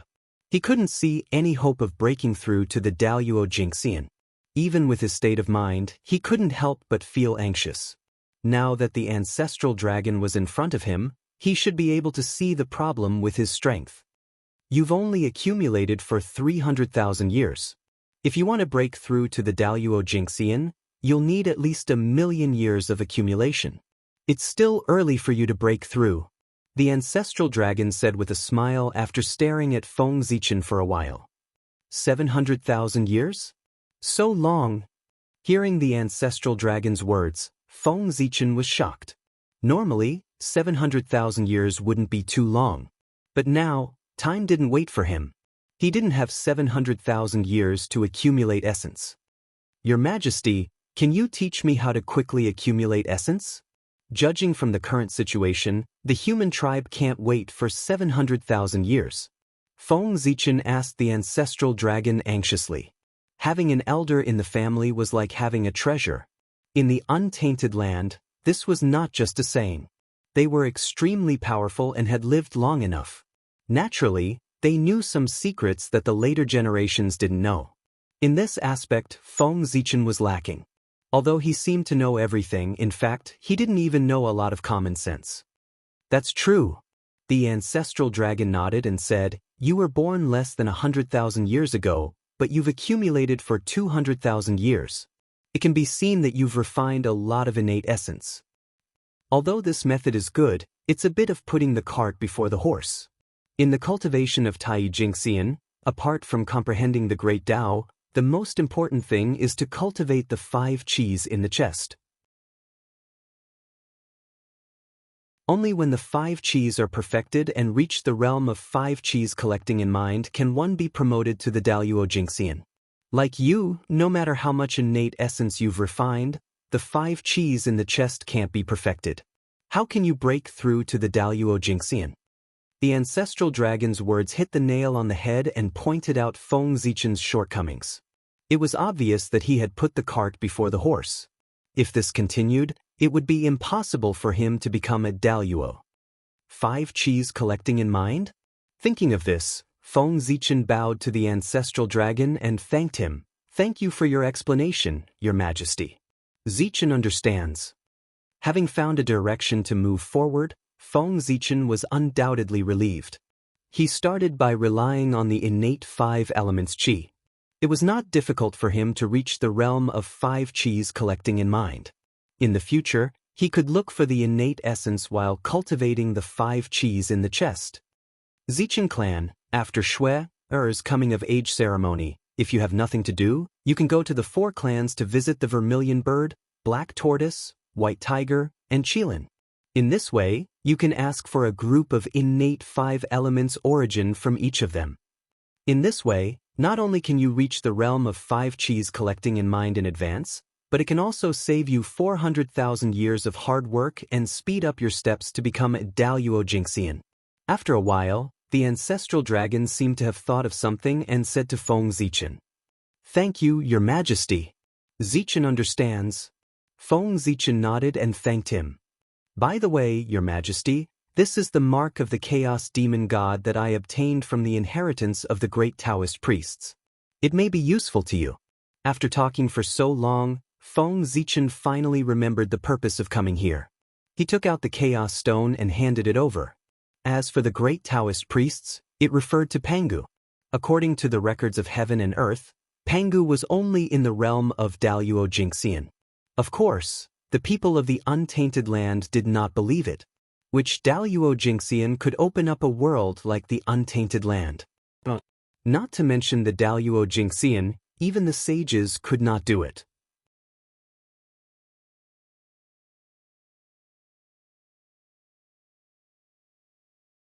Chapter 142. However, that was how the world recorded it. Everyone had no choice but to call him the great Taoist priests to show the difference between Pangu and the other Taoist priests. Great meant great, number one, indescribable, unexplainable. The great Taoist priests referred to the great Taoist priests. This honorific meant that all Taoist priests were inferior to Pangu. Not bad. You are thoughtful. Ancestral Gragon said to Feng Zichen. His expression changed slightly as he took the primal chaos origin stone. Boom. Just as Feng Zichen was about to say goodbye, a buzzing sound came from the heavens and earth. Then, a loud voice, accompanied by shocking killing intent, resounded through the entire eldritch wilderness. In the name of the heavenly way, the Poor Way's master of the Blood Sea, Mingi Taoist, feels that the Ashura tribe's cultivation is not easy and does not understand the heavenly way. He specially established a sect called Ashura. In the Ashura tribe, the men often stir up trouble and are brave and ruthless. The women often confuse the masses and make it difficult for them to cultivate. The Poor Way established the Ashura sect, enlightening them and teaching them the Tao of massacre. They will dominate the killing intent of the heavens and earth. They will kill with killing and bring peace to the eldritch wilderness. All members of the Ashura tribe can join the sect. With the innate spiritual treasure grade 12 red karmic fire lotus, the heavenly way as the witness, the Ashura sect is established. Rumble. Suddenly, golden flowers fell from the sky and golden lotuses bloomed from the ground within the blood sea. Sacred chi filled the air and suppressed the evil blood chi that had gathered in the blood sea for countless years, causing the blood sea to have a hint of auspicious chi. In the sky above the sea of blood, auspicious clouds stretched for thousands of miles.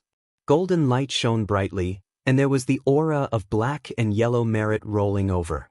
However, compared to the merit of a saint, it was much less. It was only 20%. The chi of merit chi lingered in the air for a while before falling and entering Mingi Taoist's body. The Poor Way's Tao has been established. Mingi Taoist's aura rose as he laughed. The 3 flowers above his head shook and the 5 chi in his chest moved. In the blink of an eye, he had reached another level. Mingi, can we succeed this time? Swish, terrifying gazes appeared and looked at the nether blood sea with anticipation. They were just waiting for the moment Taoist Mingi succeeded. Then, they would immediately prepare to establish their sect. Naive. Without the Hongmeng purple chi, how can you become a saint? On Mount Kunlun in the Jade Palace, the heavenly lord of the origin glanced at the Mingi Taoist and then looked away, no longer paying attention to him. Obviously, he thought that Taoist Mingi was destined to fail this time. Nuwa, the Grand Pure One, and the Grand Pure One were the same. Only the 2 saints, Zhu and Ti, looked deeply at the 12th grade negative karma fire red lotus and pondered. No one knew what they were thinking. Slash. Mingi Taoist suddenly spat out a word. The power of the way of the heavens descended, forming a Tao severing blade that slashed at him. The blade light fell. In an instant, an illusory figure walked out of Mingi Taoist's body and merged with the 12th grade negative karma fire red lotus, turning into a Taoist in a blood-red robe. With the help of the chi of merit, Mingi Taoist was completely immersed in the way of the heavens. He completely understood himself and created the 3rd corpse, self-corpse. At the same time, the chi of merit that poured into his body slowly disappeared. It was not enough for him to enter a higher level. The way of the heavens is unfair. Teacher is unfair. When he came back to his senses, he saw that he was stuck in front of the saint realm and could not advance. Mingi Taoist was filled with hatred and could not help but roar. Why can the Nuwa create a person to become a saint, but the Poor Way can't? Why can the 3 pure ones establish a sect to become a saint, but the Poor Way can't? Why can the likes of Zhu and Ti become a saint, but the Poor Way can't? Bastard Mingi, how dare you? Hearing Mingi Taoist's curses on Mount Meru, Taoist Juan Ti jumped up. He could not wait to run to the Nether Blood Sea and tear Mingi apart. If Juan Ti had not pulled him back, he would have already appeared beside Mingi. "Senior brother, why did you stop the poor way?" Juan Ti looked at Juan Ti beside him and asked indignantly. "Junior brother, Mingi has spoken rudely and has his own retribution.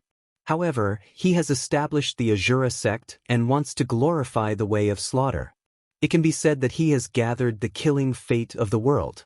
If we attack him now, I'm afraid it will damage the fate of the Western sect. Let's wait for his fate to fade and then we will give him retribution," Juan Ti said as he let go of Juan Ti's hand. "Senior brother, you have considered everything. Now that the Western sect has just been established, we have gathered some fate with great difficulty. However, we can't withstand the slightest torment. The poor way was reckless." After hearing Juan Ti's explanation, Taoist Juan Ti calmed down. "It's okay. Mingi cursed the way of heaven. I think he will suffer a little.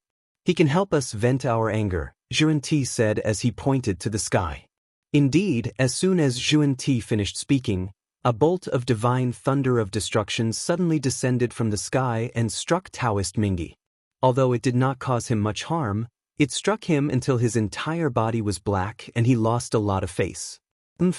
Taoist Mingi snorted coldly and called back his self-corpse.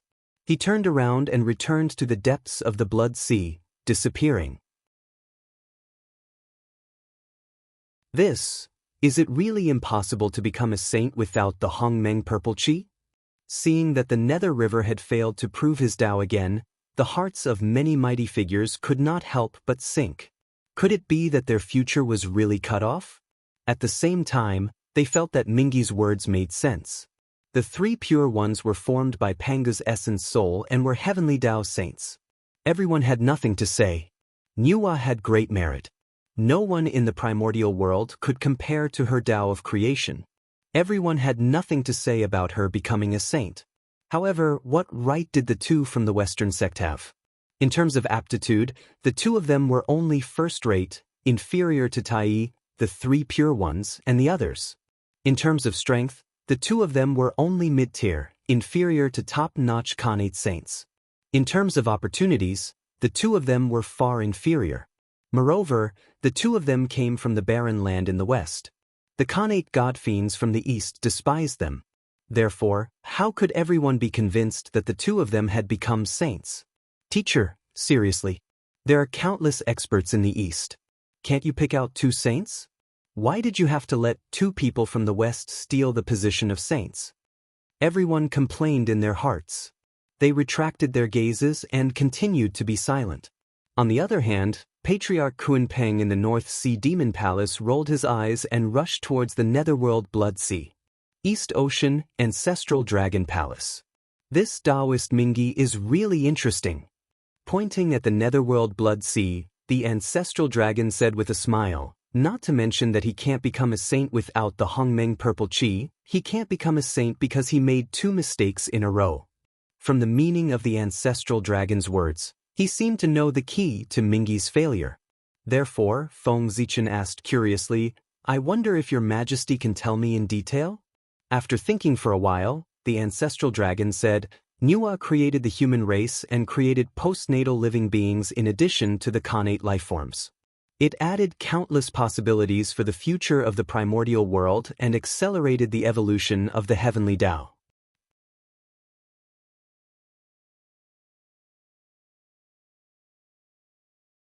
Chapter 143.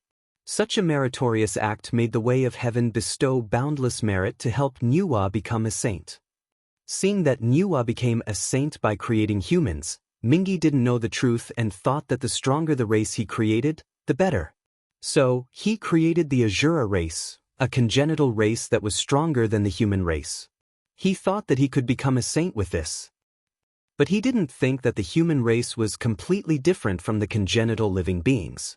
They were born weak, which formed a sharp contrast with the congenital living beings.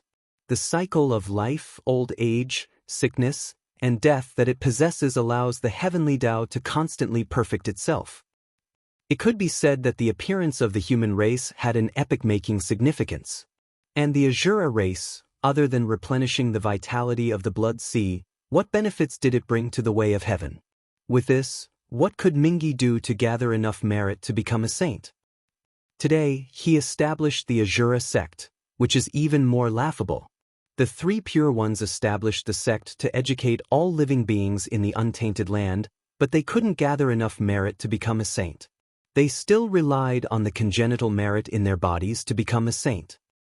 Xuanti had to make 48 great wishes in order to accumulate enough merit to become a saint. Mingi established the Azura sect just to educate the Azura race and treat all living beings in the untainted land as nothing. So, how could he become a saint? If he could gather enough merit to become a saint, wouldn't the three pure ones and Xuanti become a joke? Speaking of this, Ancestral Gregon's tone suddenly changed. He praised Mingi Taoist. However, after doing these two deeds of great merit, Mingi's strength has greatly improved. There are not many below the sage realm who can defeat him. Moreover, with such great merit, as long as Mingi doesn't do anything wrong in the future, he will be able to enjoy boundless luck. From then on, he will be free and unfettered. Thank you, Your Majesty. After hearing so much from the ancestral Gregon, Feng Zichen solved many doubts in his heart. He didn't expect the birth of the human race to have such a far-reaching impact. He had thought that Nuwa had become a saint by virtue of creating humans and being the first to create life in the primordial world. All right, if there's nothing else, you can leave. Ancestral Gregon waved his hand and dismissed the guest. Then, Your Majesty, I'll take my leave.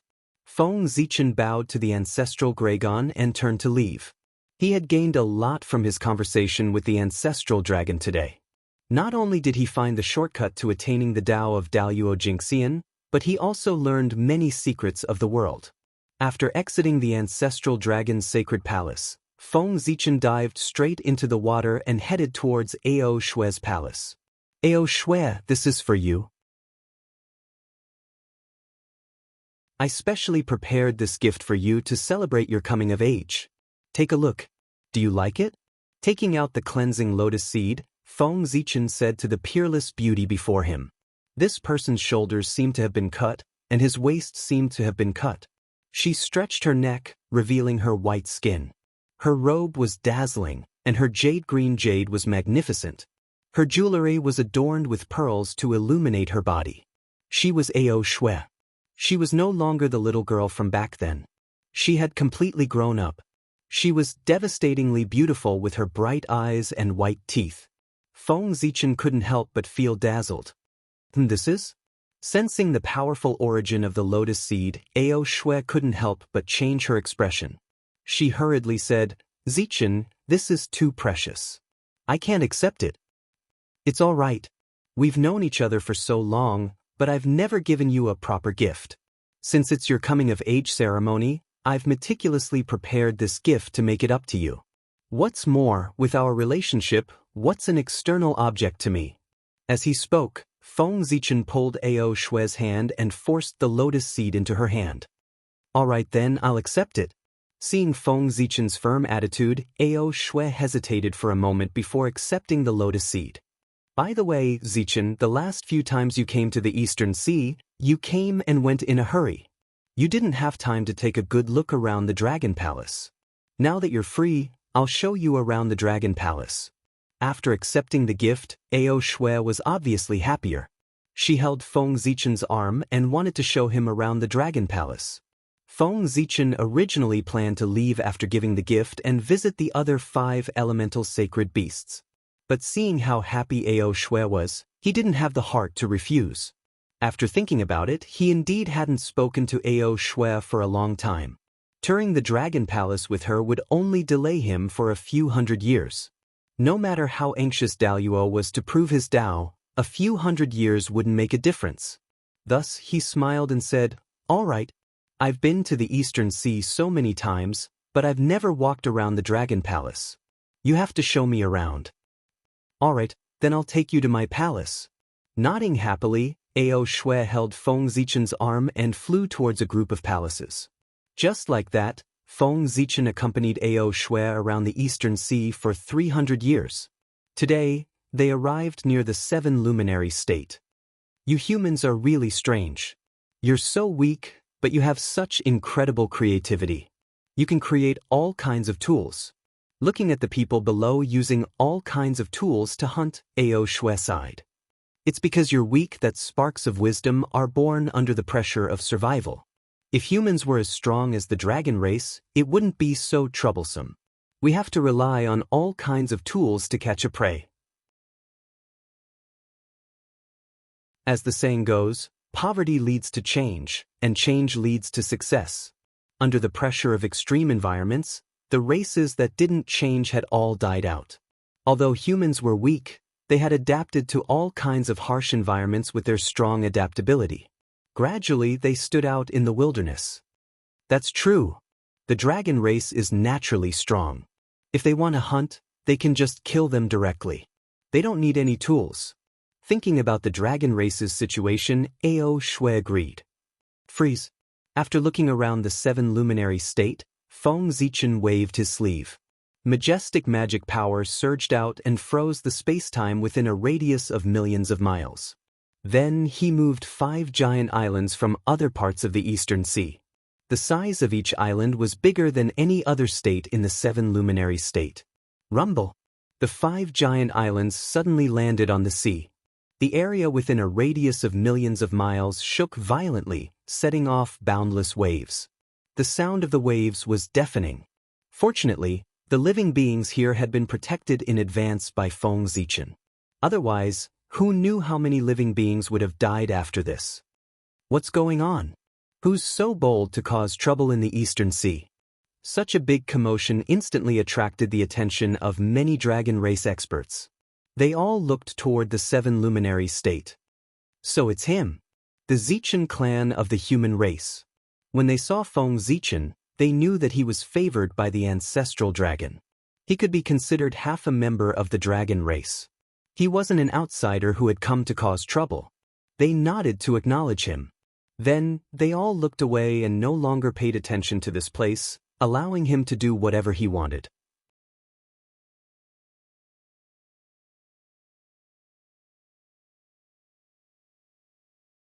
Chapter 144. Suppress. Feng Zichen made a hand seal and activated the earth veins in the deep sea, connecting them to the 12 giant islands on the surface of the sea. Rumble! Turbid chi from the ground gushed out as the essences of the 12 islands joined together, forming a single entity. A vast suppressive force swept out in all directions, forcefully suppressing the surface of the ocean within a radius of 10 million kilometers. In an instant, the waves stopped and the surface of the sea regained its calm. Then, Feng Zichen took out the chaos bead and pointed at the new Seven Lights province. The chaos bead suddenly flew into the air above the Seven Lights province and bloomed with brilliant black light. Inside the chaos bead, under the world tree, the colorful lake suddenly rippled and surged upward. It rushed out of the chaos bead and into the outside world, turning into a rainbow-colored rain of light that rained down on the Seven Lights province. Rumble! White lightning flashed in Feng Zichen's hand and struck toward the Seven Lights province as he moved. It wasn't the myriad thunder, but the creation thunder from the depths of the thunder lock that could create all things. Under the effects of the rainbow-colored rain and the creation thunder, the scenery of the Seven Lights province changed drastically. The Khanate chi became denser, and Khanate spirit veins were born. The mountains were taller and more beautiful, the rivers were clearer and filled with spirit chi, spirit herbs grew everywhere, and the flowers and trees seemed to have a mind of their own as they breathed in Khanate chi. Everything was progressing in a good direction. Phew!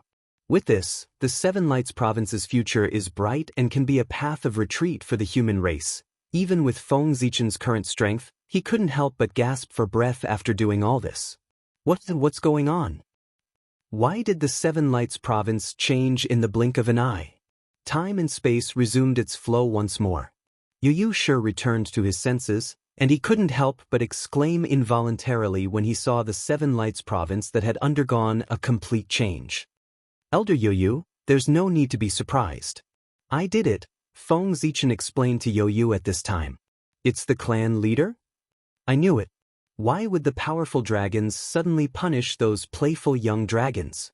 So it's because of you, clan leader. Yu sure muttered to himself and flew into the sky. This time, Feng Zichen came to the Eastern Sea to deal with some personal matters. Therefore, other than his 3 disciples, no one knew that he had left the human race, including the Yoyu clan. Elder Yoyu, I can see that the Seven Lights province is lacking in resources. I think that it is insufficient for everyone to use. Therefore, I refined it again to strengthen its origin and provide a better cultivation environment for my clansmen. Take a look and see if there's anything you're not satisfied with. Hurry up and tell me before I leave, and I'll change it for you. Smiling, Feng Zichen said to Yu Shi, who came to him. Satisfied, extremely satisfied. The current 7 planets prefecture is over 100 times better than before. With that being the case, how could I possibly be dissatisfied? However, looking at the 12 giant islands in front of him, Yu Shi said hesitantly, now that there are 12 islands, it's not appropriate to call it the 7 planets prefecture. It's fine.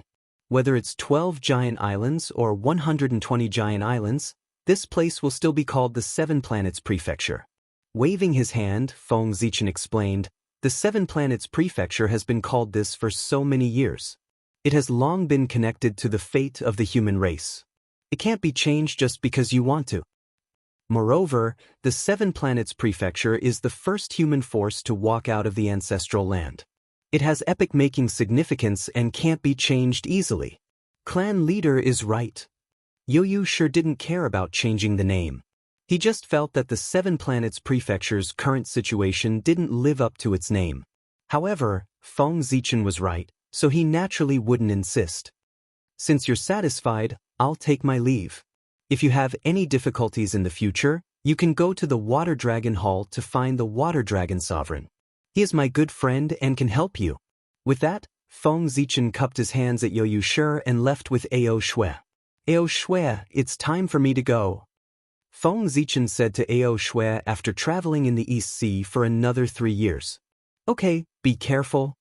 Ao Shui said after staring at him for a while. Don't worry, I'm just going to visit Zhu Huang. Nothing will happen. Feng Zichen smiled and slowly disappeared as he rushed toward the southern part of the wilderness. Since the end of the ancient era, the Phoenix race had lived in seclusion in the undying volcano range in the south. There were volcanoes everywhere in that area, and it was where the fire veins of the wilderness gathered. Before the Phoenix race came, this place was a dangerous place in the wilderness. The undying volcano range would erupt from time to time, causing the entire southern part of the wilderness to be filled with connate fiery chi. Countless living beings suffered unspeakably.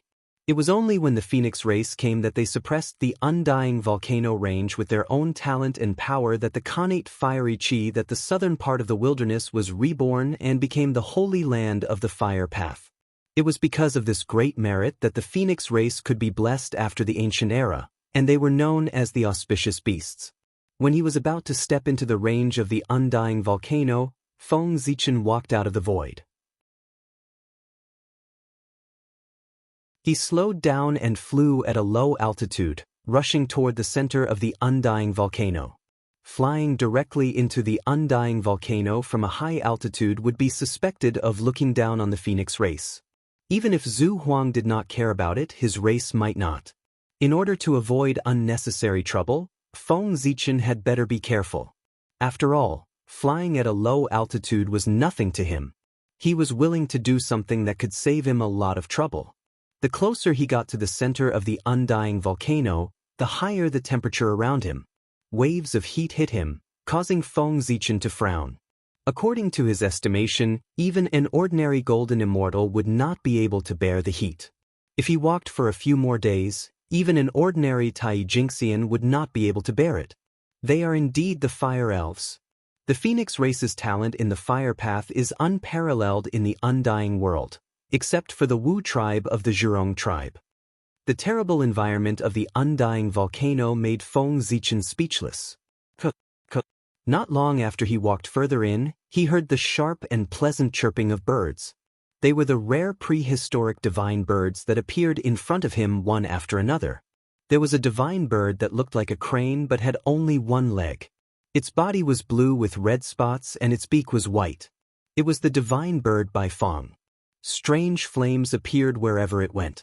There was a divine bird that looked like a peacock, but its body was like a chicken. Its feathers were gorgeous, and there were many reddish-yellow and white eye-shaped stripes on its wings. It was the divine bird Qing Wan. In addition, there was the four-eyed bird that was born with 2 pupils, the Xian bird that looked like a wild goose, and so on. Most of the famous divine birds in the undying world could be found here. After all, the phoenix race was the leader of the bird race. It was not strange that so many divine birds gathered here. Just like the goal of the scale race was to turn into a dragon, the goal of the bird race was to turn into a phoenix.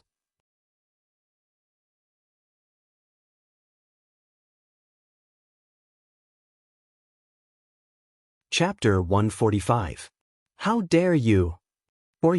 How dare you trespass into the Phoenix clan's territory? As soon as Feng Zichen entered the heart of the undying volcano, he saw a golden-robed young man walk out from the front and shout at him. I am from the Zichen clan of the human clan. I am here to pay my respects to His Majesty Zhu Huang, Feng Zichen said politely to the golden-robed young man as he stopped in his tracks. You are from the Zichen clan of the human clan? The golden-robed young man's eyes lit up when he heard Feng Zichen introduce himself, and he hurriedly confirmed. That's right, I am. Do you know me? Feng Zichen frowned and asked doubtfully. Judging from the golden-robed young man's expression, he seemed to know him. Very good. I was just about to go to the human clan to look for you. I didn't expect you to come by yourself. You saved me a lot of trouble. The golden-robed young man laughed as he pointed at Feng Zichen.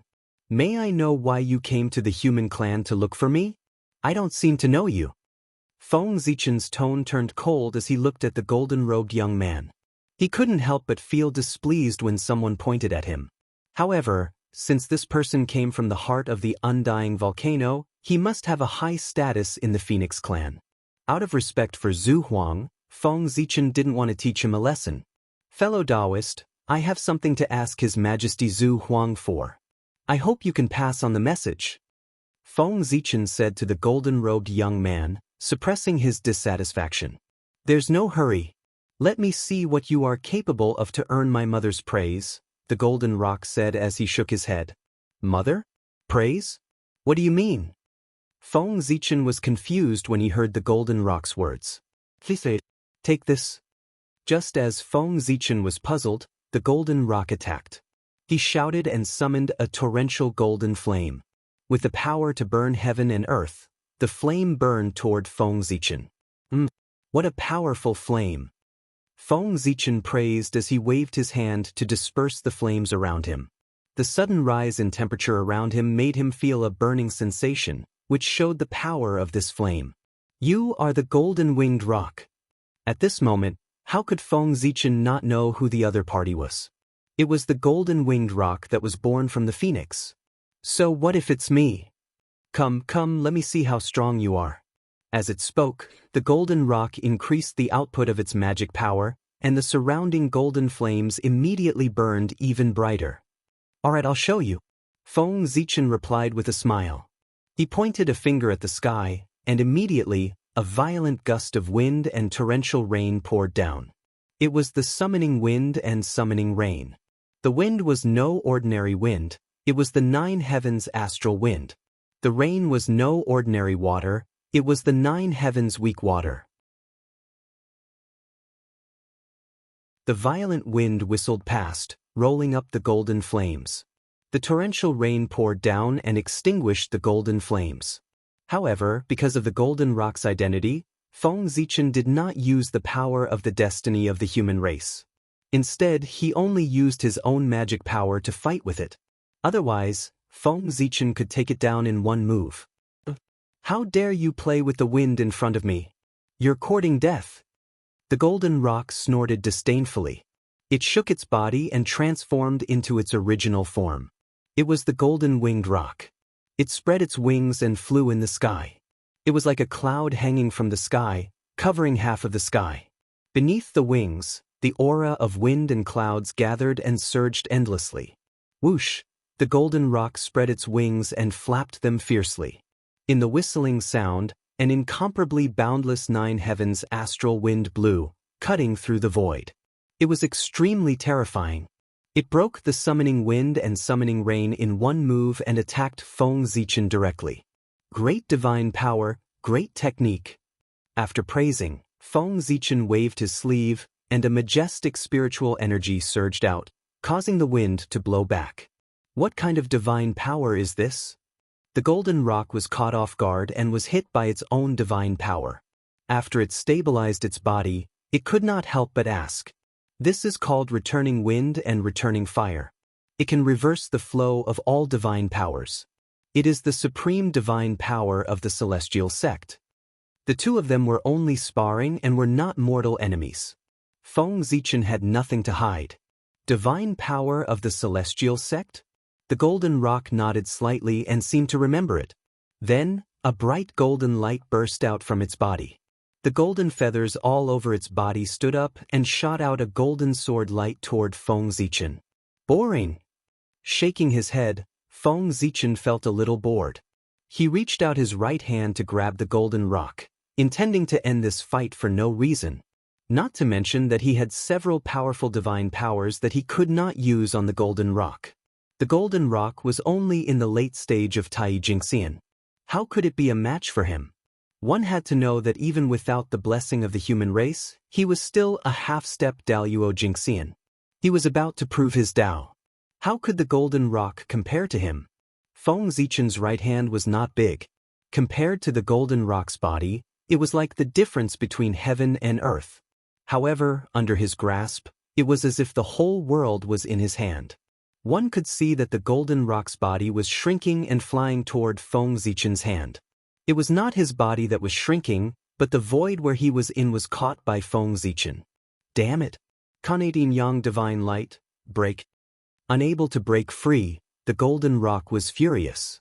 It could not help but curse and use its strength. Black and white divine light emerged from its body. It was mysterious and unpredictable. It shattered the void and escaped from Feng Zichen's hand. Oh, Kanate Yin Yang Divine Light, I have underestimated you. Seeing the black and white divine light, Feng Zichen said in surprise. It made sense. Zhu Huang had been born for so long. How could he allow the golden rock to fool around and refine the Kanate Yin Yang Divine Qi into a broken bottle? Do you think you can escape? Feng Zichen chuckled. 5 qi gathered in his chest and turned into the great palm of 5 emperors. He continued to grab the golden rock. The 5 elements cycled and contained everything in the world. The yin-yang divine qi flowed endlessly and gave birth to everything in the world. The two collided. In the end, Feng Zichen had the upper hand. The great palm of 5 emperors crushed the Kanate yin-yang divine light and caught the golden rock in its hand. Suddenly, a handsome young man appeared and shouted at him, "Don't hurt my brother." Feng Zichen turned around and saw 5 divine lights rise from the young man's body. They were green, yellow, red, black, and white. With a whoosh, they swept toward him. Kanate 5-colored divine light. You are Kong Xian. Feng Zichen only had time to say this before his vision blurred and he was taken away by Kong Xian. Caught off guard, Feng Zichen was sucked into the world of 5 elements. He was not in a hurry. He stood there and looked around. At the same time, the Kanate Yang divine light flickered on his body and dispelled the dizziness. The Kanate 5-colored divine light is indeed extraordinary. After a while, Feng Zichen found the difference between him and Kong Xian. Kong Xian's Kanate 5-colored divine light was formed when the Kanate chaotic qi split into the 5 elements. Anything within the 5 elements would be restrained by it. Therefore, it could destroy anything within the 5 elements.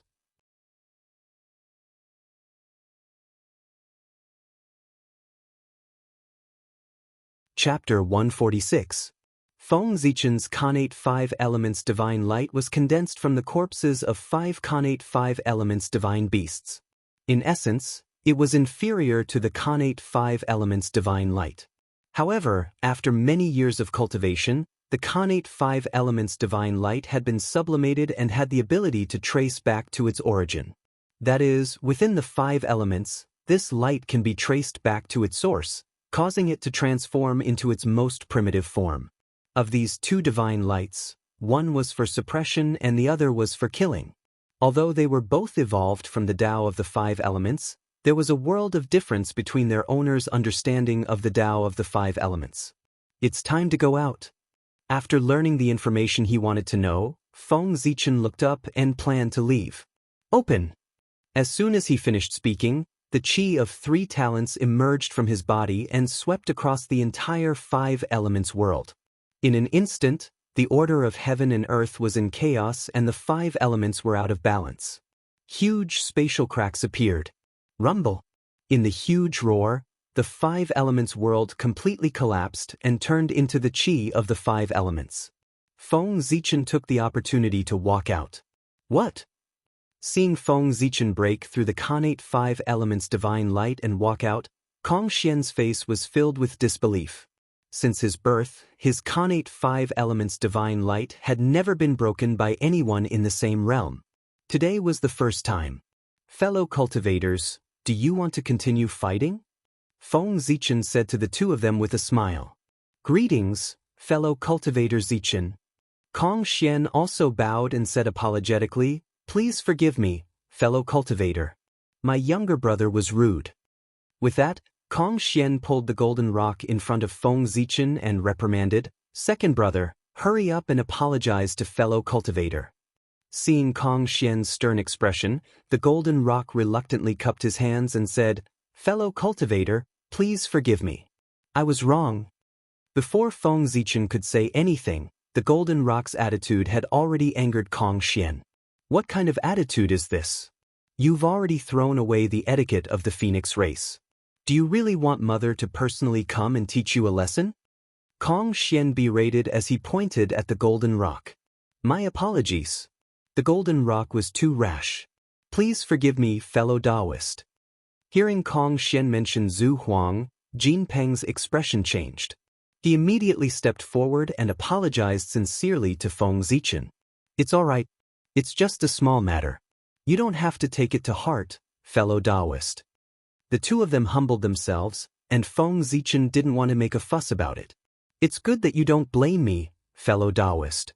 Seemingly relieved, Kong Xian continued. Mother already knows the purpose of your visit and specially sent me to receive you. Fellow Taoist, please follow me. Don't let Mother wait for too long. Of course. How can I let Her Majesty wait for me? Please lead the way, fellow Taoist.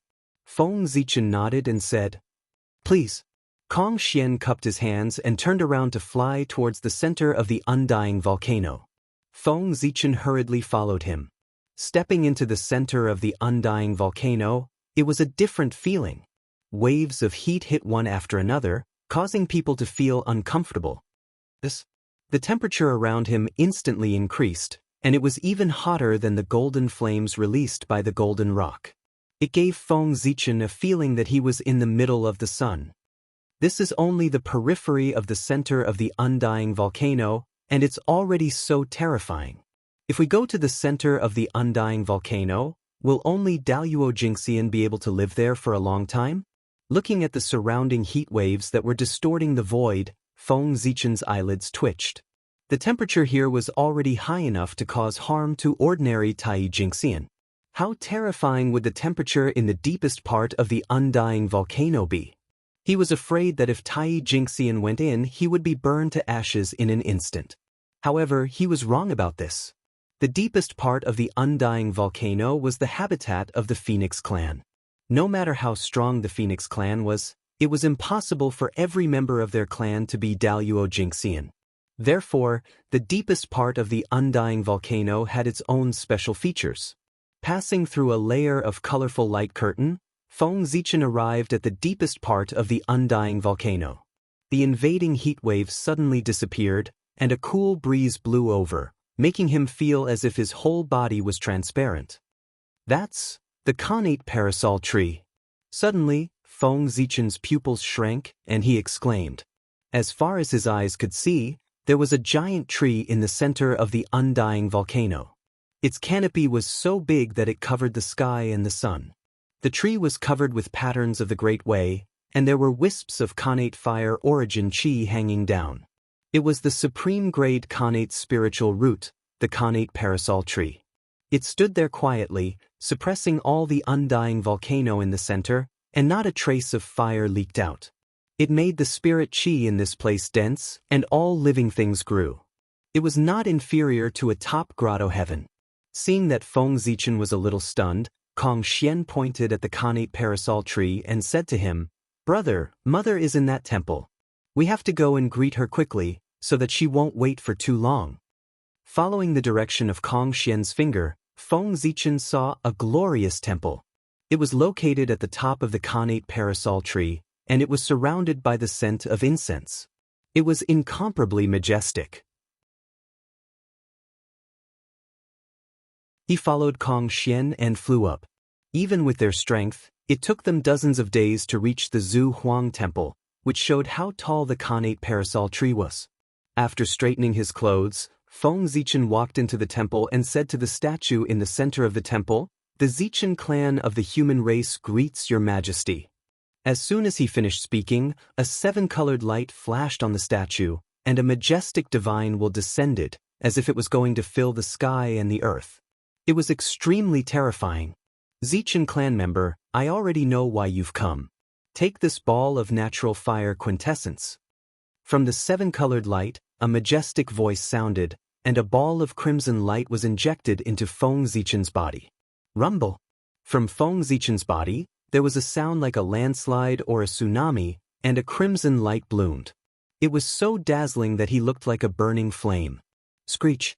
In the sharp screech, the crimson light on his body suddenly shrank, forming a vivid vermilion bird, circling around his heart and facing the azure dragon in his liver. "Thank you, Your Majesty." Feng Zichen stepped forward and thanked him happily. Refining this Khanate origin of fire had not only perfected the fire chi in his chest, but also saved him 100,000 years of cultivation. How could he not be happy? "Back then, you imparted the acquired divine path and helped the five of us escape. I can't thank you enough. In the future, when the human race is in danger, although we can't protect the human race, it won't be difficult for the five of us to save you." After a while, a voice came from the seven-colored light again. "Your Majesty, you are too serious. I imparted the acquired divine path only to ask Your Majesty to protect the human race. Other than that, Zichen wouldn't dare to ask for more." Feng Zichen originally thought that after the five elements sacred beasts agreed to protect the human race, the karma had been settled. However, after the five elements sacred beasts were freed, they still cared for him, which really made him feel flattered.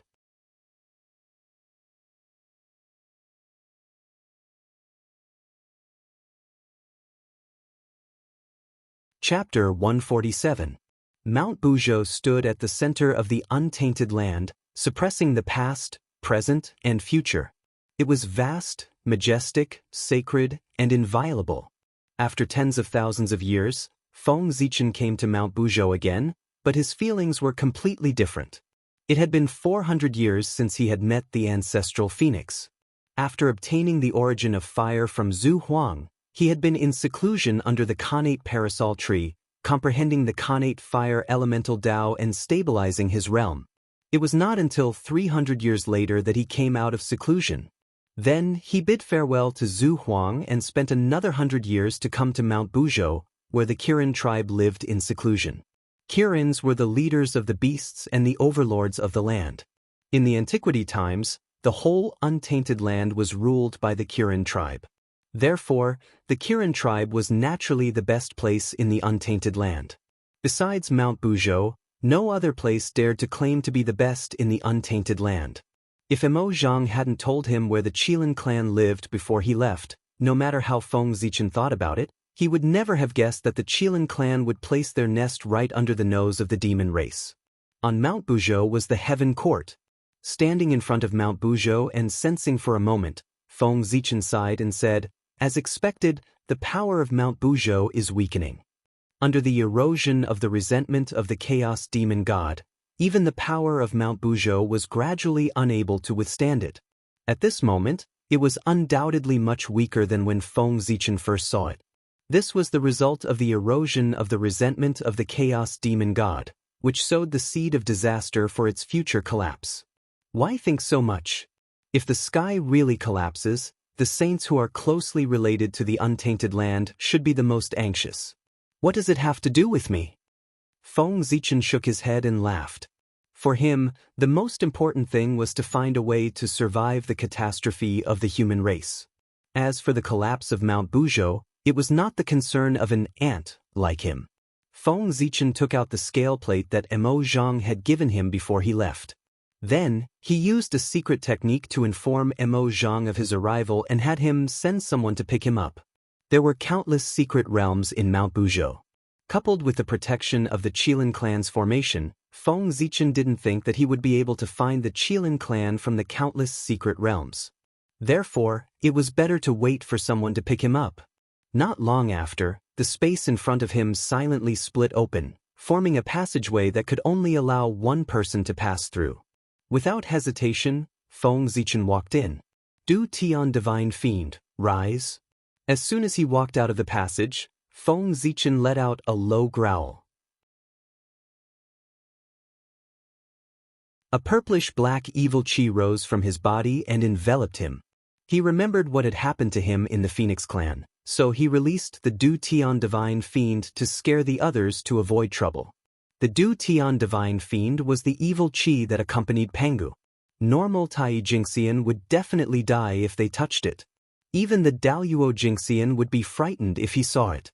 It was extremely terrifying. If it weren't for a coincidence, Feng Zichen wouldn't have been able to cultivate it. What kind of evil qi is that? Why do I feel that it's even stronger and more dangerous than the Khanate evil qi? Scary. So scary. In the dark, the members of the Qilin clan who wanted to test Feng Zichen's strength felt a chill down their spines when they saw the purplish-black evil qi. They felt that they would be drowned in it and die if they looked at it. My friend, please stop using your divine power. Your divine power is too powerful. The people nearby can't take it anymore. Seeing that many people were affected by the evil qi, Mo Zhang was worried about their safety.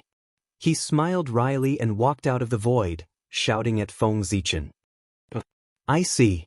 It is my fault for not thinking things through. Please forgive me, fellow Taoists. I'll withdraw my divine ability now. Feng Zichen gave Mo Zhang an embarrassed smile, then withdrew his great heaven divine fiend. My friend, you're too polite. If they didn't have bad intentions, they wouldn't have suffered this. They asked for it. You don't have to worry about it, Mo Zhang waved his hand and said. How could he not know what these clansmen hiding in the dark were thinking? They just wanted to test Feng Zichen's strength and see if he was as powerful as the Qilin ancestor said. Unfortunately, before they could do anything, they were scared speechless by Chen Fan's energy. This time, they were utterly humiliated. Mo Zhang bowed and said to Feng Zichen, My friend, please come with me. His Majesty asked me to bring you to the temple to see him. Then I'll have to trouble you, my friend. Feng Zichen nodded at Mo Zhang and followed him forward. This place was far away from the primordial world and was full of peace and harmony. Along the way, Feng Zichen saw many Qilin cubs playing and having a good time. However, perhaps because Feng Zichen's appearance was too fierce, he left a bad impression on these young Qilins. As a result, when they saw Feng Zichen walking over, they were frightened and ran in all directions, as if Feng Zichen was a fierce demon. When Mo Zhang saw this scene, he couldn't help but tease. Haha. My friend, you're really famous in our Qilin tribe for being able to make children stop crying. However, as he spoke, he couldn't help but laugh. I'm dying of laughter. This. After being teased by Mo Zhang, Feng Zichen opened his mouth but couldn't say anything. He could only smile bitterly and remain silent. That's the yellow plum. After walking for a while, a big tree appeared in Feng Zichen's vision. The tree was only 10,000 feet tall, but it gave him the feeling that it covered the sky and the sun. Moreover, the tree was surrounded by chaotic vital energy. There were 9 fruits on the tree, and the words, yellow plum, were written on the fruits. Fellow Taoist, This tree's name is yellow middle plum because its flowers are shaped like lotus flowers and its fruits are shaped like pearl pistils. Above the flowers and fruits are the words yellow middle, so we call it yellow middle plum.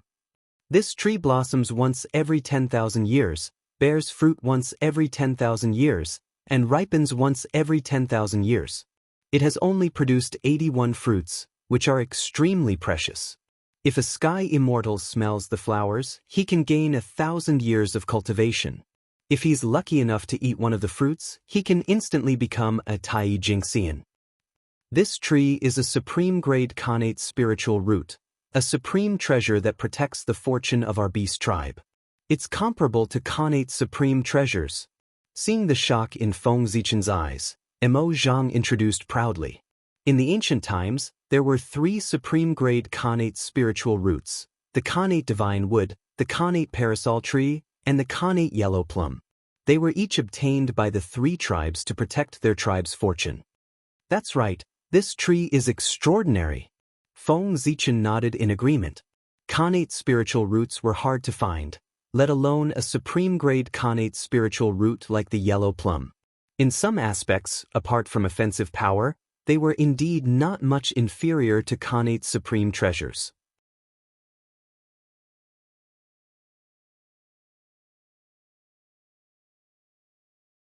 Chapter 148. Legend has it that during the ancient times, the yellow plum blossomed, bore fruit, and ripened in 1 yuanshi. There were only 9 fruits in 3 yuanshi. If a sky immortal smelled the fragrance of the flower, he would gain 10,000 years of cultivation. If a Tai Jingxian ate a fruit, he would become a Daluo. It was a supreme sacred item. Unfortunately, after the end of the ancient times, the fortunes of the 3 races declined. The yellow plum, as the guardian item of the beast race, suffered from the backlash of the fortune, which caused its origin to decline and its effect to decrease. Otherwise, the yellow plum wouldn't be so effective. Looking at the yellow plum, Mo Zhang said with melancholy, "Daluo Jingxian?" Hearing this, Feng Zichen couldn't help but click his tongue. How was a fruit different from a Dao fruit? The yellow plum that grew such a fruit could be called a Dao tree. However, despite his shock, Feng Zichen wasn't envious. He also had supreme-grade connate spiritual roots, and he had more than one. Not only that, his supreme-grade connate spiritual roots' origin wasn't damaged. It was perfect. Moreover, he had a chaos spiritual root, which was far superior to supreme-grade connate spiritual roots, the world tree. In this way, it should be the Kirin clan envious of him, not him. It seems that my understanding of supreme-grade connate spiritual roots is far from enough. After I become a Daluo Jingxian, I need to study the connate star tree and see if there are any other functions that I don't know about. After learning about the effects of the yellow plum, Feng Zichen couldn't help but overturn his previous understanding of supreme-grade connate spiritual roots. He planned to go back and study them to see if there were any other functions that he hadn't discovered yet. Alright, I wonder if the world tree can bloom and bear fruit. Even the fruit of the yellow plum has such powerful effects. If the world tree, which is even better than this one, can blossom and bear fruit, it must be even more extraordinary. Thinking of the world tree, Feng Zichen thought of another possibility. He couldn't help but get excited. If the world tree could bear fruit, he would be rich. Fellow Taoist, return to your senses. His Majesty is still waiting for us. We can't delay any longer. Mo Zhang came back to his senses. Seeing that Feng Zichen was also in a daze, he couldn't help laughing and quickly woke him up. It's my fault for forgetting myself. Let's go. After cupping his fists at Mo Zhang, the 2 of them quickened their pace and rushed towards the Qilin temple. Walking into the temple, Zhu Lin's incarnation had been waiting for a long time. Now, he was looking at Feng Zichen in surprise. Zichen clan of the human race greets your majesty. Seeing Zhu Lin's incarnation, Feng Zichen hurriedly bowed. Du Tian Divine Fiend? Did you use the Great Heaven Divine Fiend from Pangu the Great Tao? Ancestral Phoenix asked Feng Zichen after waving her hand, indicating that there was no need for formalities. That's right. When I was traveling in Mount Buzhou in my early years, I was fortunate enough to be favored by the great god Pangu and was fortunate enough to obtain part of the great god's inheritance. This Du Tian divine fiend is one of them. Feng Zichen stood up and replied. Since he had already used the Du Tian divine fiend, he had no intention of hiding it. After all, Pangu's inheritance was just a box that could fit anything. Your Majesty, this item is engraved with the mark of the Chaos Demon God. It might be useful to you. Please accept it. Feng Zichen took out the Chaos Vitality Stone and said to Zhu Lin. Sensing the vast and noble aura, Zhu Lin was in a daze. Endless thoughts came to his mind. He couldn't help but reach out and take the Chaos Vitality Stone. You're really lucky. This item is indeed useful to me. I'll accept it. Zhu Lin was obviously happier after accepting the Chaos Vitality Stone. The voice in his body continued, take this ball of innate earth elemental origin. I won't be able to help you much in the future calamity of the human race. Use this item as a token of my appreciation. While speaking, Zhu Lin waved his hand and shot out a yellow light. It circled in the air and flew into Feng Zichen's body. Rumble! Divine light bloomed, and innate earth elemental chi filled the air. In Feng Zichen's spleen, a beam of yellow light gradually solidified and turned into a qilin. It was majestic, resonating with the azure dragon and vermilion bird. Thank you for your help, Your Majesty. The earth element chi was complete. 3 out of the 5 chi in his chest had been formed. He was one step closer to the Daluo Jingxian. Feng Zichen was overjoyed. No worries. Shaking his head, Zhu Lin said to Mo Zhang, Mo Zhang, go and get 9 yellow plums. Give them to the Zichen clan and let him bring them back to the human race. This is a gift from the Qilin clan to the human race. Without waiting for Feng Zichen's response, Zhu Lin dispersed this incarnation and returned to his body to study the mark of the demon god. Your Majesty, Feng Zichen had just opened his mouth when he saw Zhu Lin disperse his incarnation. He had no choice but to swallow his words.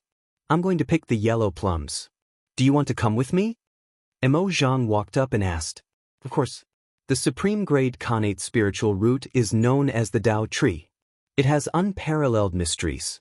Just one look at it is a great opportunity. Of course, I won't miss it.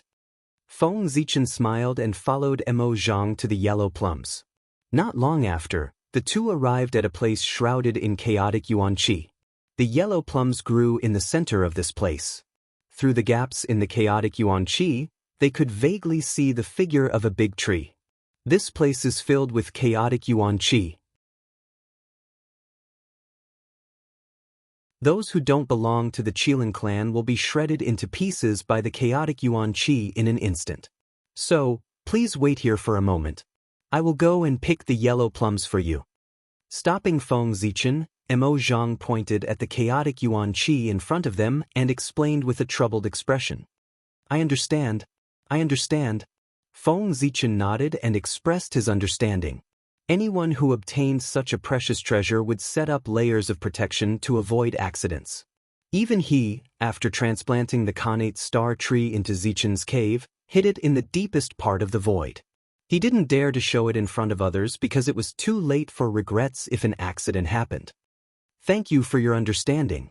With an apologetic smile, Mo Zhang brought Feng Zichen to a mountain peak and said with a smile, My friend, thank you for your understanding. Don't you want to see the yellow plums? This place is just right for you to see the whole picture. It was created by His Majesty himself for the cultivation of the Qilin clan. Standing on the mountain peak, Feng Zichen looked ahead. As far as his eyes could see, there was a tree tens of thousands of feet tall. Its branches and leaves swayed in the wind, exuding a powerful aura that connected heaven and earth. It was vast and boundless. Then, thank you very much. Looking at the tree in front of him, Feng Zichen expressed his gratitude. Don't mention it. I'll go now. Mo Zhang clasped his hands and walked toward the yellow plums. After Mo Zhang walked away, in Feng Zichen's mind, the Hongmeng Daozhong trembled slightly and emitted a mysterious wave, helping him to immerse himself in the Tao enlightenment and feel the Tao rhythm of the yellow plums. At the same time, while Feng Zichen was comprehending the Tao, the Hongmeng Daozhong was not idle. Gradually, the shadow of a tree appeared on its body. It was the yellow plums. It was the Hongmeng Daozhong that had imprinted its shadow.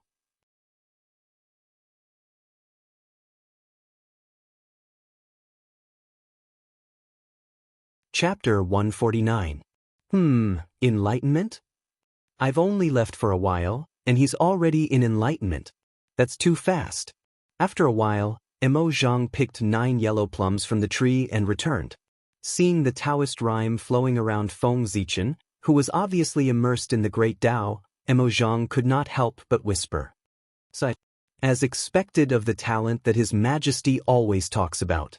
He's far better than us. Sighing, Emo Zhang silently retreated to the side to protect Feng Zichen from being disturbed by outsiders. Phew. 200 years later, Feng Zichen let out a long breath and woke up from enlightenment. He slowly opened his eyes.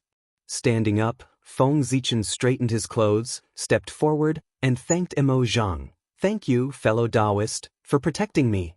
No problem. Smiling, Emo Zhang took out the yellow plum and handed it to Feng Zichen, saying, My friend, this is the yellow plum that His Majesty asked me to give you. Please keep it well. Thank you. Since it's a gift from my ancestor, I won't stand on ceremony. The yellow plum was the size of a fist and shaped like a pearl stamen. It emitted a tempting fragrance and had an inexplicable temptation. Feng Zichen's appetite was aroused. However, this item was of great use to the human race. It could create 9 primordial unity golden immortals for the human race. He could not swallow it just because of his appetite. That would be too much of a waste. Suddenly, Feng Zichen thought of something. He quickly passed on the effects and characteristics of the yellow plum to Xian Qing, who was far away in Kunlun Mountain. The Grand Pure Sage was the best alchemist in the untainted land. As his descendant, Xian Qing couldn't waste this kind of resource. Maybe he could ask him to see if he could use the yellow plum as the main ingredient to develop a kind of elixir so that the value of the yellow plum could be maximized. Fellow Taoist, now that this matter is settled, I should take my leave. I have to go to the North Sea to visit His Majesty Black Tortoise, so I can't stay here for long. After accepting the yellow middle plum, Feng Zichen cupped his hands and bid farewell to Emo Zhang. Fellow Taoist, you have matters to attend to, so I won't ask you to stay. Let me send you out. The Kirin clan was hidden very well. Without Emo Zhang leading the way, Feng Zichen might not be able to get out. After leaving the Kirin tribe's secluded place, Feng Zichen spent another 100 years to walk out of Mount Buzhou. No one would have thought that such a powerful Mount Buzhou would be destroyed by Gonggong in the future. Looking back at Mount Buzhou again, Feng Zichen used the Daluo's privilege to travel outside of time and space and rushed to the North Sea. Mount Buzhou suppressed everything. Feng Zichen didn't know if the sage could teleport near it, but the Daluo Jingxian certainly couldn't, let alone him. Outside the space-time, time stood still and the void stood still. Nothing existed. Only Feng Zichen's figure was hurrying toward the northernmost sea. However, just as Feng Zichen passed by a certain place, 5 powerful auras suddenly surged out and fiercely collided with each other. This caused the space and time there to violently tremble, distort, and become chaotic. It was a terrifying sight. This is 5 great overarching golden celestials are fighting. Feng Zichen was shocked and quickly stopped in his tracks. No, why are there 2 Daluo Jinxian's auras? They give me a faint sense of familiarity, but when did I know 2 Daluo Jingxian? After carefully sensing for a while, Feng Zichen found that among the 5 auras, he seemed to have seen 2 of them before, but he couldn't remember them for a while. Forget it, I don't want to think about it. It's definitely not someone important. Otherwise, why can't I remember? Frowning and thinking, Feng Zichen couldn't think of anything, so he simply stopped thinking about it. He didn't want to cause more trouble, so he turned around and rushed to another place, intending to bypass this place.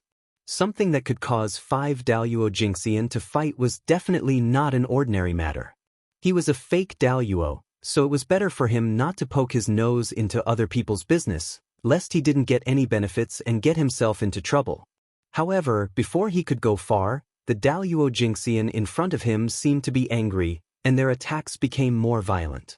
Supreme Taoist rhymes filled the air, and rays of light penetrated the past, illuminating the future, and shot out of time and space. Under the influence of this power, time and space began to collapse on a large scale, forming a huge space-time storm, and forced Feng Zichen out of time and space. Oh no! Chaos speed, suppress. As soon as he walked out of time and space, Feng Zichen found that something was wrong. There were 5 divine powers with terrifying power, and they blasted directly toward him. Without thinking too much, he roared in his heart and immediately called out the chaos bead. Strands of black light hung down and shrouded him, protecting him. At the same time, the chaos bead shone brightly, and chaotic Taoist patterns filled the air, freezing the surrounding time and space, and setting up layers of obstacles to weaken the power of the 5 divine powers. Boom! Amidst 5 earth-shattering sounds, the 5 divine powers were mighty, and they carried an aura that could sweep through everything. They destroyed time and space in all directions, and they blasted on the light screen hanging down from the chaos bead, causing it to shatter inch by inch. Seeing the light screen shattering continuously, Feng Zichen's expression turned serious. He mobilized all the dermic powers in his body and poured all of them into the chaos bead. At the same time, his figure flashed and hid in the chaos bead. Buzz! After trembling for a moment, the chaos bead suddenly shot out thousands of rays of divine light. It was simple and abundant, and it was a vast expanse of gray. This was the chaotic divine light, and it could destroy all things and return them to chaos. As soon as it appeared, it fiercely collided with the 5 divine powers. The power of the Daluo Jinxian's attack was naturally shocking. In an instant, the color of heaven and earth changed, and time and space no longer existed. The laws of heaven and earth were shattered one after another, and the chaotic chi surged out and flooded all directions. Nothing could be seen. Cough, cough, how unlucky.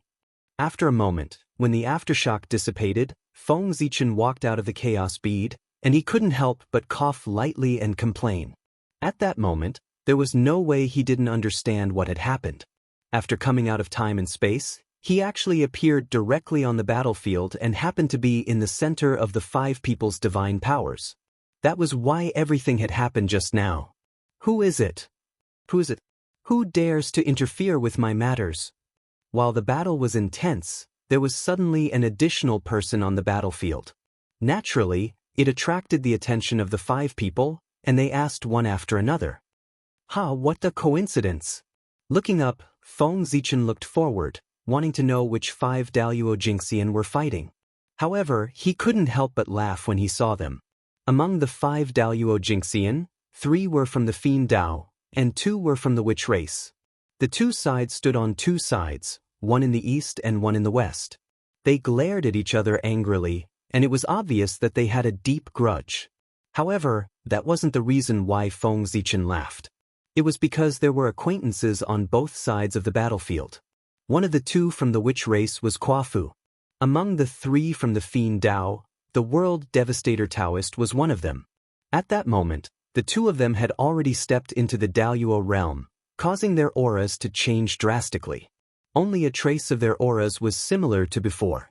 Therefore, Feng Zichen didn't recognize them immediately.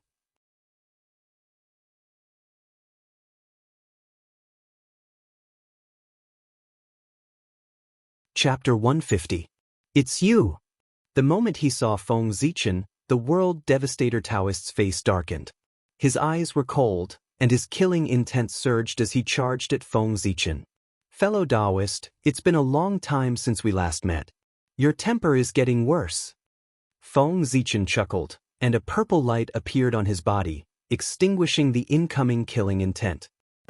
I've been searching for you for many years but could not find any trace of you.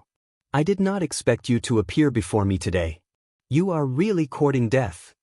The World Devastator Taoist snorted, and the killing intent in his eyes intensified.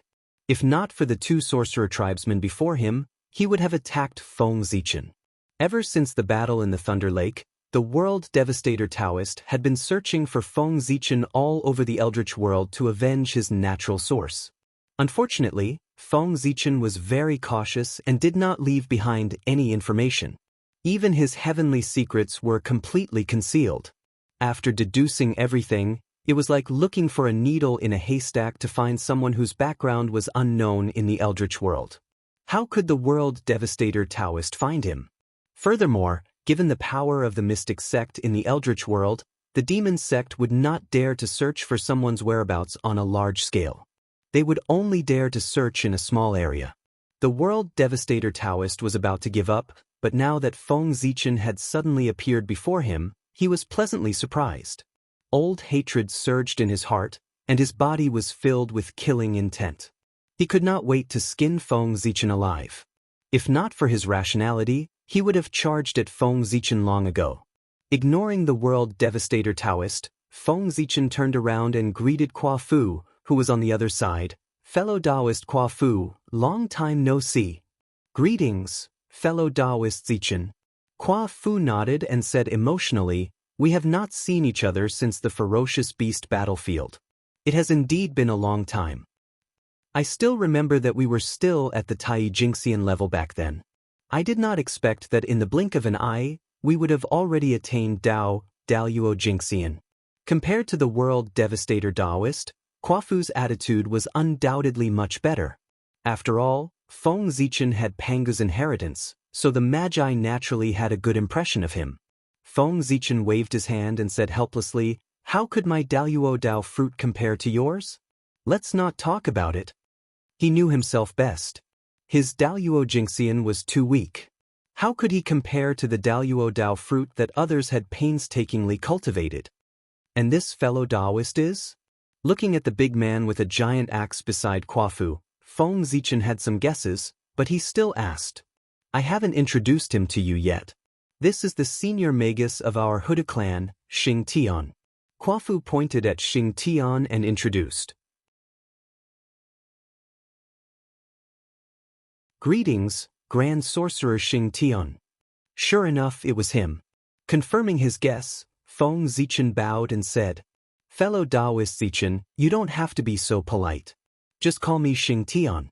Since you have been recognized by Father, you are a friend of the Magi tribe. You don't have to be so polite. Panga's name was more useful than Feng Zichen thought. He had not done anything, but Xing Tian had taken the initiative to express his goodwill. What happened here? Why are you and the others fighting against the demon sect cultivators? Feng Zichen asked curiously as he looked at the demon sect cultivators in front of him. How dare those evil creatures? How dare they take advantage of our seclusion and plunder our people to refine Dharma treasures? They really deserve to die. Xing Tian said hatefully before Kwa Fu could answer. Killing people to refine Dharma treasures? Surprised, Feng Zichen looked at the demon sect cultivators with a little surprise. These people really knew how to choose the right time. Not long ago, the appearance of the 5 sages caused a great change in the world. The concentration of congenital qi increased, and the order of the Dharma was clearly visible. The world was clear, and a flourishing cultivation followed one after another. Many powerful figures took this opportunity to go into seclusion to seek the possibility of going further. The untainted land ushered in a long-lost peace. At this time, the sages went to the chaos outside the sky to open up the boundless world. They had no time to take care of the untainted land, and the powerful figures went into seclusion. This gave the demon sect an opportunity to come out from the dark in the untainted land and stir up trouble everywhere. The demon sect was different from the Shenmen. They cultivated by absorbing evil spirit and tribulation qi. The more chaotic the untainted land was, the faster the demon sect cultivators' cultivation speed would be. Because of this, at the end of the ancient times, the demon ancestor Luoho instigated the 3 tribes and triggered a war between the 3 tribes. Wanting to destroy the untainted land was only one aspect. More importantly, they wanted to take this opportunity to go further. Now that the demon sect had appeared again, their target was the witch race. They wanted to imitate the demon ancestor and kill the witch race to frame the demon race. This would trigger the Great Witch Demon War and fill the untainted land with evil spirit and tribulation qi, ushering in a flourishing age for the demon sect. However, not long after they killed the witch race, they were discovered by Xing Tian, who was traveling outside, before they could frame the demon race. This triggered a series of events. Let's go! On the other side, the demon sect cultivators saw that Feng Zichen and Qua Fu were chatting happily and were obviously familiar with each other. Two of them looked at each other and pulled the World Devastator Taoist to retreat slowly, intending to leave this place. They did not have the upper hand when it was 3 against 2. Now that Daoyuo Jingxian had arrived, it was even more impossible for them to gain the upper hand. If they did not leave now, when would they? Evil creatures, where do you think you're going? Xing Tian, who had been paying attention to the demon sect cultivators, roared angrily when he saw that the 3 of them were about to escape. He swung his giant axe. The axe was not an ordinary one. It was transformed from a section of Panga's axe and contained part of the true intent of heaven opening. Although it was only an superior grade Khanate spiritual treasure, its power was greater than a supreme grade Khanate spiritual treasure. Rumble! A huge crack appeared in the void as though it was splitting the world apart. Earth, fire, water, and wind surged like a giant mouth that could devour the sky. It was extremely terrifying. Do you really think I'm afraid of you? The 3 demon sect cultivators who were retreating could not help but turn cold when they sensed the changes behind them. They turned around and used their divine powers to attack behind them. Although Xing Tian was strong, how much power could a hasty attack have? 3 streams of Khanate evil spirit flew out of their hands and blasted the crack in the void, shattering it and destroying the chi of earth, fire, water, and wind. However, that was enough. The moment the 3 demon sect cultivators turned around to defend themselves, Feng Zichen and the rest moved. They each used their divine powers and attacked the 3 demon sect cultivators. Knowing that he was the weakest, Feng Zichen did not dare to choose the other 2 demon sect cultivators. He directly targeted the World Devastator Taoist and used his divine powers to fight him.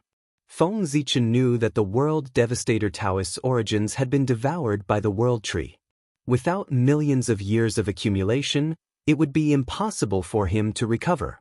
Although he did not know how the World Devastator Taoist had attained Tao with his origins missing, Feng Zichen believed that after losing so much origins, even if he was lucky enough to become a Daoyuo Jingxian, his strength would be at the bottom of the Daoyuo Jingxian ranks.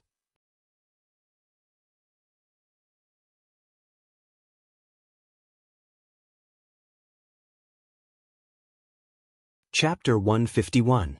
Kaboom! Lightning flashed in his hand as Feng Zichen raised his hand and shot out the 10,000 godly thunder towards the World Devastator Taoist. At the same time, the 5 chis in his chest rose and turned into the 5 emperor palm print. Then, the heaven and earth cauldron flew out and suppressed the World Devastator Taoist. The World Devastator Taoist laughed in disdain as he looked at the familiar remarkable power and said to Feng Zichen, "You're still using the same trick. Looks like you haven't improved much over the years." Then he took out a blood-red sword and slashed it in the air. Boundless demonic chi surged out and drowned the remarkable power. This is the celestial slaying sword. Feng Zichen frowned as he looked at the blood-red sword. He felt a familiar aura from the sword. It was the aura of the celestial slaying sword. Xianqing was Taoist Shangqing's disciple and was naturally familiar with the aura of the celestial slaying sword formation. Therefore, Feng Zichen, who was of the same mind as Xianqing, was also very familiar with the celestial slaying sword formation. That's right. This is the celestial slaying sword that the demon ancestor created by imitating the celestial slaying sword formation.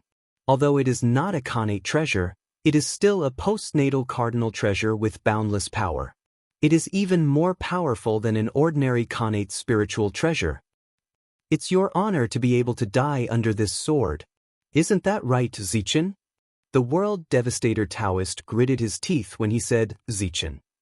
It was obvious that he hated Feng Zichen. When Feng Zichen was talking to Qua Fu, he did not hide his name from the crowd. Therefore, the World Devastator Taoist learned of his name from their conversation. You want to kill me with this sword? I'm afraid you're thinking too much. Feng Zichen smiled and took out the Zichen sword. He waved his hand and released a sword radiance that destroyed the demonic chi. Postnatal cardinal treasure. How did that sword of yours advance to become an acquired cardinal treasure? Looking at Zichen's sword, World Devastator Taoist's pupils constricted as he exclaimed. Waving the Zichen sword in his hand, Feng Zichen said sarcastically, "What? Before I advance to a magic weapon, do I have to report to fellow Taoist?" After absorbing so many innate essences, Zichen's sword had long been upgraded to an acquired supreme treasure. Innate spiritual light flowed on the sword's body, and 46 acquired divine seals appeared faintly. If one were to sense it carefully, one would realize that there was a faint innate Taoist rhyme surrounding Zichen's sword. This was a sign of going against the pre-celestial order. After absorbing some pre-celestial origin energy, Zichen's sword would turn into a pre-celestial spiritual treasure. Fellow Taoist, your mouth is still as disgusting as ever. World Devastator Taoist had been mocked twice since he started cultivating, and both times were by Feng Zichen. Remembering the oath he made in the past, Feng Zichen did not waste any more words. He waved the Zichen sword and released a sword radiance. Fellow Taoist, it's time to settle the score with the Thunder Lord of the Nine Heavens today. The sword radiance was filled with the aura of human Tao. Shadows of 10,000 spirits appeared and charged at World Devastator Taoist, trying to destroy his essence, chi, and spirit. This was the Tripartite Sword Manual, a sword technique that Feng Zichen had recently comprehended from the Tripartite Tao of the Khanate Tripartite Tao. As the saying went, humans had 3 treasures, essence, chi, and spirit. Earth had 3 treasures, water, fire, and wind. Heaven had 3 treasures, sun, moon, and stars. Essence, chi, and spirit were the foundation of a person's cultivation. Feng Zichen's sword was the sword of man. It specialized in destroying one's essence, chi, and spirit. It was equivalent to destroying one's foundation and destroying one's Tao. It was extremely vicious. Under the sword radiance, World Devastator Taoist felt that the 3 flowers above his head were on the verge of collapsing. He was in danger of being destroyed at any time. His expression changed as he shouted, "Grade 12 World Devastation Black Lotus, appear." In an instant, a black lotus platform appeared beneath his feet. It emitted a dazzling black light and bloomed into lotus flowers that protected him and blocked the sword of man, immortal slaying sword, kill. World Devastator Taoist took out the immortal slaying sword and charged at Feng Zichen. Buzz buzz buzz. As the immortal slaying sword trembled, a monstrous blood-red light surged from its body and swept across the entire area. It was boundless and covered the entire area in the color of blood, turning the entire area into a blood-red domain. Hee hee. Go to hell. World Devastator Taoist laughed savagely. He had a crazed look on his face as he formed a series of hand seals and sent them into the immortal slaying sword, causing the blood-red light on the immortal slaying sword to become even more intense. Whoosh! 4 blood-red sword rays shot out from the immortal slaying sword and formed a miniature immortal slaying sword formation. It surrounded Feng Zichen and attacked him. Feng Zichen snorted in disdain as he was surrounded by the immortal slaying sword formation. He did not take the immortal slaying sword formation seriously at all. After seeing the genuine celestial slaying sword formation, looking at this fake and inferior product, it was naturally full of flaws. The difference in power was so great that it was like the difference between heaven and earth. He had already tested the power of the Trinity Sword scripture earlier. The World Devastator Taoist was of no use to him anymore. Feng Zichen did not plan to waste time with him and decided to defeat him in one move. Rumble. Just as the immortal slaying sword was about to strike, Feng Zichen's body suddenly exuded a vast and boundless aura. It was incomparably heavy and seemed to be able to suppress the heavens. It directly froze the immortal slaying sword in the void. That is, Mount Buzhou. Under the World Devastator Taoist's incredulous gaze, the shadow of Mount Buzhou appeared and pressed down on him, suppressing him and the immortal slaying sword. However, Feng Zichen's power was limited and could only suppress the World Devastator Taoist under the shadow of Mount Buzhou. He could not suppress the World Devastator Taoist spacetime. Damn it! Under the shadow of Mount Buzhou, the World Devastator Taoist controlled the Black Lotus of World Devastation and charged in all directions. He wanted to break through the seal of Mount Buzhou and escape. However, once the shadow of Mount Buzhou landed on the ground, it immediately connected with the surrounding earth veins and connected with millions of miles of mountains and rivers. It was not something the World Devastator Taoist could easily shake.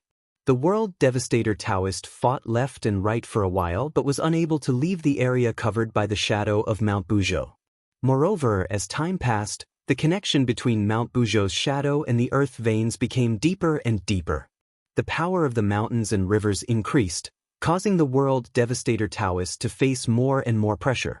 Not long after, the World Devastator Taoist also realized this problem. Then, he stopped in his tracks and activated the Black Lotus of World Devastation with all his might. Destructive aura surged out and destroyed the suppressive force that was surging toward him. Just like that, the two of them reached a strange balance. The World Devastator Taoist could not leave Mount Buzhou's shadow, but the shadow of Mount Buzhou could not do anything to him. Don't worry, fellow Taoist. Let me help you. Seeing that the shadow of Mount Buzhou was unable to completely suppress the World Devastator Taoist, Feng Zichen's mind moved. All kinds of great divine powers flew out of his body and attacked the World Devastator Taoist. Bastard! After being attacked by Feng Zichen's divine powers, the light emitted by the Black Lotus of World Devastation inevitably dimmed.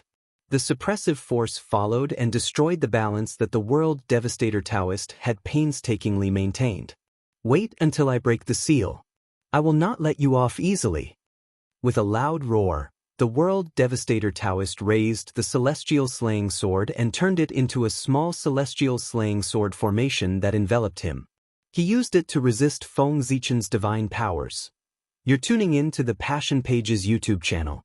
We're so grateful for your support, and don't forget to subscribe to join us on this incredible journey through captivating stories.